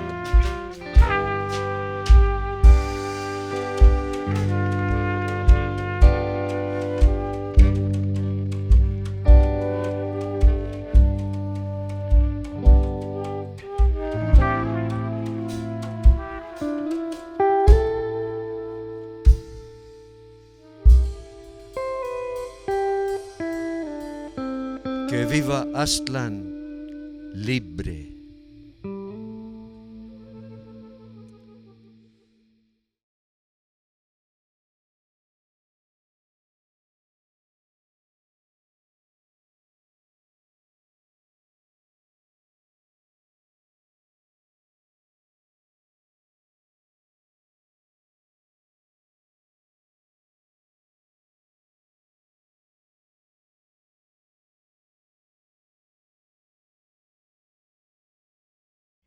This year in Mega Corazón, we're highlighting banned books.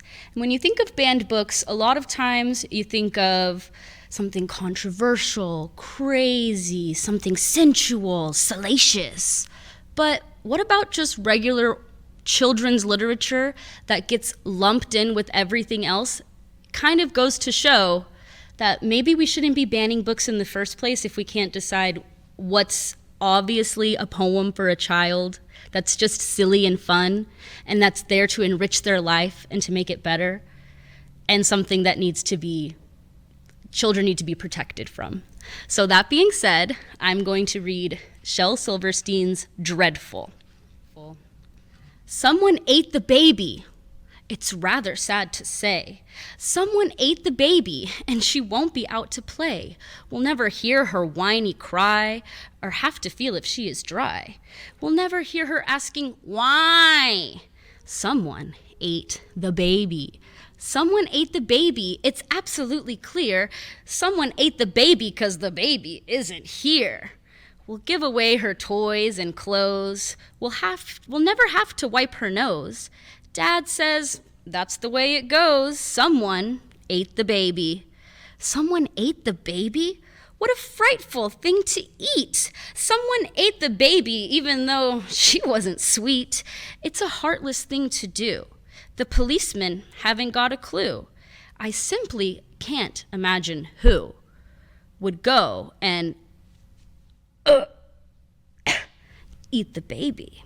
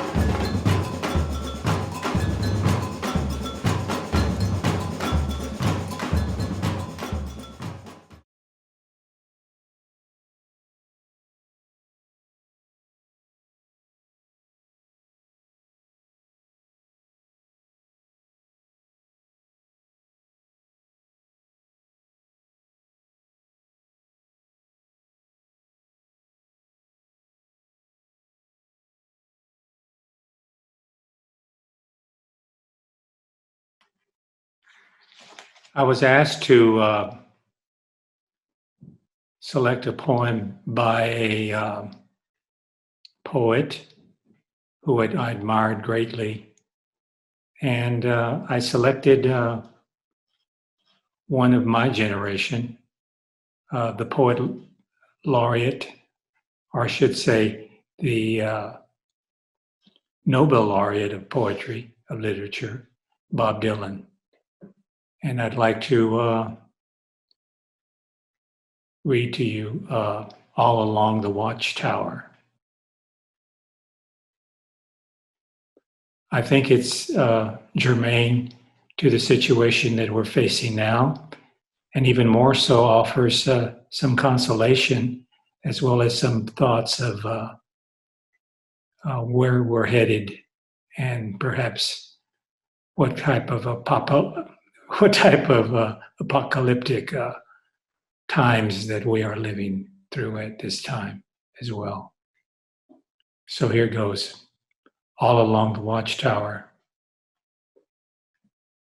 There must be some way out of here, said the joker to the thief. There's too much confusion. I can't get no relief. Businessmen, they drink my wine. Plowmen, they dig my earth. None of them along the line know what any of it is worth.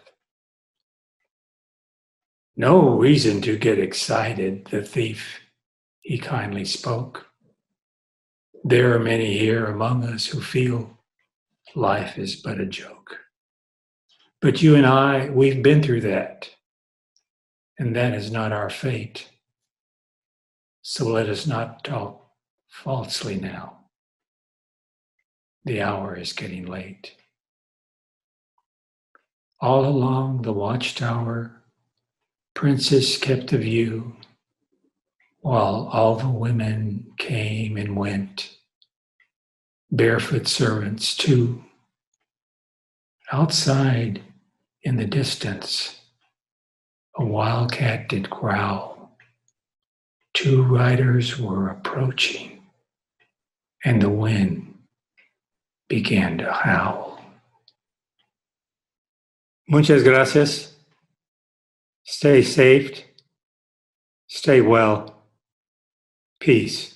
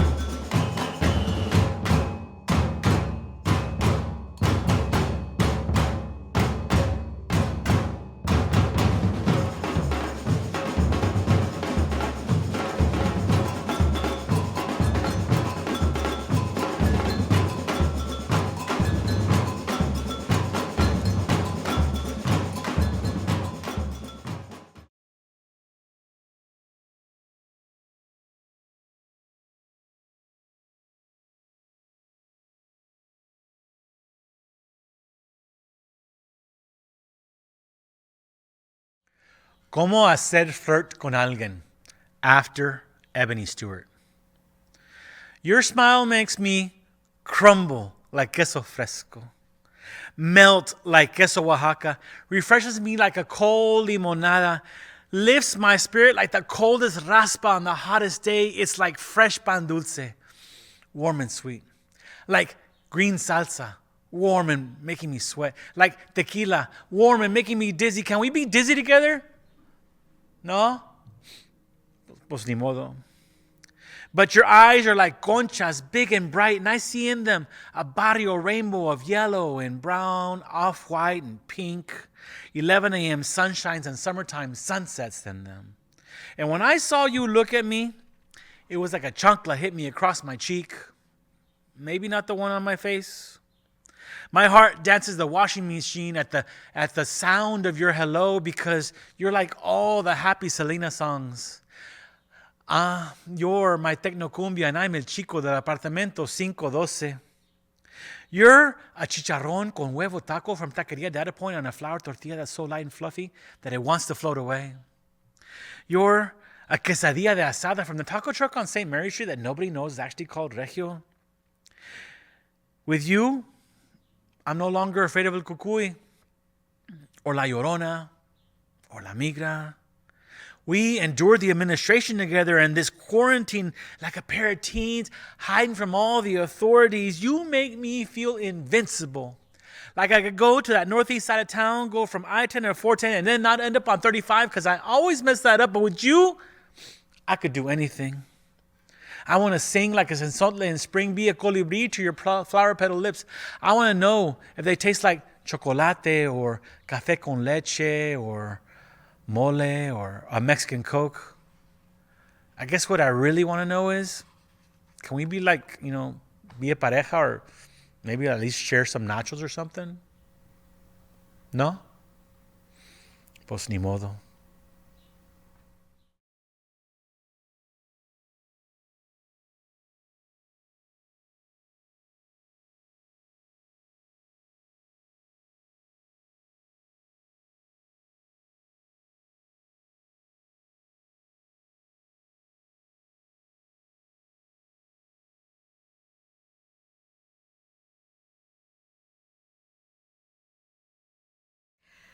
Compliant. So this is where we stand, or lounge, dumbfounded, at the beginning of the end, as a species, resigned to take the hand dealt, resigned to look the other way, resigned to an existence of gambling with our homes, our property, our loved ones, our very lives, to the consequences of a system that can summarily violate our rights, an environment that can at any moment threaten to take or kill, a government that values profit over people, flattering vanity upon vanity, to an oligarchy dead set on sacrificing the people and the planet to build a billionaire escape route to the stars.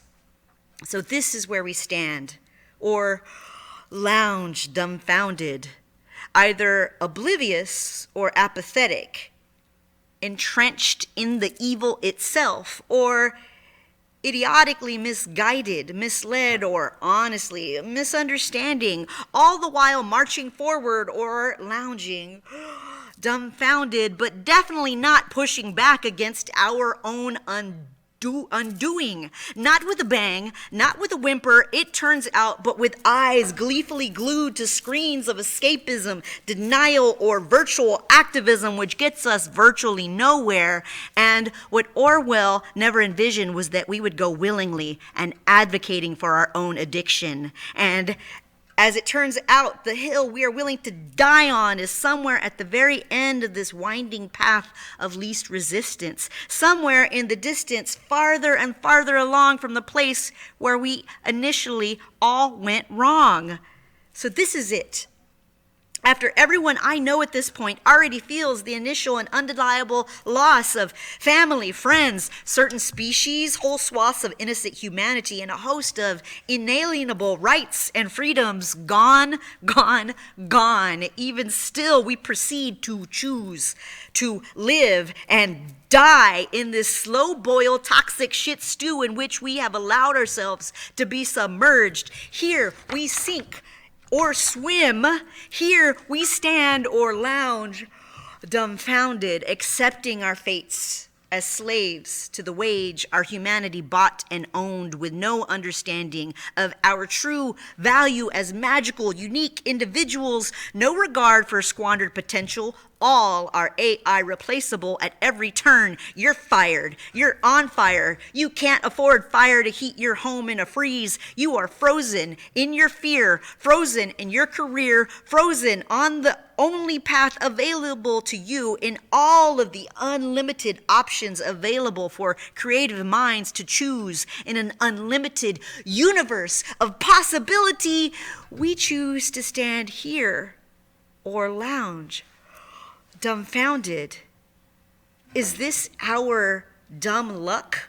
Wipe your hands clean past the buckling of knees and shrugging of shoulders, moving on with the ease of our next swipe left, right, clickbait salute, click your heels 3 times, and perhaps some magical twister will usher us away from our daily lives without reading us our rights, indefinitely detained with thoughts and prayers, mass graves, public memorials, and extreme protests, which are not extreme at all in comparison to the extremely lazy, pathetic row we've collectively hewn on rock tablets in the hallowed halls of the history of humanity. So this is where we stand, or lounge, dumbfounded, at the beginning of the end.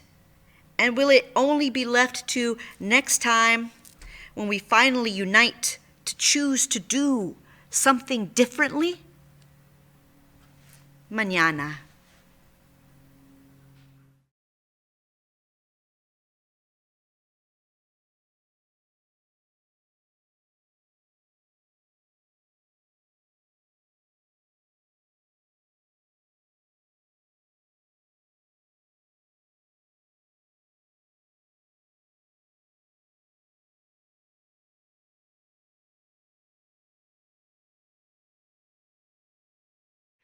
Whether the world is at war or whatever the financial circumstances of my city or this planet, I write about tacos. And this piece is actually about bean and cheese tacos, which are for poor people, for people who go to work and don't have much money for groceries and stuff. Used to be a time you could get 2 tacos for 99 cents, and you can still get a bean and cheese taco for about $1 here in town. So that is why it is so important to the working class people. But I just love writing about tacos in any case. This is a collaboration I did with a very awesome visual artist here in town named Cody Vance. It is called Tacos de Bean and Cheese. At Maria's on Nogalitos, the waitress asks for my order, and I make my decision with ultimate ease. Oh, please, please, please, bring me those tacos de bean and cheese. I'll take red or green salsa, tortillas de harina or maíz. Just let a little bit of bacon grease ooze out as my fingers gently squeeze into my tacos de bean and cheese.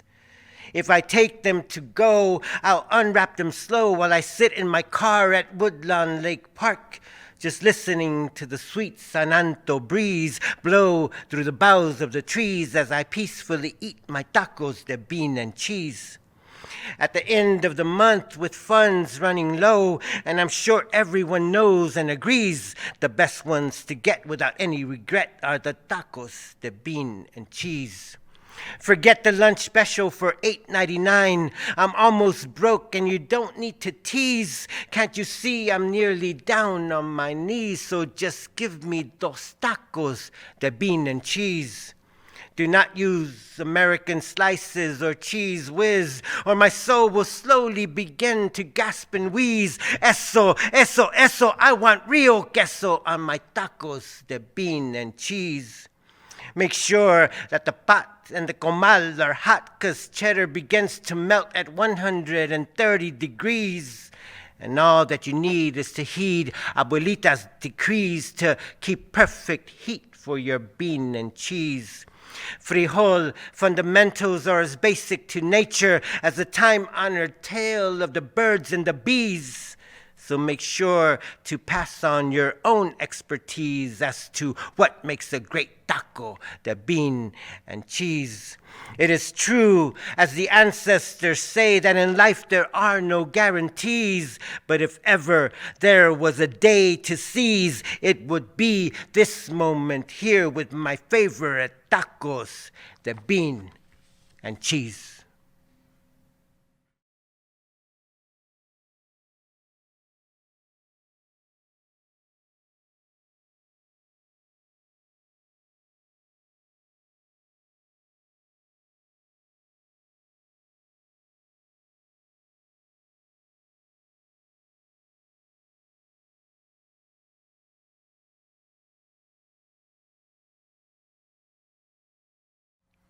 My tongue.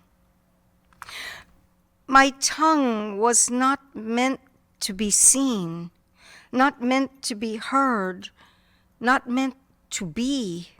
My tongue was punished, beat with wooden paddles, humiliated with kneeling. My tongue was forced to ask forgiveness. My tongue was silenced. My tongue wrote on the board 100 times, I will not speak Spanish, I will not speak Spanish, I will not speak Spanish. At age 6, already, my tongue was an outlaw, using outlawed words in an outlawed language that escaped from an outlawed body of a culture considered thieves and criminals, a tongue that tried to whisper dolor, vergüenza, mentiras, mentiras. It was good educational policy according to their laws. Imperfect laws made by imperfect men, men filled with fear and entitlement, superiority, and racism, who said they were trying to better Texas by controlling the Mexicans. policing schools, policing children, making our language, our culture, and us the enemy. Yet I grew, clothed and comforted in my outlaw words, giving stubborn voice to the dulzura of the clouds, lo sabroso de una paleta, the mesquite's thorny glory, reveling despite its starvation and mistreatment, singing soft whispers through a breezed fan of leaves, delicate as love letters. The passion of stubborn stars holding their bodies throbbingly close to the brilliantly black sky. The lustiness of green weeds sighing while their roots sucked the moist dirt with trembling delight, drinking their fill. The gushing, gleeful freedom of a river laughing at the insanity of borders as she booms to me, I am the border. I swallow the border. I remake the border. I erase the border. And now there are more laws. 70 years later, and after all this progress, imperfect laws made by imperfect men, filled with fear and entitlement, superiority and racism, outlawing books, jailing children, policing skin. And I echo, in that 6-year-old malcriada's outlawed tongue, I am the river. I swallow the river. I remake the river. For I am large as the 1,000 hungry rivers inside me, making me shiver and ripple and roar, feeling them all in even one taste of river bottom root. One drop of sustenance on my tongue, this tongue of magic which now shapes words, sings stories, grows and roars and connects, becomes them, makes love to the words, making them come and come and come.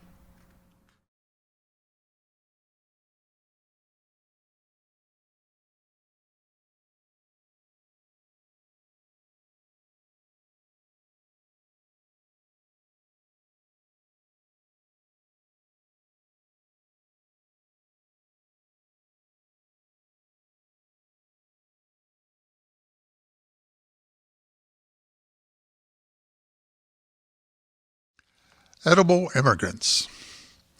Immigration is a hot topic across the continent, but there is another type of immigrant, one that is welcome at almost every table: Mexican food. It's time to take a look at indigenous ingredients, foods from south of the border. Did you ever try a tomatillo? You may not like it, but it's only 99 cents a pound. Maybe you didn't like salsa the first time you tried it. But what would salsa be without a tomatillo? Pick a papaya. Think of a large orange berry. Think of a small amber melon. Add 100 hard black seeds. Imagine soft, sweet flesh. The time is ripe to try one. Choose chocolate for your chula. Thank you, citizens of Chiapas, for giving us the cacao bean, the purple forastero, the pale criollo, the red Trinitario. Try it with milk and sugar, or cinnamon, or almonds, or peppers. You're going to love it. Give your girlfriend a guanabana. It's a spiky fruit as big as your head. Remove the bitter green peel and the dark toxic seeds. Cut it up for your fruit cup, or blend it for a delicioso licuado. Ask for an agave. The stalks can be chewed, the leaves may be eaten, the sap used to make syrup. But my favorite use is tequila. Salud. Buy your baby a bondatillo. It's a tuber, a sweet potato with dry, pale flesh and purple skin. Bake it, steam it, boil it. Put it in your empanadas or mash it. Put it in your pudding, your pie. Put it in your pie hole. Have a jicama. Slice it or dice it. Squeeze some lime up top sprinkle it with chili powder, chase it with a shot of tequila. Sample some sugar cane, caña de azúcar. Cut a section from the stalk, remove the hard green bark, pop it in your mouth and chew, and chew, and chew. Once all the sweetness is gone, cut off another piece and chew. Give your mama a mamey. Peel away the rough brown skin. Take out the big black seed. Enjoy the orange-red pulp. It's like a pear with nutmeg or an apricot with vanilla. Chow down on a chayote, also known as a murleton, a choco. Cook it like a squash. Serve it in your salad. You may think it has an identity problem, but you may be the one with the identity problem. Get yourself a guava. If a fig married a kiwi, this may be their baby. Enjoy the greenish skin. Savor the pale pink pulp. Swallow the countless seeds. Try some piñon nuts. Eat them raw or roast them. Put them in your fruits or vegetables. Add them to your yogurt or bread. Meats and pasta can be enhanced with the sweet and buttery flavor of El Piñon. Purchase a pitaya. You may have to go to the produce market. You may have to ask for a dragon fruit. Look it up. Learn about it. Pick up a package of pecans. If a Mexican recipe calls for pecans, it's probably the nut from Chihuahua. Eat some grapanadas or some leche quemada. Sweet. I'll leave you with a banana leaf. Did you ever wrap your tamales in a banana leaf instead of a corn husk? Do the plantain leaves make the masa a little moisture? Do they impart a sweeter flavor? Let your tamal be the judge. The next time you enjoy a Durango desayuno, a Michoacan meal, or some Coahuiltecan cuisine, contemplate where your meal originated and consider that people, as well as produce, can immigrate.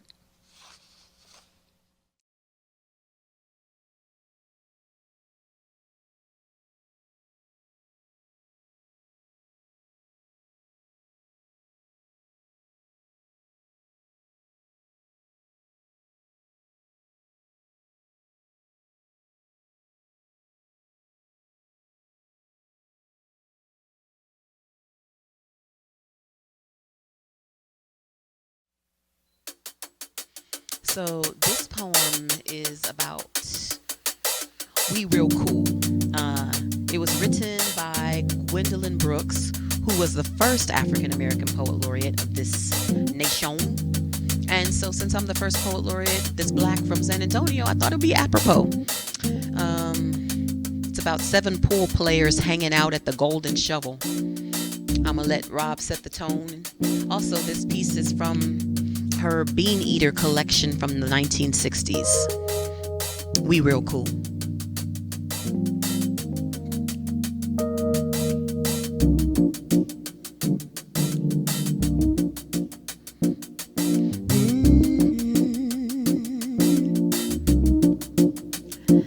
We real, real, real, real, real. We real, real, real, real, real. We real, real, real, real cool. Real smooth, real. We real cool. We left school. We lurk late. We strike straight. We sing sin. We thin gin. We jazz June.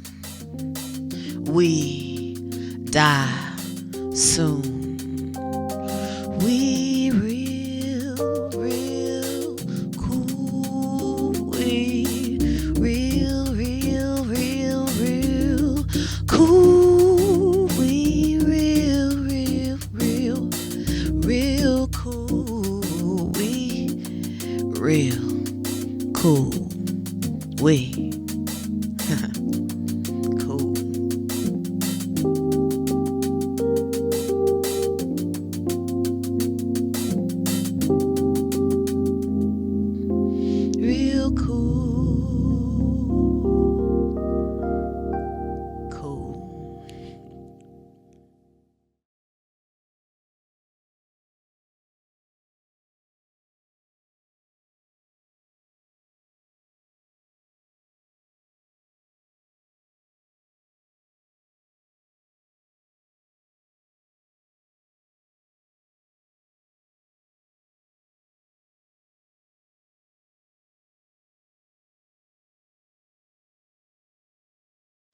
These whales. The whales, they glide through salty claps. They come in ones and twos. They circle first, then they reverse. They whisper to the moon. The whales, they understand my dreams, and when I'm in a fright, when wind and waves and unknown beasts make terror in the night. The whales, they sing their ocean songs. They calm the greatest fear with every ancient breath inside throughout primeval years. These whales, they are my brothers. They are my sisters too. Somehow they know when to awake when from beds of ocean blue. Somehow, these whales, they know the way. They see through flesh and bone, and sometime in that stormy night, return me safely home.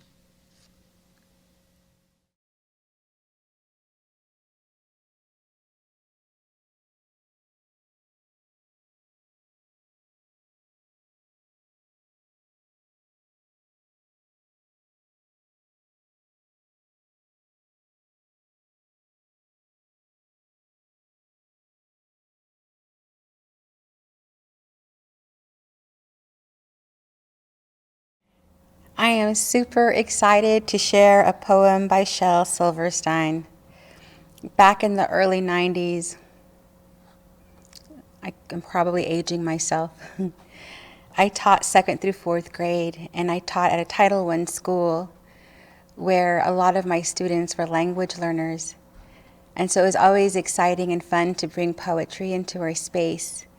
It was a way, not unlike the poetry that I was sharing that holds my Lipan Apache language. There's so much play and so much repetition and so much circling back to the language to help my students hold on to the language, to perform it, and to connect to it in bodily ways, because his cadences made it as such. We had so much fun. So with that, I'll be reading Clarence. Clarence Lee from Tennessee loved the commercials he saw on TV. He watched with wide, believing eyes and bought everything they advertised.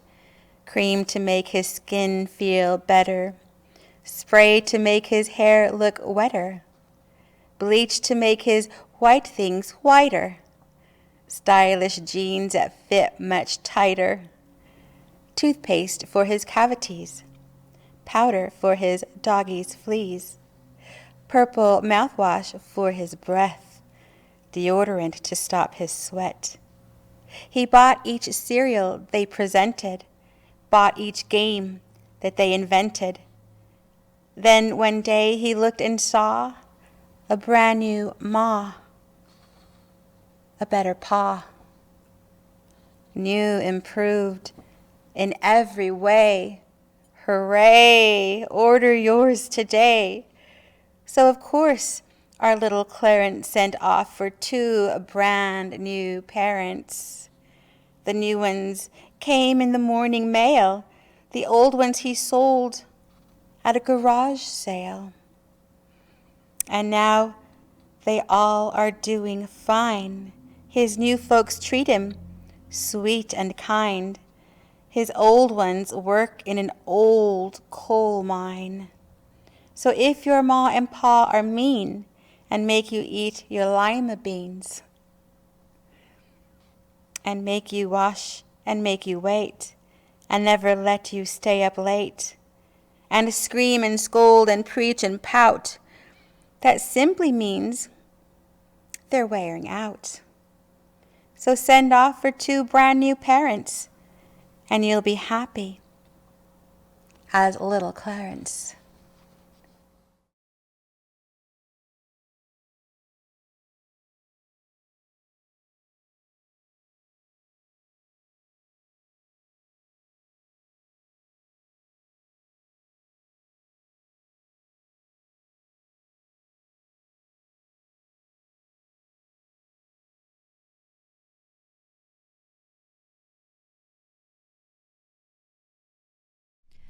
It's been 6 years since the global pandemic. COVID nose refers to the loss of a sense of smell one can suffer as a symptom of COVID-19. After months, or even sometimes years, people have completely lost their sense of smell and taste. I've seen videos of people who suffer from COVID nose who can't tell the difference between rotten meat and fresh fruit. I've seen videos of blindfolded people trying to tell the difference between rancid fish and perfume, and they cannot. I have this theory that we all collectively lost some senses of our own as a society after COVID. I've seen a video of someone who smelled rotten eggs and thought it was roses. It was hilarious, and isn't that so symbolic? How we all are a little less sensitive after this global pandemic, a little too burnt out to understand what's right under our noses. I mean, I saw a video of someone who thought oppression tasted like freedom. And I saw another one where a man swore that a genocide was just a misunderstanding. I saw one where a woman couldn't taste the truth of reality at all. She just insisted that it wasn't there. I saw a video of small children searching for their parents in the rubble of their blown apart town, and all I did was swipe. I saw a video of a person baking a cake, swipe.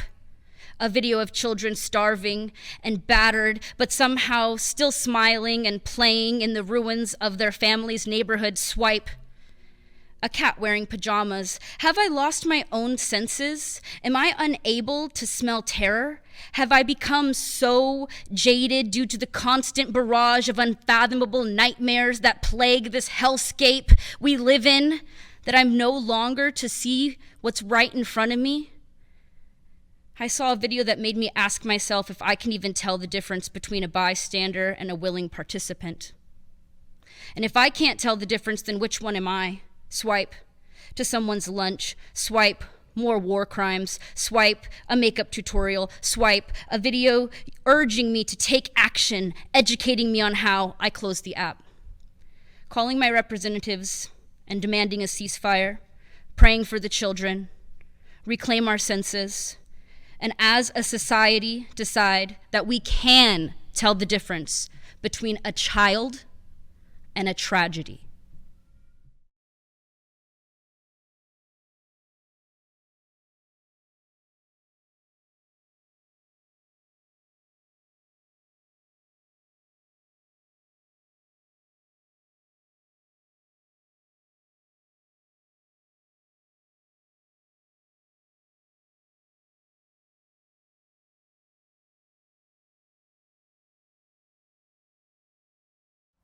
This is Texas Jesus.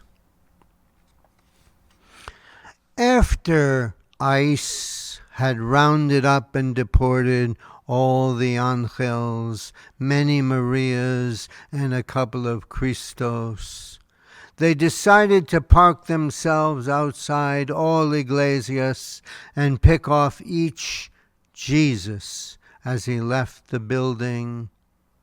Carpenters, janitors, farm workers, city and state government workers, restaurant employees, poets, artists, mostly all legal, and here now many for over 20 years, sent off to Sudan or Central America, even to Ukraine, Gaza, Egypt. And when the dust cleared, ICE went into the iglesias and pried the last Jesus off the cross, slapped the wooden Savior into the smoker.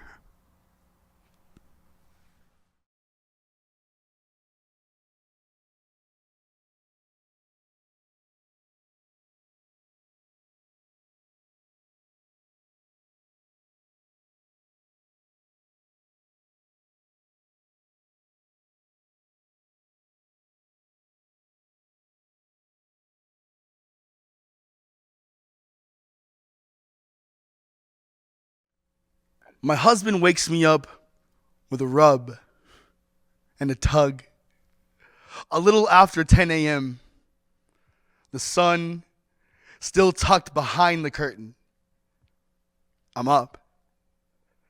His touch, better than coffee, better than fresh Puerto Rican ground cafe, leche, azúcar. Good morning. It's Sunday.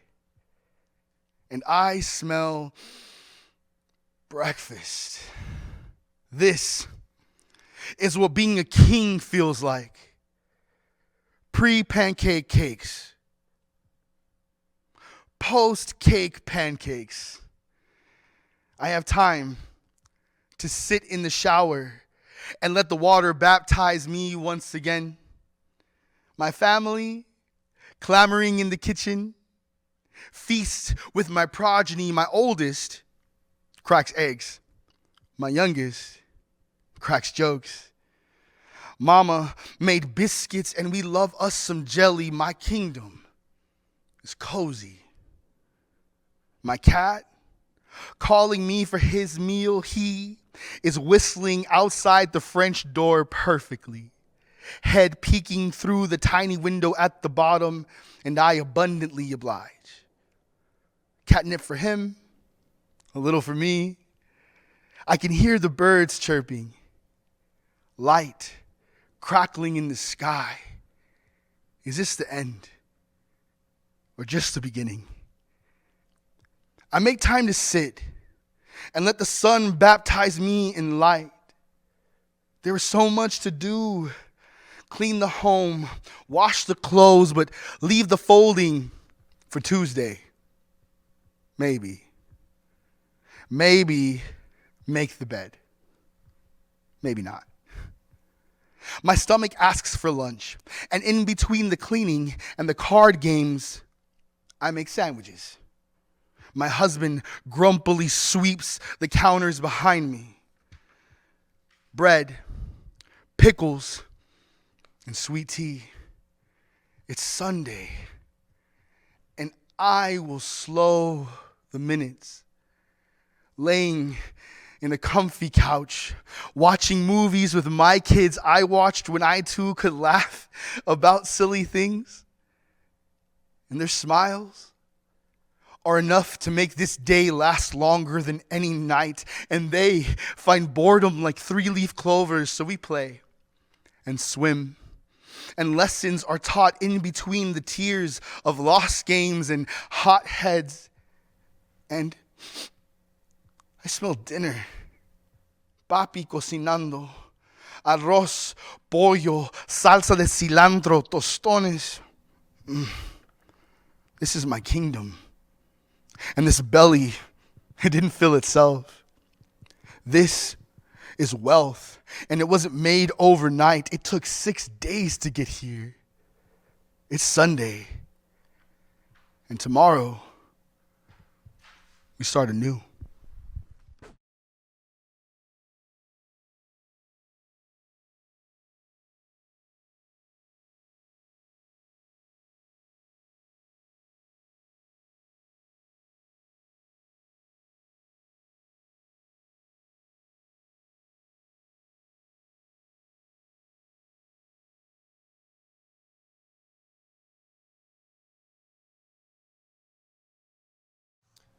A letter to Sandra on the beautiful unforeseen.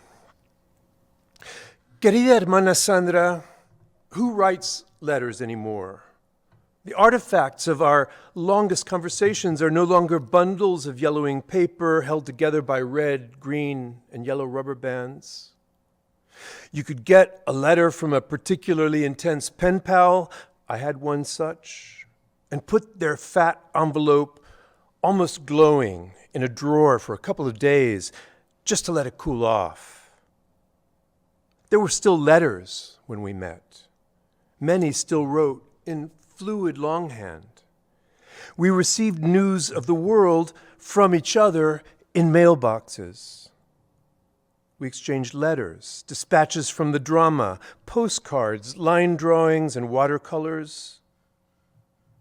40 years ago, I see now, however, this kind of thing happens. We met in an unexpected serendipity in days when people still wrote letters. Maybe we knew that, maybe thinking we were very different kinds of American writers, not only different from each other, but especially different from American writers. We were descendientes of the Mexican story, all the diasporas within diasporas, within diasporas.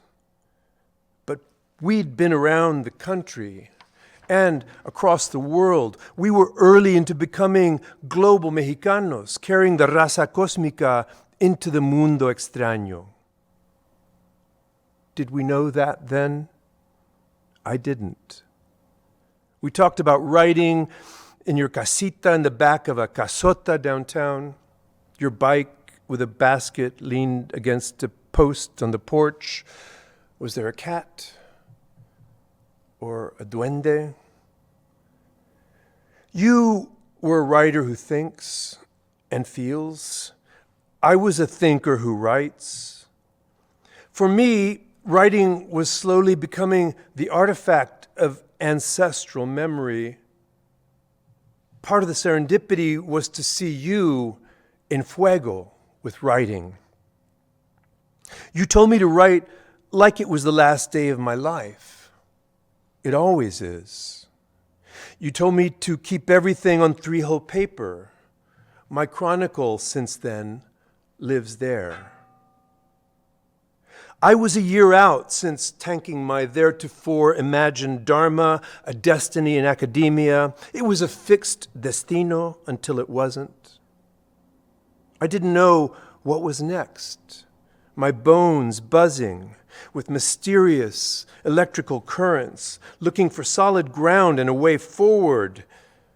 Then we met, finalists for the same gig that brought you to San Anto, and you got it. You hosted my first public reading, even though I was already conflicted as a poet. And I soon left my hometown for Manhatitlan, but our conversation was kindled and abiding. You kept me in the wavelength of swirling changes beginning to emerge in Béjar. And then much of what was to come came, and it's still coming. And the conversations continued. On trips home, I saw the live cartoon of your menagerie, Violetta, reigning with a gaze over Beto, who was the straight man for Papi Dante's Tintan acrobatics, and Barney appearing and disappearing like a canine mago, all while Agustin Loro sang from inside his fancy cage.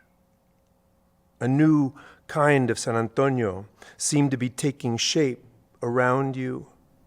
A conjuring of the city's Mexican past, a new way of being Mexicano into the future. It was the operatic rascuache. It was the Dia de los Muertos, manifestaciones en las calles with Danny. It was the salons at La Botánica Infinito, populated by artists, scribes, business people, and bikers. Maybe it wasn't the Harlem Renaissance, but it was revelatory fiesta. There was one evening when an artist's beautiful installation of bundles of shimmering, polychromatic, crystalline grapes was toppled over in a scuffle, and the little glass globules shattered to pieces in every direction, releasing their ether de colores of that milieu into the air everyone in the city would eventually breathe. You've written, Divine Providence herded me to San Antonio, Texas for a job, and this move brought me closer to the land I remembered from my childhood trips to Mexico. And deep below, maybe inevident at the time, at least to me, other currents were surging, stories, meditations, and affinities from long before. The Buddha inhabiting Tonantzin, becoming Guadalupe. The voladores de Papantla taking flight high over New York City. I went to Wheatley satsanga from a guru hispano at an ashram in the Chelsea Hotel. You were upstate in retreats with Thich Nhat Hanh, and we'd debrief later over martinis and oysters at Pravda downtown. I always knew there were voices inside me, even if there were 100 ways to make them seem explicable. You helped me see that they really were voices, and that writing was one way to let those voices be heard. We could write not just out of the mystery, but at the mystery itself. You said since you were a kid, you had always talked to trees, and the trees talked to you. A voice in me was saying to myself, you've always turned away from what was truest. As veteranos now of this world of mysteries, we've lately talked about not just voices, but experiencias, like yours at Akumal, where you've described, I knew I was connected to everything around me and everything was connected to me. I was the waves, the ocean, the palm trees above me, the sky, everything little and large in the universe. We were all women together as if created from one giant textile. A few months ago, over martinis and oysters at Double Standard in San Antonio, I told you about how once, long ago, I was taken to a place where everything was gone. Not just everything of the world, but all of the stuff of the world itself. Everything extinguished forever, beyond the beyond. An unfathomable void when what I'd always recoiled from since then was the very abomination of desolation. These days, not so much. These days, more and more, I remember that void as a gift, as an awakening, que todo se termina, todo se extingue. I remember that place as what you've called the beautiful unforeseen, a dark yin to the radiant yang of your touching the cosmos at Akumal. Some years ago, in the days just before the world shut down in the pandemia, we were together at your casa in San Miguel de Allende, where you'd invited me to give a talk on our Mexican ancestral journeys to now, all the lives and wonders that have led us to these times. On your rooftop, in one twilight hour, we used an app to reveal all the beasts and avatars of the heavens, scrolling through the cosmos unhindered by history, infamy, mortality, for which we must always prepare ourselves. I was grateful for the serendipity 4 decades ago that brought us to that moment. And now I return with gratitude to your words. Every day I am wowed by the beautiful unforeseen. Con mucho amor y cariño, tu JP.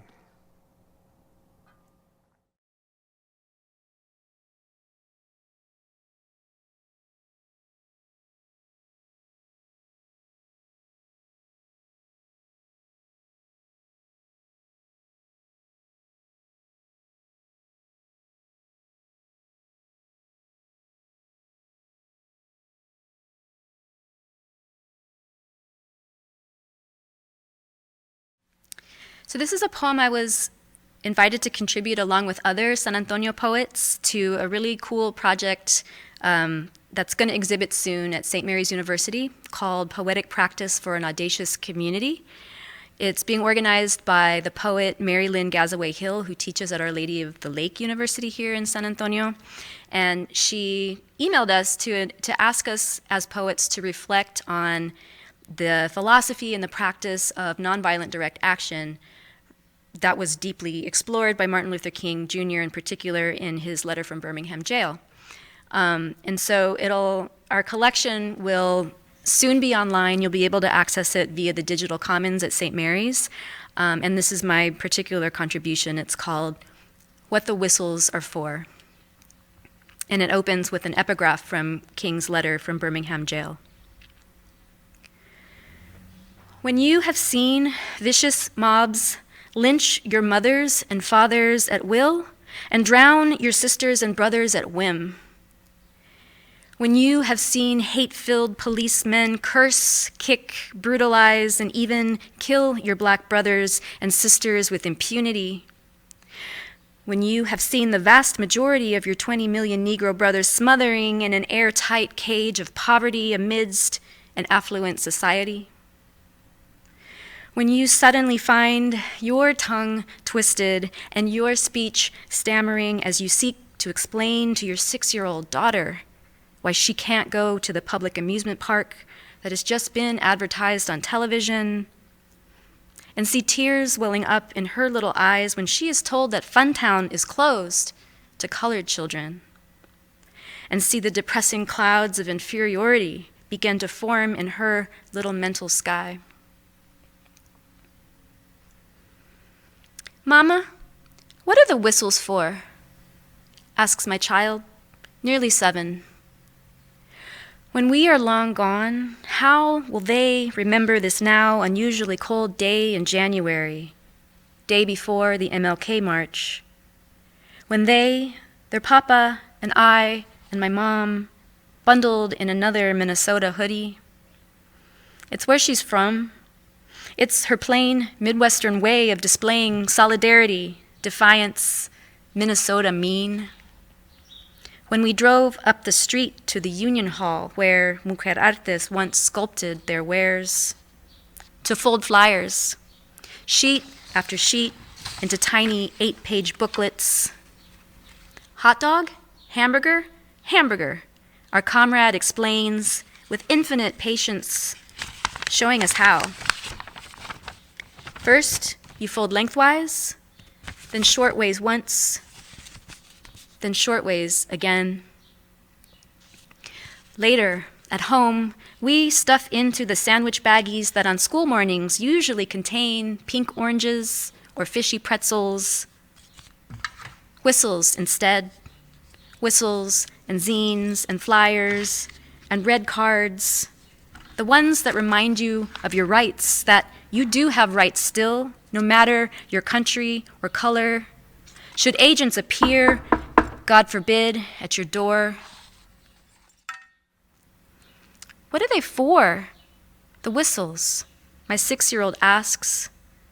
The age of Renee Good's son, Renee and Rebecca Good.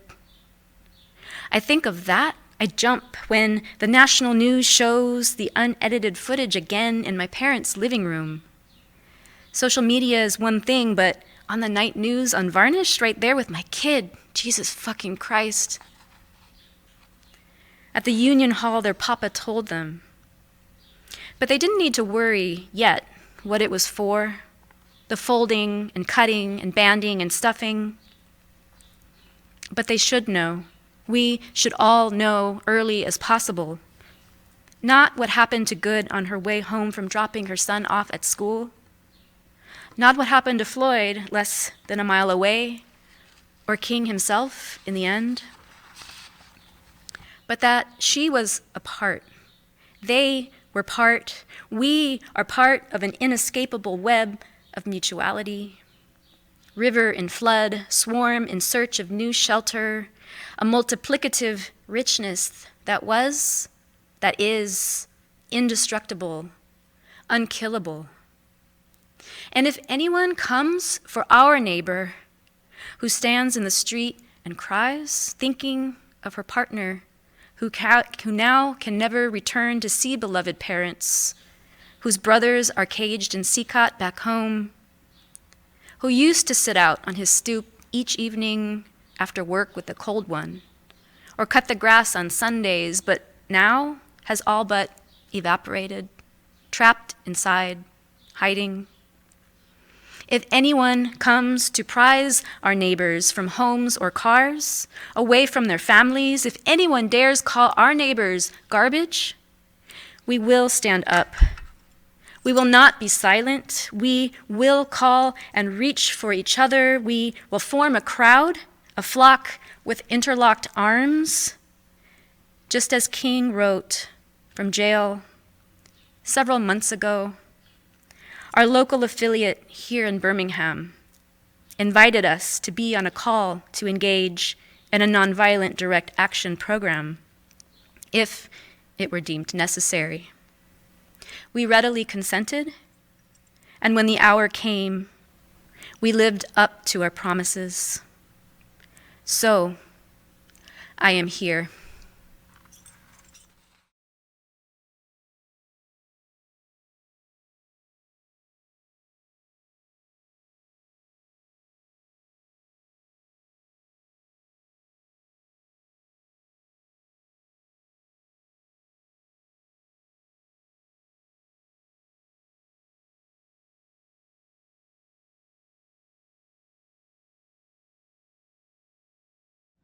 For Gaza, I quote the poet Danusha Lamaris at the top of this poem. When does the grief lessen so people stop treating other people as disposable? What do we do till then? The children are still singing. They need and want to sing. They are carrying cats to safe places, holding what they can hold. Red hair, brown hair, yellow. They will wear the sweater someone threw away. They will hope for something tasty. You won't be able to own them. Their spirits fly to safer worlds. They planted shells in the sand. They never committed a crime. A president pardons turkeys. He pardons his own son. He doesn't pardon children. The children are still singing.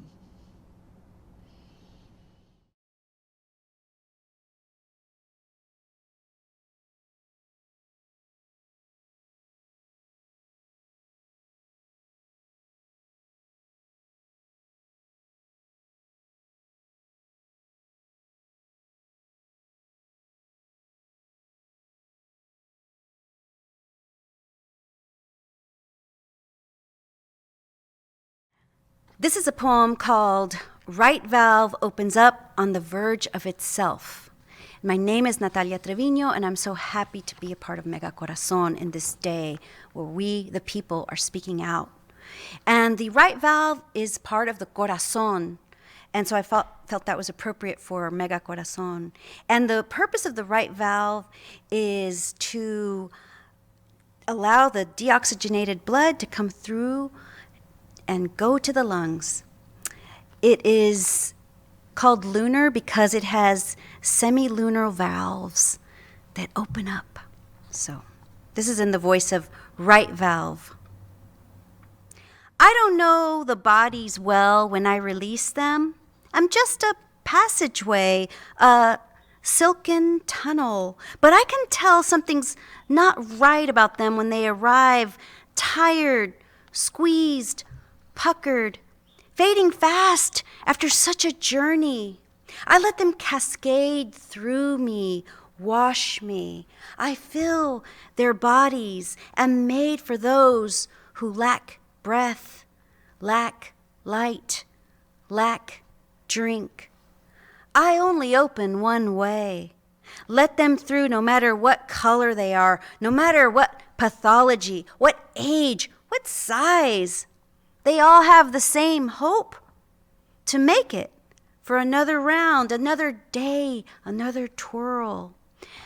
They are past free will by the time to get to my border walls, and I push them into the dark and warm room below. Butter smooth, I hear, snug. You see, I am lunar, not solar. I have a mouth with 3 lips that open, send them through. No questions for the millions who have done all they can on the other side of me, keeping this thing alive. I close so hard you can hear me through your bones. I'm your first lub, your first teacher, your first musical note. No need for them to go back where they come from. I hear their memories coursing through my body. No questions from any of my lips. No papers, no red tape in all this red muscle. If I send them back, we all die.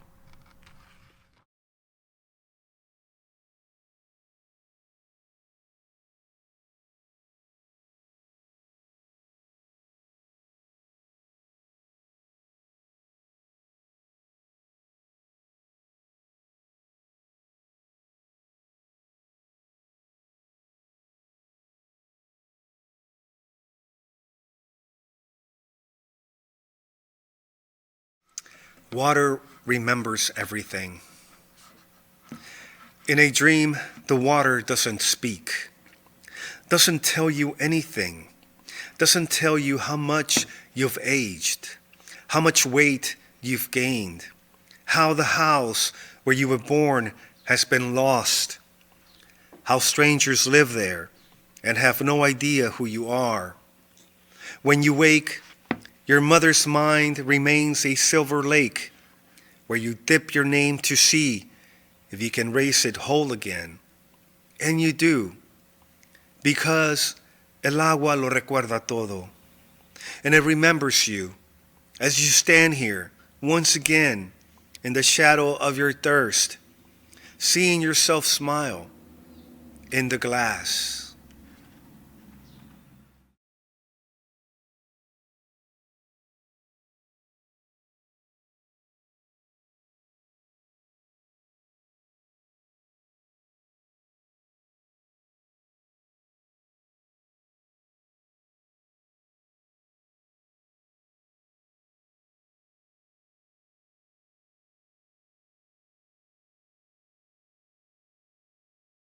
I wanted to read a poem by Federico Garcia Lorca from this book. It's a great book. It has the original Spanish and then the translations.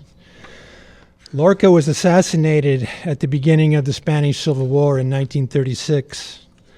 And Spain went through a dark period of 40 years of the Franco regime until the 70s. They had their 60s, what we know as the 60s Cultural Revolution in the 70s. So this is not a revolutionary poem. It's just a very sweet, beautiful poem which shows the lyricism and range of Lorca. He was famous and loved in Spain and all over the world. It's called The Old... Sorry, this makes me laugh. The Old Lizard. In the parched path, I have seen the good lizard, one drop of crocodile, meditating with his green frock coat of an abbot of the devil, his correct bearing and his stiff collar. He has the sad air of an old professor, those faded eyes of a broken artist, how they watch the afternoon in dismay. Is this, my friend, your twilight constitutional? Please use your cane. You are very old, Mr. Lizard, and the children of the village may startle you. What are you seeking in the path, my nearsighted philosopher, if the wavering phantasm of the parched afternoon has broken the horizon? Are you seeking the blue alms of the moribund heaven, a penny of a star? Or perhaps you've been reading a volume of Lamartine. You relish the platyrrhistic trills of the birds. You watch the setting sun and your eyes shine, O dragon of the frogs.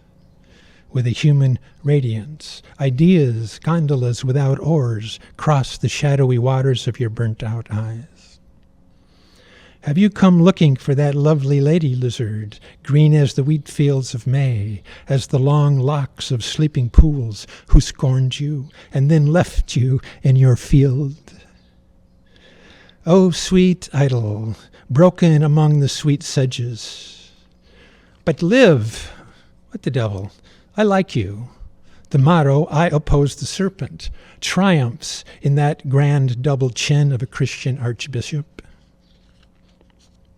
Now the sun has dissolved in the cup of the mountains, and the flocks cloud the roadway. It is the hour to depart. Leave the dry path and your meditations. You will have time to look at the stars when the worms are eating you at their leisure. Go home to your house by the village of the crickets. Good night, my friend, Mr. Lizard. Now the field is empty, the mountains dim, the roadway deserted. Only now and again a cuckoo sings in the darkness of the poplar trees.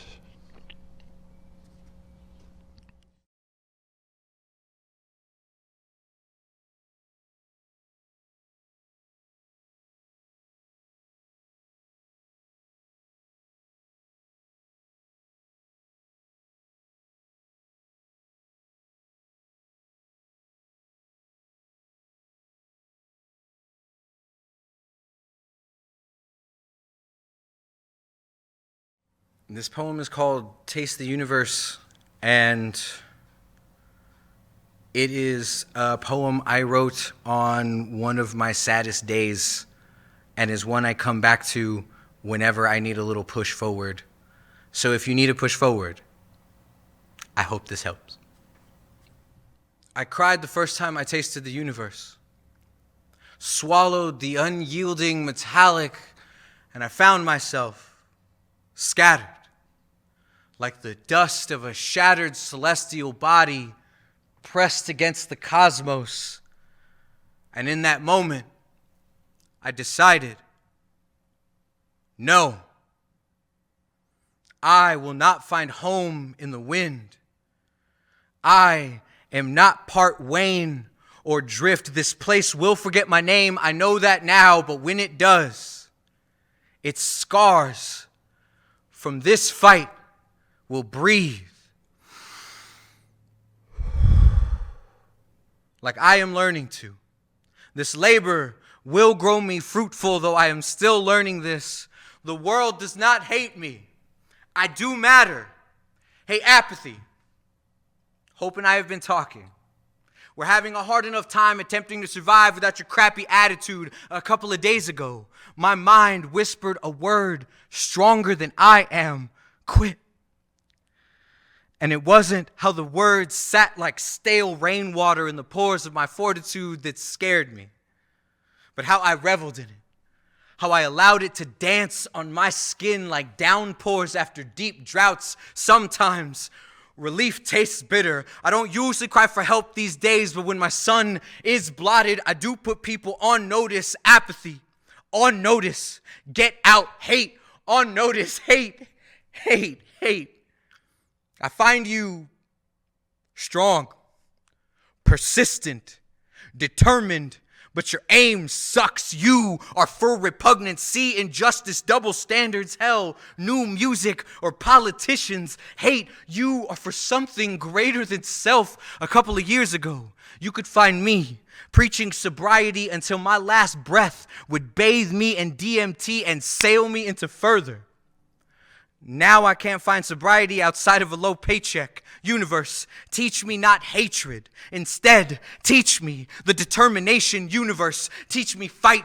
Teach me fear. When I came to my father with my first black eye, he told me the size in the fight in the dog is greater when he has no choice. And I am tired of choosing to allow you this. Universe, fight me. Universe, fear me. This body, like so many others, is teeming with cosmos. Universe, universe, apply your pressure. Leviathan you, gaudy with dead stars, present me your grandeur, and I will match you my Big Bang, my here, my now, my resounding no.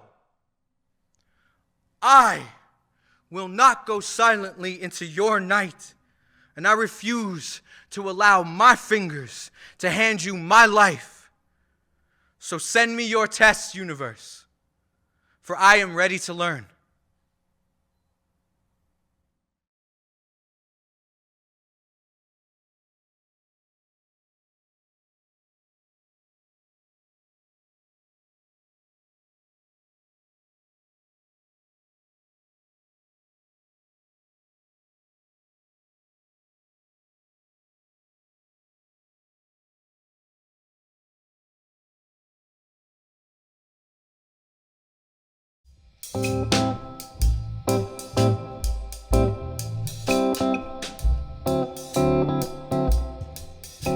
She likes her Java hot with sugar and cream. She knows that life and the world and things aren't always just what they seem.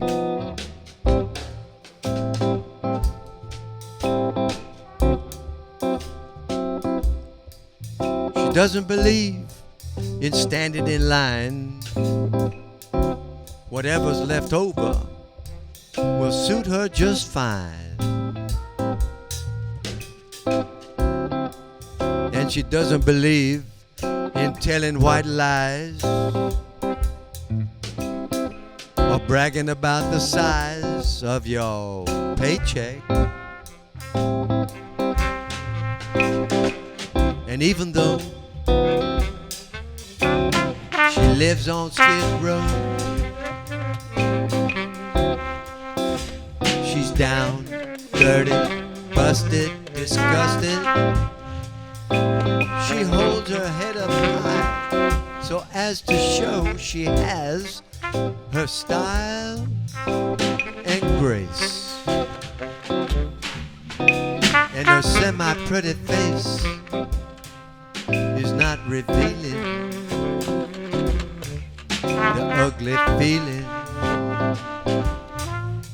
that the world just can't be trusted. She likes her Java hot with sugar and cream.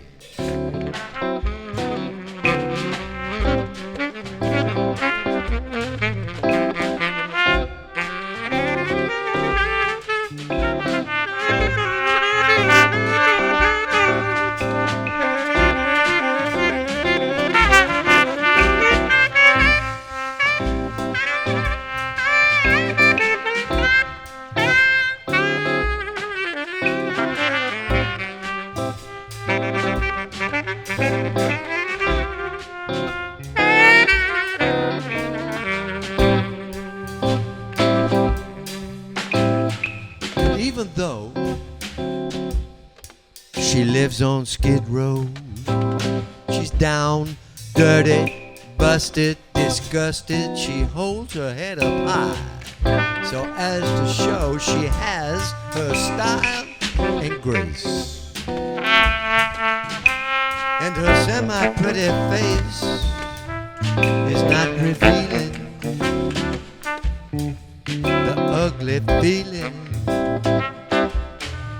that the world just can't be trusted.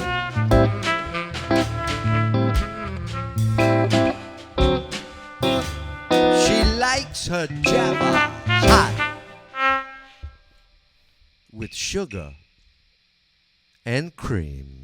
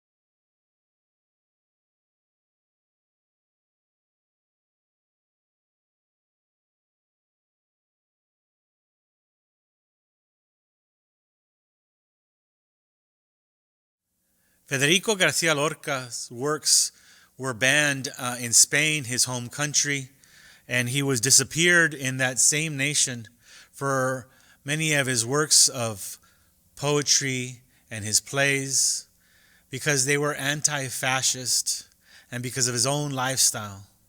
And I offer you Romance Sonámbulo by Federico García Lorca. Verde que te quiero verde, verde viento, verdes ramas, el barco sobre la mar y el caballo en la montaña, con la sombra en la cintura, ella sueña en su baranda, verde carne, pelo verde, con ojos de fría plata, verde que te quiero verde, bajo la luna gitana, las cosas la están mirando y ella no puede mirarlas. Verde que te quiero verde, grandes estrellas de escarcha vienen con el pez de sombra que abre el camino del alba. La higuera frota su viento con la lija de sus ramas y el monte gato garduño eriza sus pitas agrias. Pero ¿quién vendrá? ¿Y por dónde? Ella sigue en su baranda, verde carne, pelo verde, soñando del mar amarga. Compadre, quiero cambiar mi caballo por su casa, mi montura por tu espejo, mi cuchillo por su manta. Compadre, vengo sangrando desde los puertos de Cabra. Si yo pudiera, mocito, este trato se cerraba. Pero yo ya no soy yo, ni mi casa es ya mi casa. Compadre, quiero morir decentemente en mi cama, de acero si puede ser, con las sábanas de Holanda. ¿No ves la herida que tengo desde el pecho de la garganta?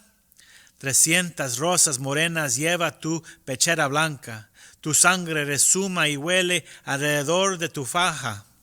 Pero yo ya no soy yo, ni mi casa es ya mi casa. Dejadme subir al menos hasta las altas barandas. Dejadme subir, dejadme hasta las verdes barandas, barandales de la luna, por donde retumba el agua. Ya suben los dos compadres hacia las altas barandas, dejando un rastro de sangre, dejando un rastro de lágrimas. Temblaban en los rejados, fatolillos de hojalata, 1000 panderos de cristal herían la madrugada. Verde, que te quiero verde, verde viento, verde ramas. Los dos compadres subieron, el largo viento dejaba en la boca un raro gusto de hiel, de menta y de albahaca. Compadre, ¿dónde está? Dime, ¿dónde está tu niña amarga? ¿Cuántas veces te espero? ¿Cuántas veces te esperara? Cara fresca, negro, pelo en esta verde baranda. Sobre el rostro del aljibe se mecía la gitana, verde carne, pelo verde, con ojos de fría plata. Un carambano de luna la sostiene sobre el agua. La noche se puso íntima como una pequeña plaza. Guardias civiles, borrachos, en la puerta golpeaban. Verde, que te quiero verde, verde viento, verde ramas, el barco sobre la mar y el caballo en la montaña.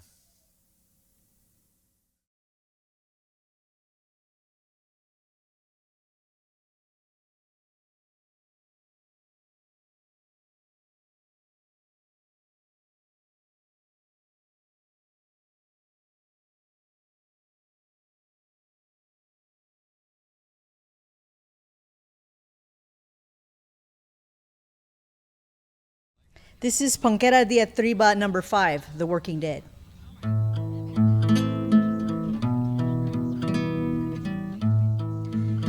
I am walking dead, working class, working poor, living without a living wage.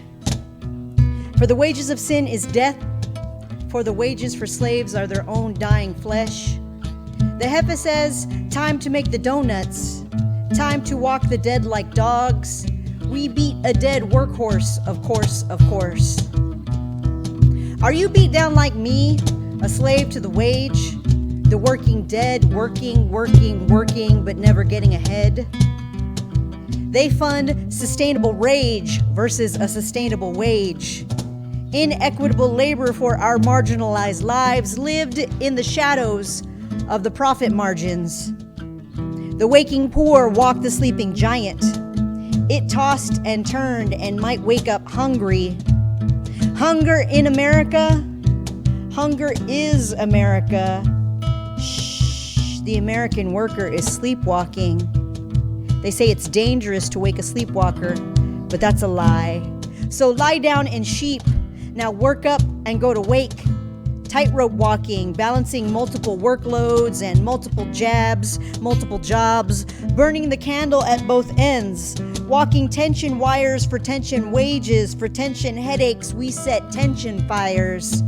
Light candles for thousands laid off.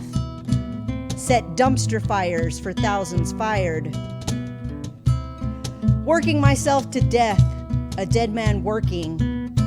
Working class American, working ass American. I am that burra. Walking in circles on the picket line, a fine tightrope line. We unionize or lie down in sheep, then work up and go to wake. Work it, work it, work it. Now sissy that walk out. We walk a fine picket line. Scabs don't care, our wounds never scab. We bleed out our lifeblood. I owe my soul to the corporate store. Debt digging deeper, deeper, hoping I dig myself out before I dig my own grave.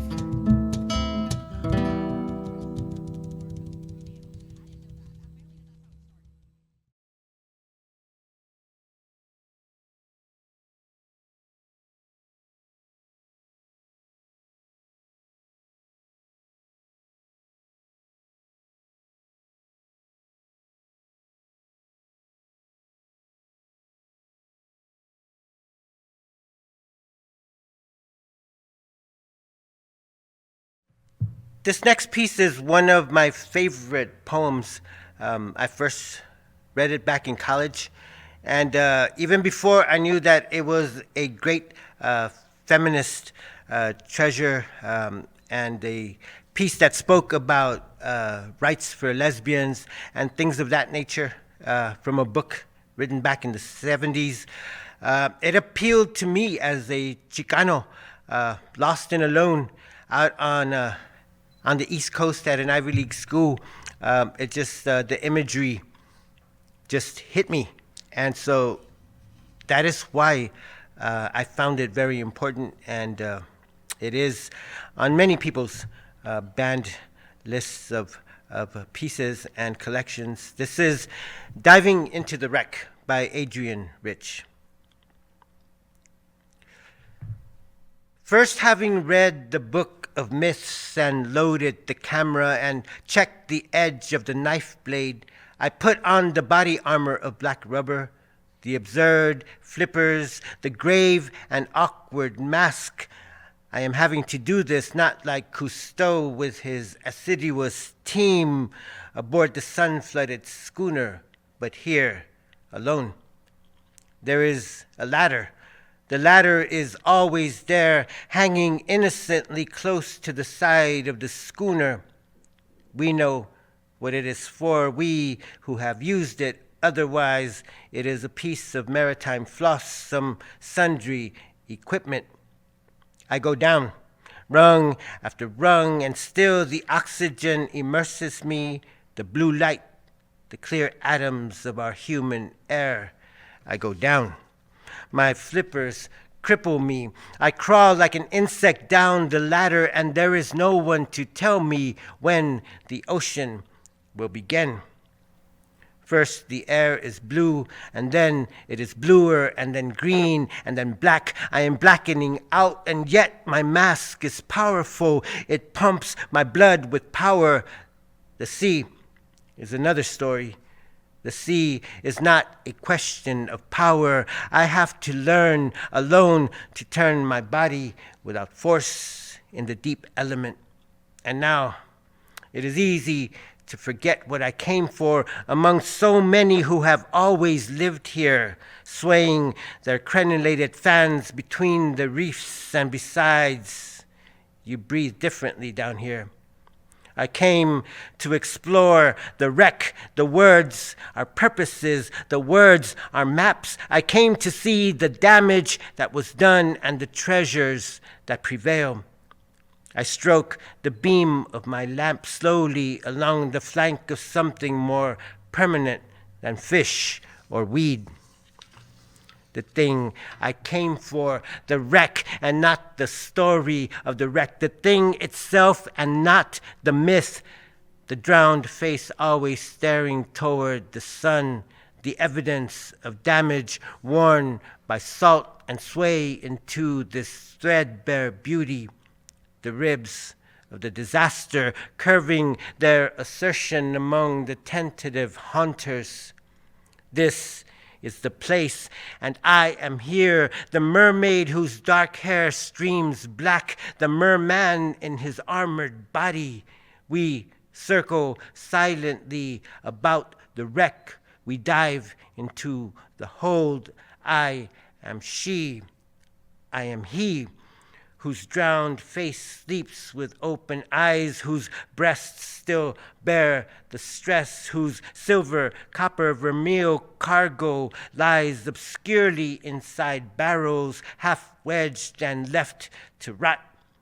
We are the half-destroyed instruments that once held to a course the water-eaten log, the fouled compass. We are, I am, you are, by cowardice or courage, the ones who find our way back to this scene, carrying a knife, a camera, a book of myths in which our names do not appear.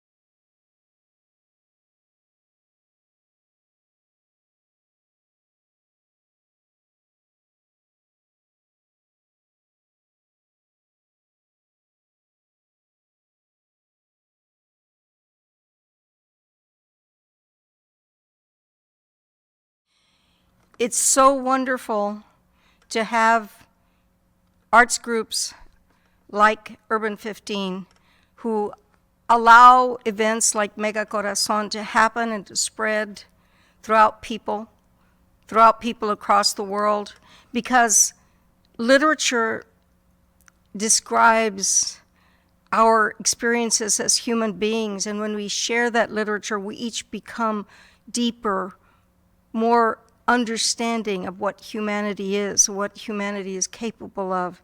There are so many books that I treasure that were figurative in my life, that were so formative in my early life. Books like 1984, To Kill a Mockingbird, and Diary of a Part-Time Indian, books that really spoke truth and depth to me.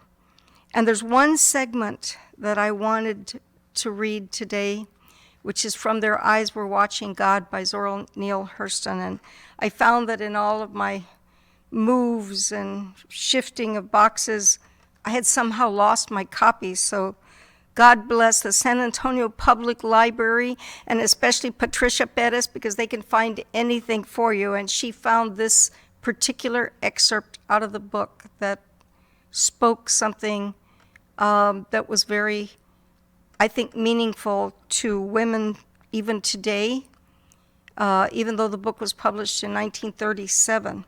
And it has been banned.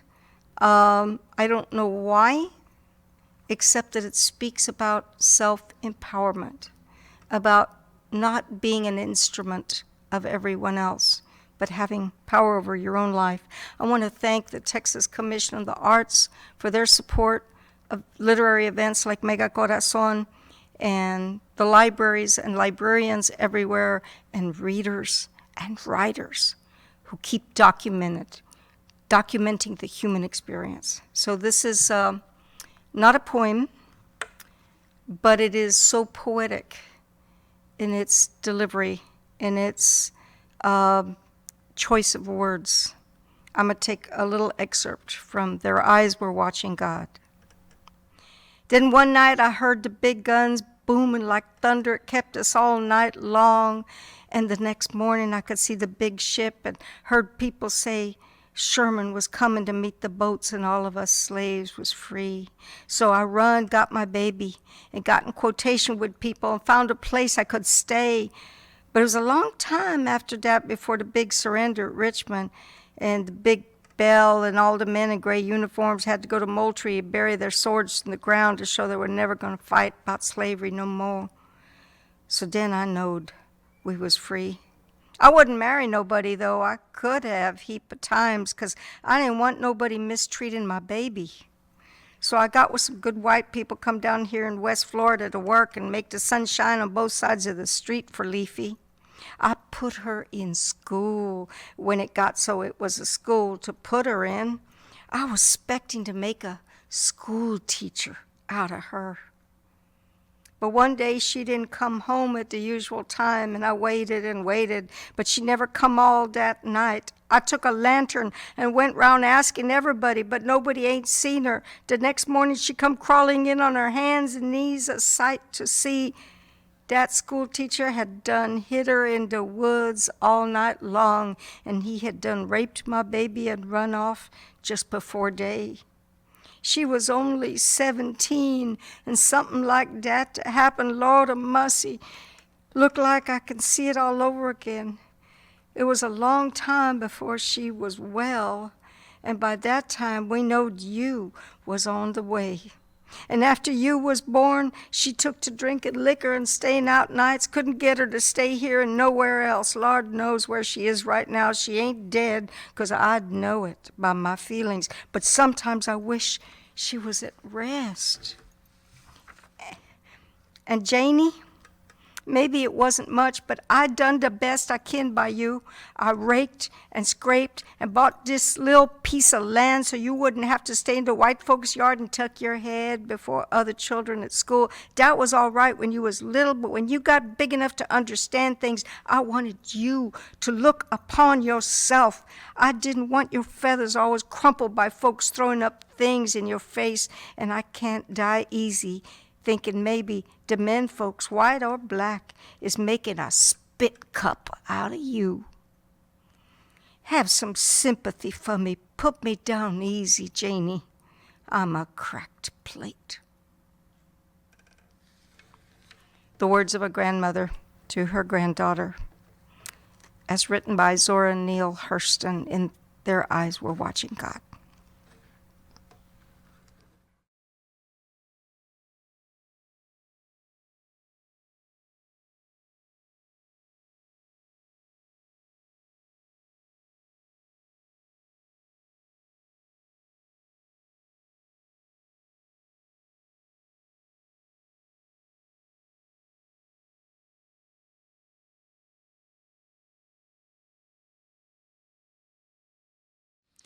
The dumbest thing I ever did. The dumbest thing I ever did was not some stunt when I was a kid. No, I was a completely grown elder, one who should have known better. It started and ended back last May with thunder and lightning lasting all day. The windstorm came and broke my tree and left the cleanup for little old me. It's not a duty that I really love, but I got out my saw and work glove and began cutting up chunks of wood. I thought I could handle it. I thought I could. I drug a 14-foot branch to the street. I would not give up or admit defeat. It was hard work, and I worked like a dog, cutting up that tree log by log. I should have drunk more water. I really should have. I really oughter. It would have prevented stroke or dehydration, but I was feeling exhilaration. I worked up a sweat in my backyard. I kept on working real hard. I should have taken a break from work instead of toiling on like a jerk. The 13th log I carried did the trick. I didn't know I worked myself sick. In my exhaustion, I slipped and fell and hit the ground hard. Felt like hell.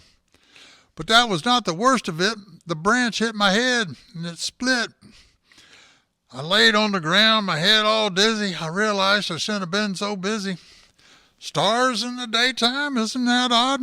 What's this red stuff? Looks like blood. My heart pumped wildly in my chest, and I thought I'd better give it a rest. My heartbeat made a horrible sound. My head kept spinning all around. And so I laid right there in my yard and cried at the dumb thing I did, and then I died. Thank you.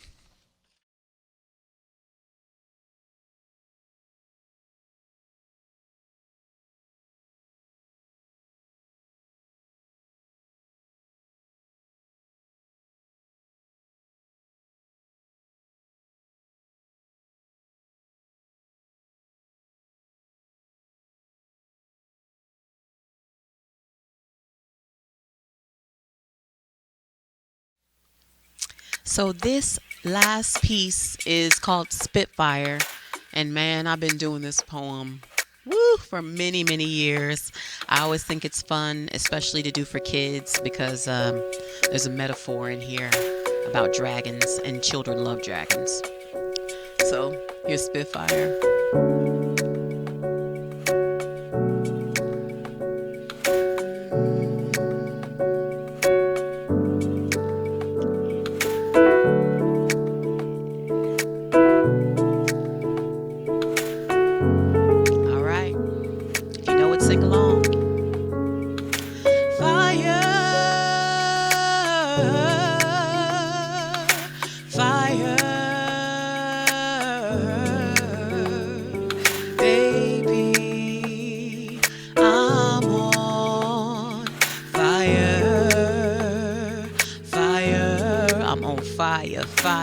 I spit fire to release my desire in edible, incredible formats that leave your bellies full. Consumption for the soul. I pull emotions from vibes, inscribe it into confections. Delicious soul-baked dejection. Heated by lips that have kissed life and given hope in a rare form of heat. My tongue beats on the rooftop of a mouth deep rooted in the South. So the percussion has a bit of twang. I'll hack the slow-spoken slang to drain the tempo to a toe-touched kick. The snare hits the air, sizzles and splits. The aroma of honey and incense mixes with the steam as we are inserted into a sauna of vaporizing word streams. Is hot. Baby, baby, baby is hot. Burning me so hot. Like fire, fire. Fire. Baby, I'm on fire.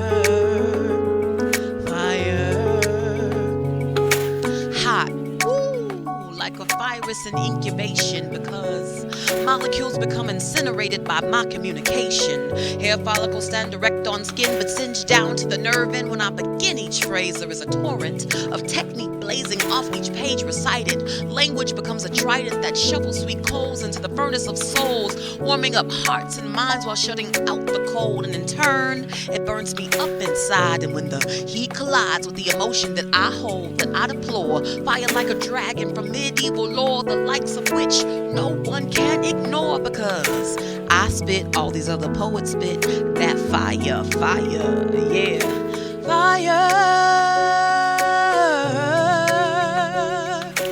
fire, baby, I'm on fire, fire. It gets hot like, and it feels like, shut up in my bones like fire. It gets hot like, and it feels like, yeah, shut up in my bones like fire. Fire, yeah,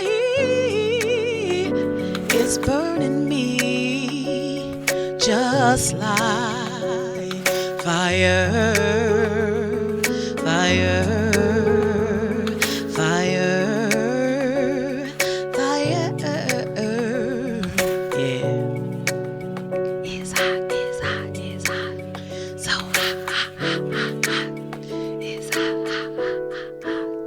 just like that fire. Yeah. Like Cooley playing keys, y'all.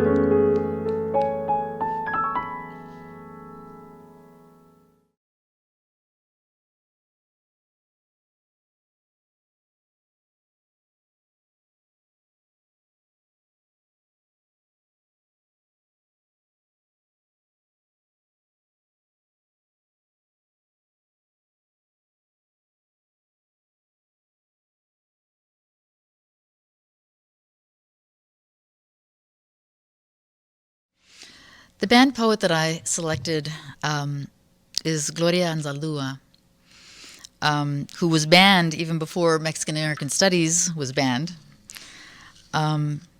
People fear her. They still fear her words. They fear her spirit. She knew so much, knows so much, and she's still teaching, very much so, from the great beyond. One of the characteristics of a new world, of a new way of sort of moving about in time and in space, often requires new language, right? And this is a poem, I think, that Anzaldúa, always knowing what the new world is, was, and will become, wrote about this new language often. And this is a poem by the great Gloria Anzaldúa, feared and revered, and the poem is called The New Speakers. Words are our trade. We speak them soft, we speak them hard. We do not push the hand that writes. The times do that. We are our age's mouthpiece. There is no need for words to fester in our minds. They germinate in the open mouth of the barefoot child, in the midst of restive crowds. They wither in ivory towers and are dissected in college classes. Words. Some come trippingly on the palate. Some come laboriously. Some are quickened by friends.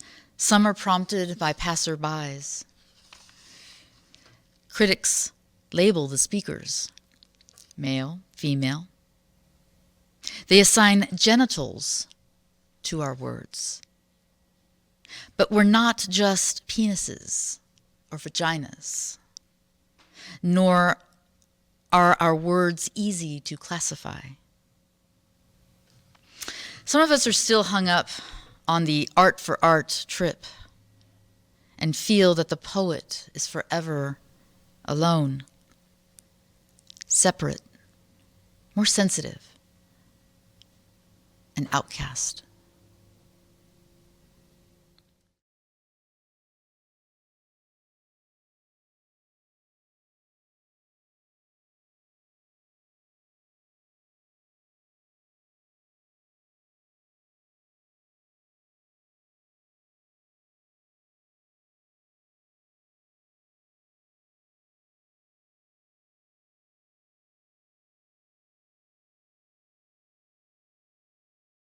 This poem is about the Mona Lisa and about the painting that sits across from the Mona Lisa, which depicts the first miracle of Christ. The crowd gathers around. They push and shove forward. They try to catch a glimpse. They stare at her beauty and contemplate her smile. They traveled for miles. Some waited their entire lives just to see her themselves. And they film her as they cry, and the crowd swells with excitement, with eager impatience as they trudge forward, packed in towards the front. They take in the moment. And just for one instant, it's almost as if the mob of onlookers fades away. He looks into her eyes, such beauty. The noise of the room is sucked out like a vacuum. He sees her face, the layers beneath, the fine skin, the slight smile, her eyes. and it's no wonder she is a star. But no one looks to where her gaze falls. No one sees things from her side.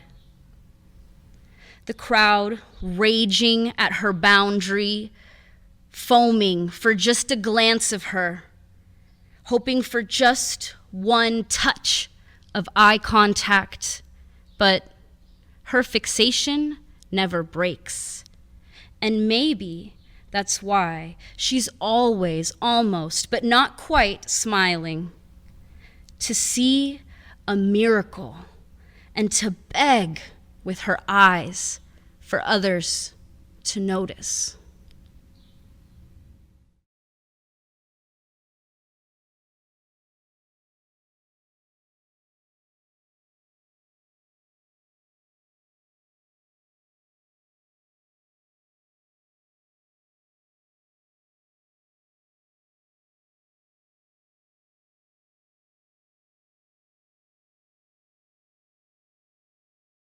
My name is Jim Labilla Havlin.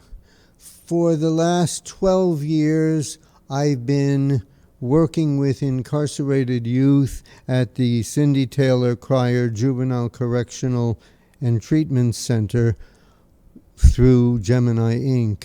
And in those 12 years, I have brought to the public, whenever I read, at least one poem by one of the students that I've worked with, because their voices you wouldn't hear otherwise, and their voices I think you need to hear. So this is a poem by Tiana, and it's called 13 Ways of Looking at Cryer. It's built off of Wallace Stevens' 13 Ways of Looking at a Blackbird. Lost time when it's only 1 p.m. 2 times you could have changed. 3 more months to go. 4 more minutes for you do what you don't want to.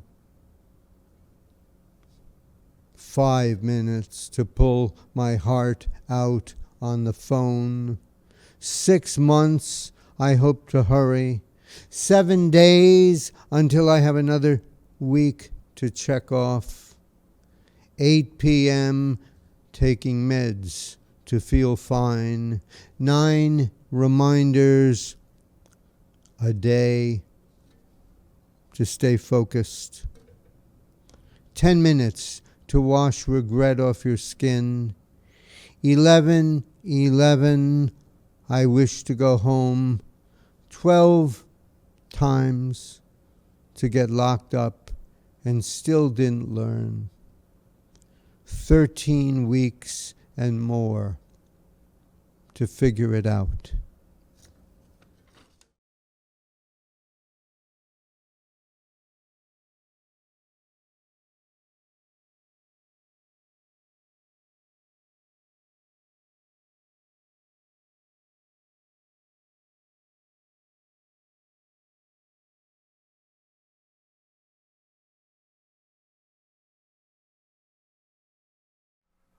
Gloria Anzaldúa, 1942 to 2004, was a Chicana poet, scholar, and activist from South Texas, whose work explored the life along the border with Mexico and the identities that are formed there.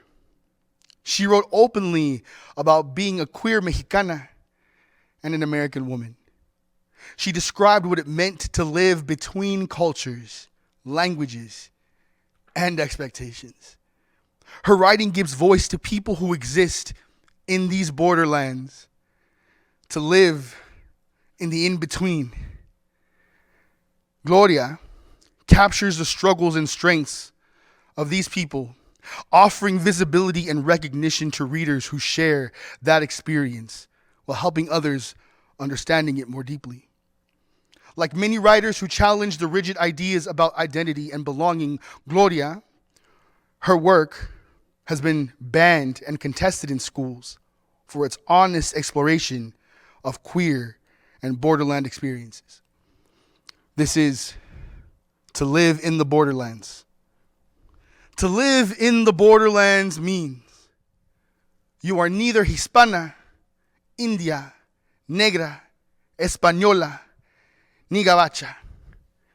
Eres mestiza, mulata, half-breed, caught in the crossfire between camps while carrying all 5 races on your back, not knowing which side to turn to or run from. To live in the borderlands means knowing that the India in you, betrayed for 500 years, is no longer speaking to you. The Mexicanas call you rajetas. That denying the Anglo inside you is as bad as having denied the Indian or black. Cuando vives en la frontera, people walk through you. The wind steals your voice. You're a burra, a buey, scapegoat, forerunner of a new race, half and half, both woman and man, neither a new gender. To live in the borderlands means to put chile on the borch, to eat whole wheat tortillas, speak Tex-Mex with a Brooklyn accent, and be stopped by La Migra at the border checkpoint. Living in the borderlands means you fight hard to resist the gold elixir beckoning from the bottle, the pull of the gun barrel, the rope crushing the hollow of your throat. The borderlands are the battleground where enemies are kin to each other. You are at home a stranger. The border disputes have settled the volleys of shots, have scattered the truce. You are wounded, lost in action, dead, fighting back. To live in the borderlands means the mill with razor white teeth wants to shred off your olive red skin, crush out the kernel, your heart, pound you, pinch you, roll you out, smelling like white bread, but dead. To live in the borderlands means you have to live sin fronteras, become a crossroads.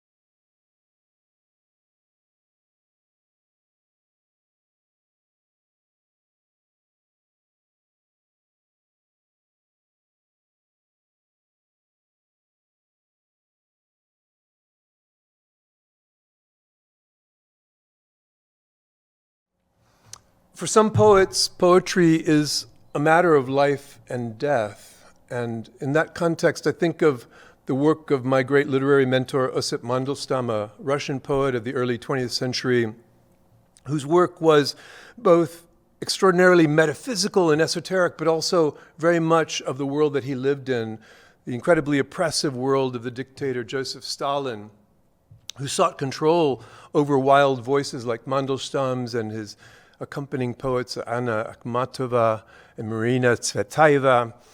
And we have actually Nadezhda Mandelstam, Osip Mandelstam's wife, to thank for having his work today, because in fact he took precautions not to ever write his work down. Instead, it was always memorized, always recited. And Nadezhda Mandelstam, in her own memory, preserved the archive of this forbidden poetry, the voice that Joseph Stalin sought to shutter, that will remain forever unshuttered. In one case, a poem that Mandelstam wrote and recited in a public venue that was never written down was reported to the secret police, and eventually this poem led to his arrest and incarceration in a labor camp where he died. The Stalin epigram was written in 1933. Osip Mandelstam died after many torments 5 years later. The Stalin epigram, Osip Mandelstam, 1891, 1938. Our lives no longer feel ground under them. At 10 paces, you can't hear our words. But whenever there's a snatch of talk, it turns to the Kremlin mountaineer. The 10 thick worms, his fingers, his words like measures of weight. The huge laughing cockroaches on his top lip, the glitter of his boot rims. Ringed with the scum of chicken-necked bosses, he toys with the tributes of half-men. One whistles, another meows, a third snivels. He pokes out his finger, and he alone goes boom. He forges decrees in a line like horseshoes, one for the groin, one for the forehead, the temple, the eye. He rolls the executions on his tongue like berries. He wishes he could hug them like big friends from home.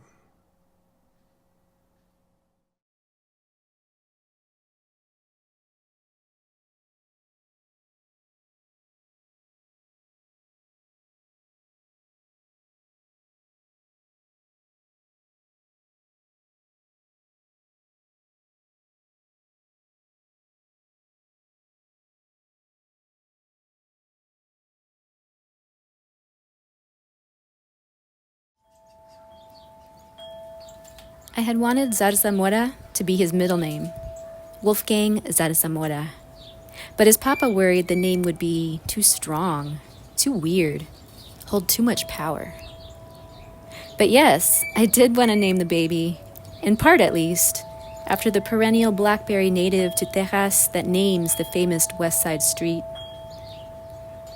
Following my footsteps, my exhortations to stay where it's flat, don't slip, Wolfgang Isidro behind me repeats what I first told him, one time aloud to himself, and another for his dad.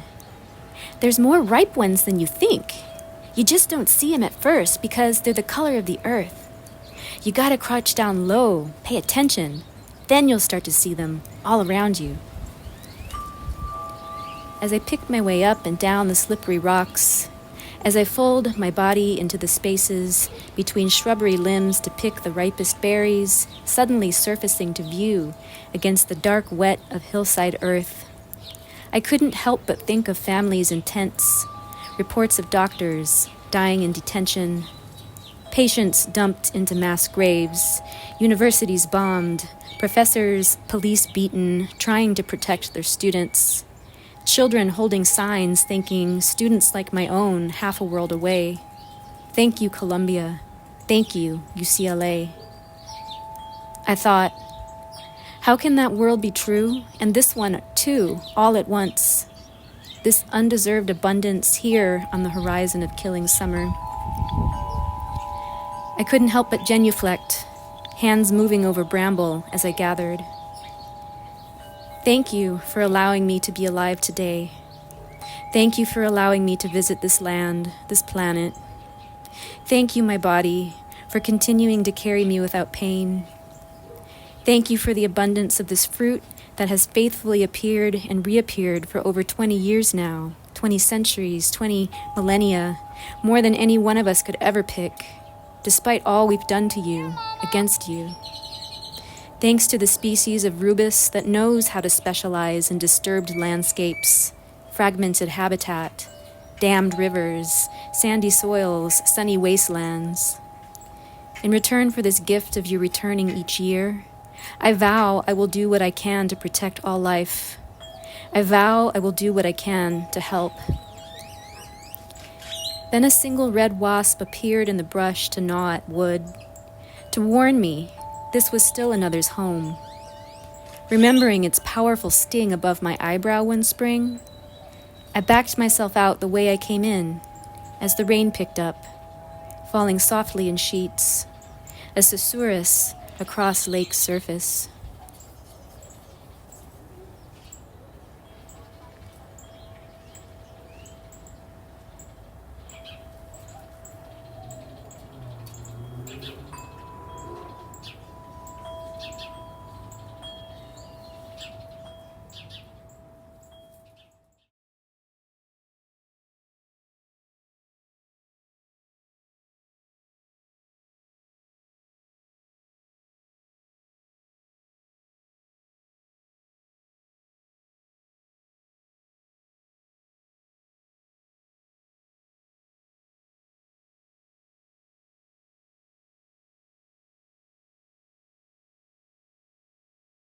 When Hiba Abu Nada was assassinated by the Israeli army, she was 32 years old.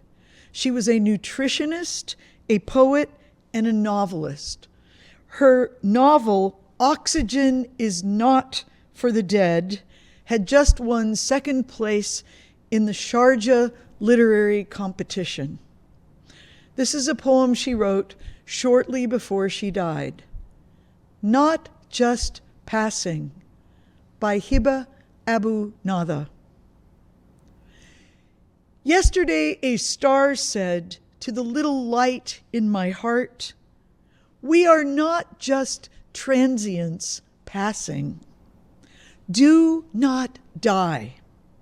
Beneath this glow, some wanderers go on walking. You were first created out of love, so carry nothing but love to those who are trembling. One day, all gardens sprouted from our names, from what remained of hearts yearning. And since it came of age, this ancient language has taught us how to heal others with our longing, how to be a heavenly scent, to relax their tightening lungs, a welcome sigh, a gasp of oxygen. Softly we pass over wounds, like purposeful gauze, a hint of relief, an aspirin. Oh, little light in me, don't die. Even if all the galaxies of the world close in. Oh, little light in me, say, enter my heart in peace. All of you, come in.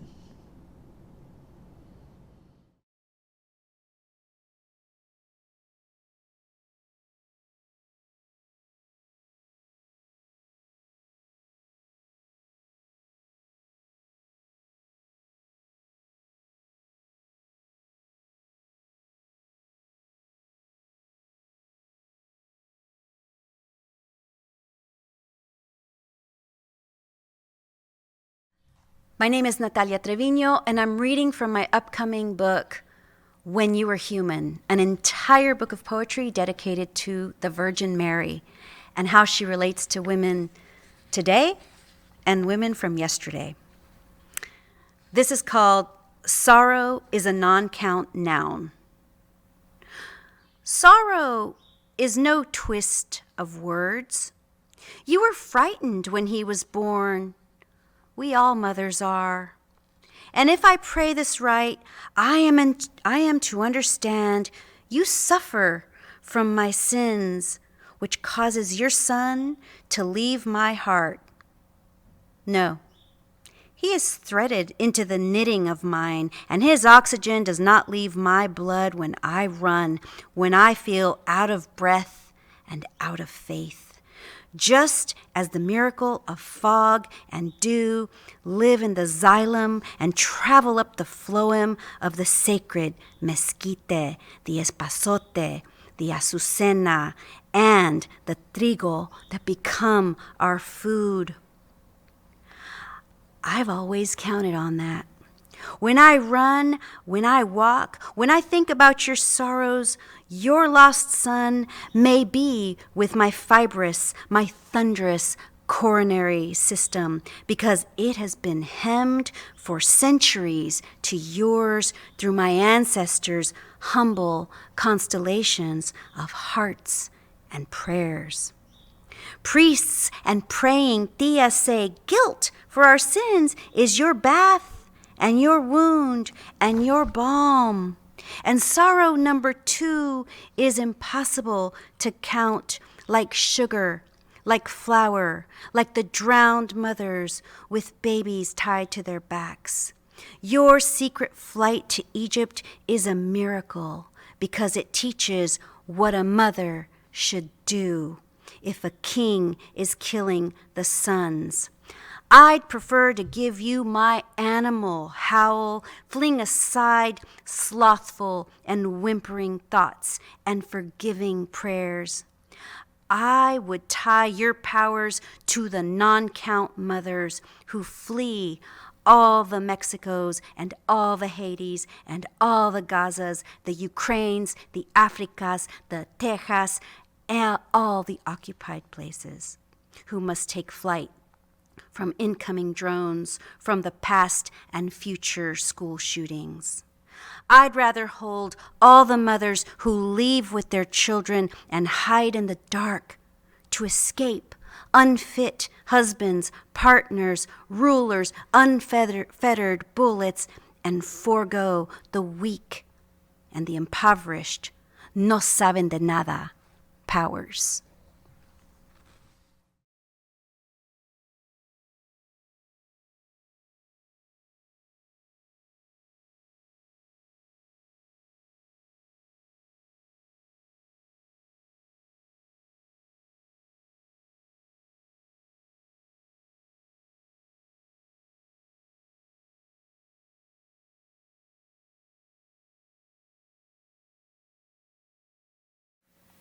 I'm going to read a poem by Federico Garcia Lorca, the Spanish poet who was murdered by the Franco regime.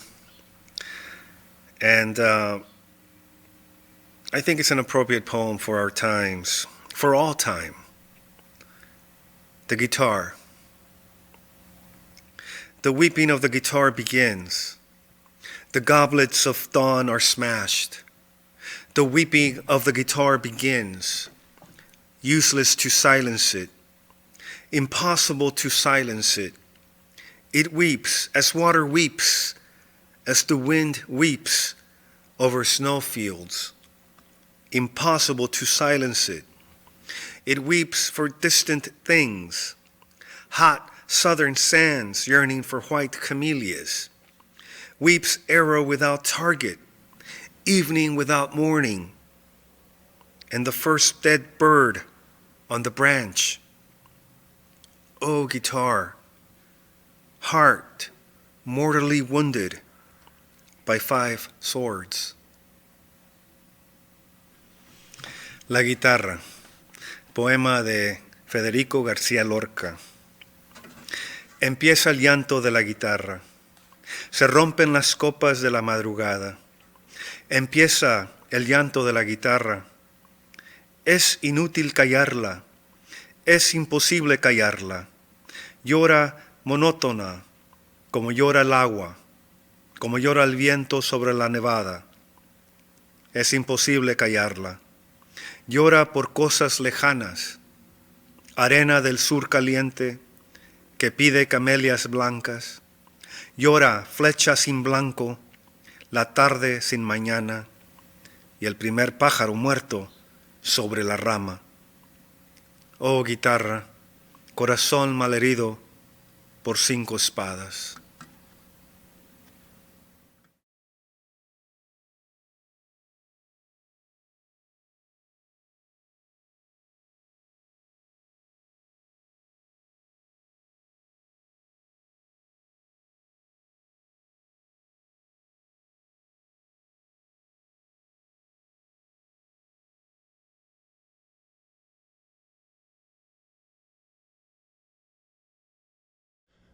Well, I don't know how you feel. I feel like these are dire times. Nothing to get depressed about, but something to get activated about. In this dark hour, may we find our heart and our light, and our hope and our truth, as in real, as in get real, as in really real, as in real good, as in good deal, as in all right, come together now over me. Not piecemeal, wholesale, bargain bonus, cut loose with the vegetables, Otto. I'm not sure what that means.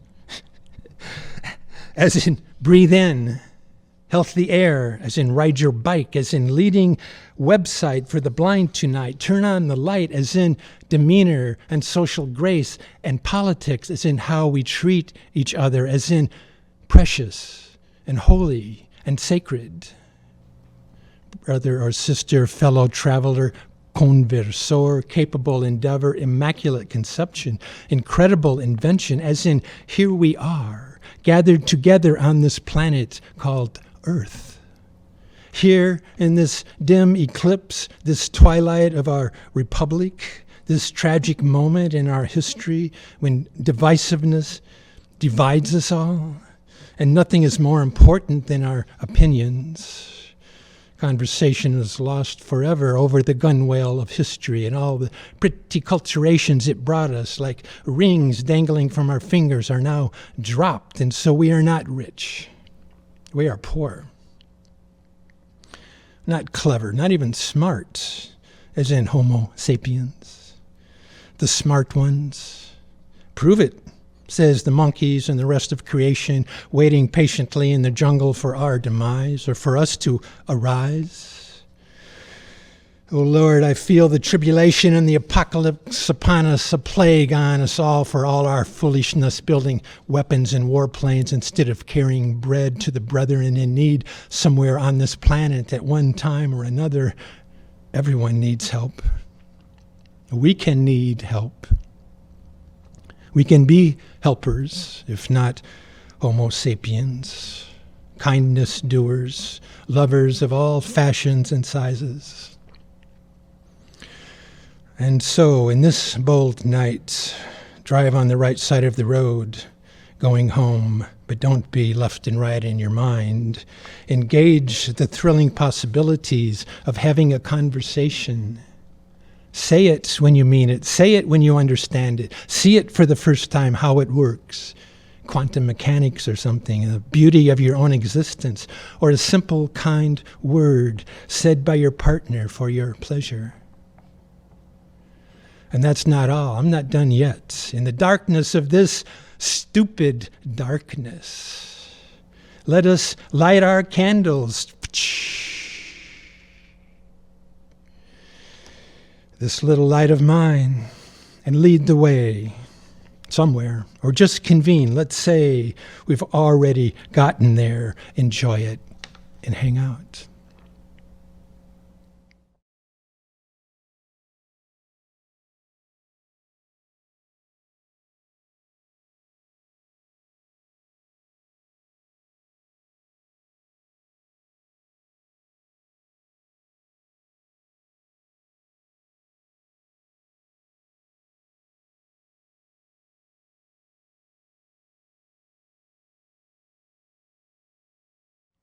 This poem is called Like You, Como Tú, and it is by Roque Dalton. The spirit of this poem, I think, is incredibly important right now, in a time when the voice of poets is so strong in opposition to the growing fascism all over the world. Like you, I love love, life, the sweet smell of things, the sky blue landscape of January days, and my blood boils up, and I laugh through eyes that know the bud of tears. I believe the world is beautiful and that poetry, like bread, is for everyone.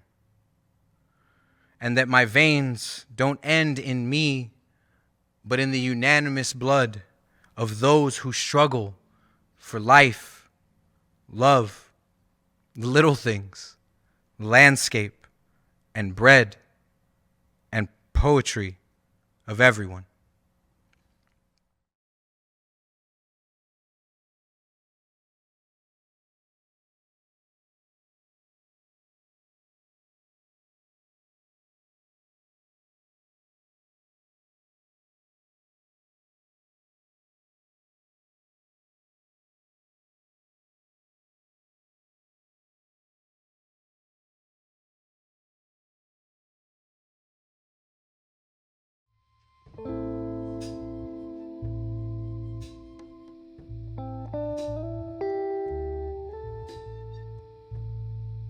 There are 5,000 of us here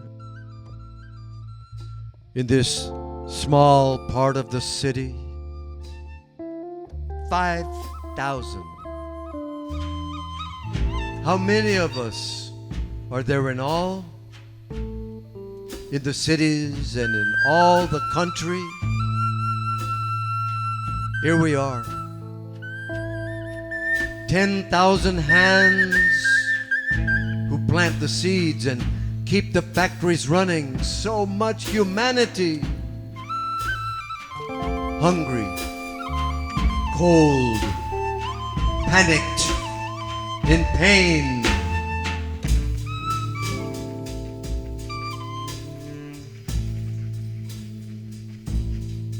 Under moral duress, terrified out of their minds. 6 of ours lost themselves.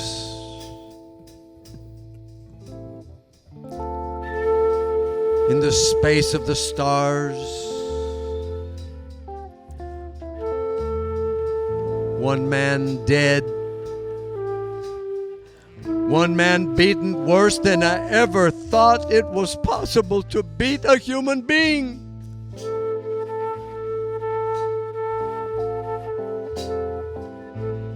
The other 4 wanted to free themselves of all their fear. 1 jumped into the void.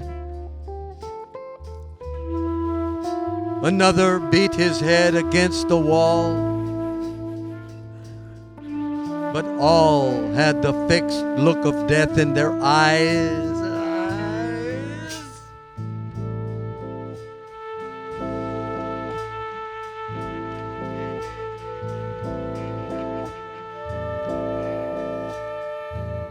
What fear is provoked by the face of fascism? They carry out their plans with the utmost precision, not giving a damn about anything. For them, blood is a medal. Killing is an act of heroism. My God, is this the world you created? Is this the product of your 7 days of wonders and labor?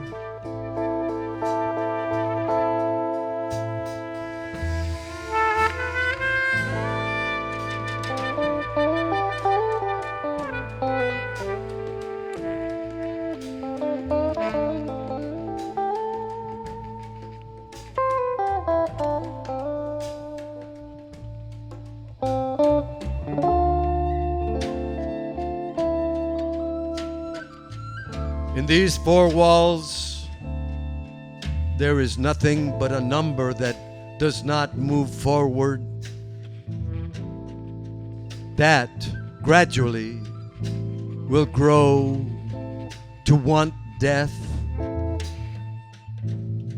But my conscience suddenly awakens me, and I see this tide without a pulse, and I see the pulse of the machines and the soldiers, showing their matronly faces full of tenderness.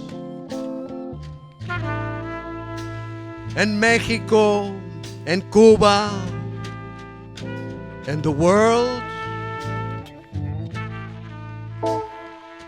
Let them cry out in this ignominy. How many of us are there throughout our homeland?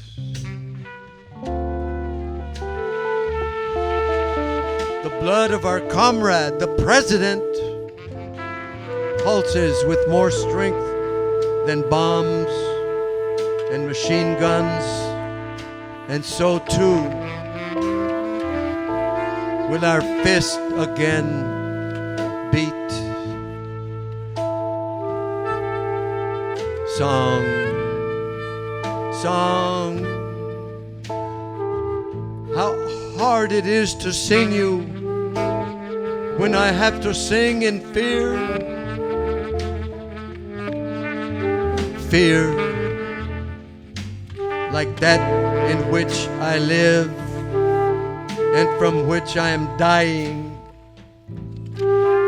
Fear.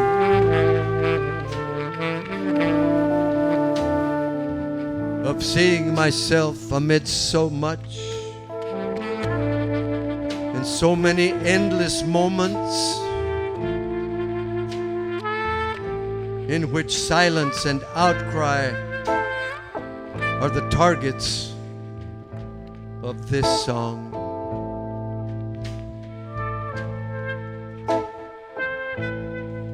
What I have never seen before, what I have felt and what I feel now will make the moment break out.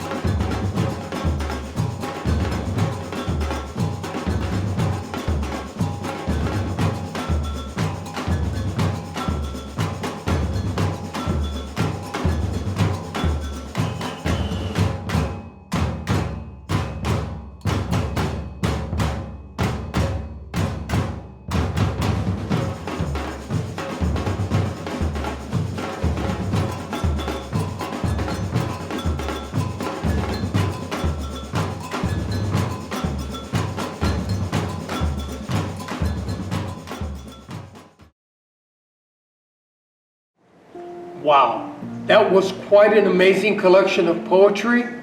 Make sure you go to our website though and vote for your favorite poet. Thank you so much for watching and listening to Unshuttered Voices Mega Corazón 2026. And I can assure you, we'll be back next year.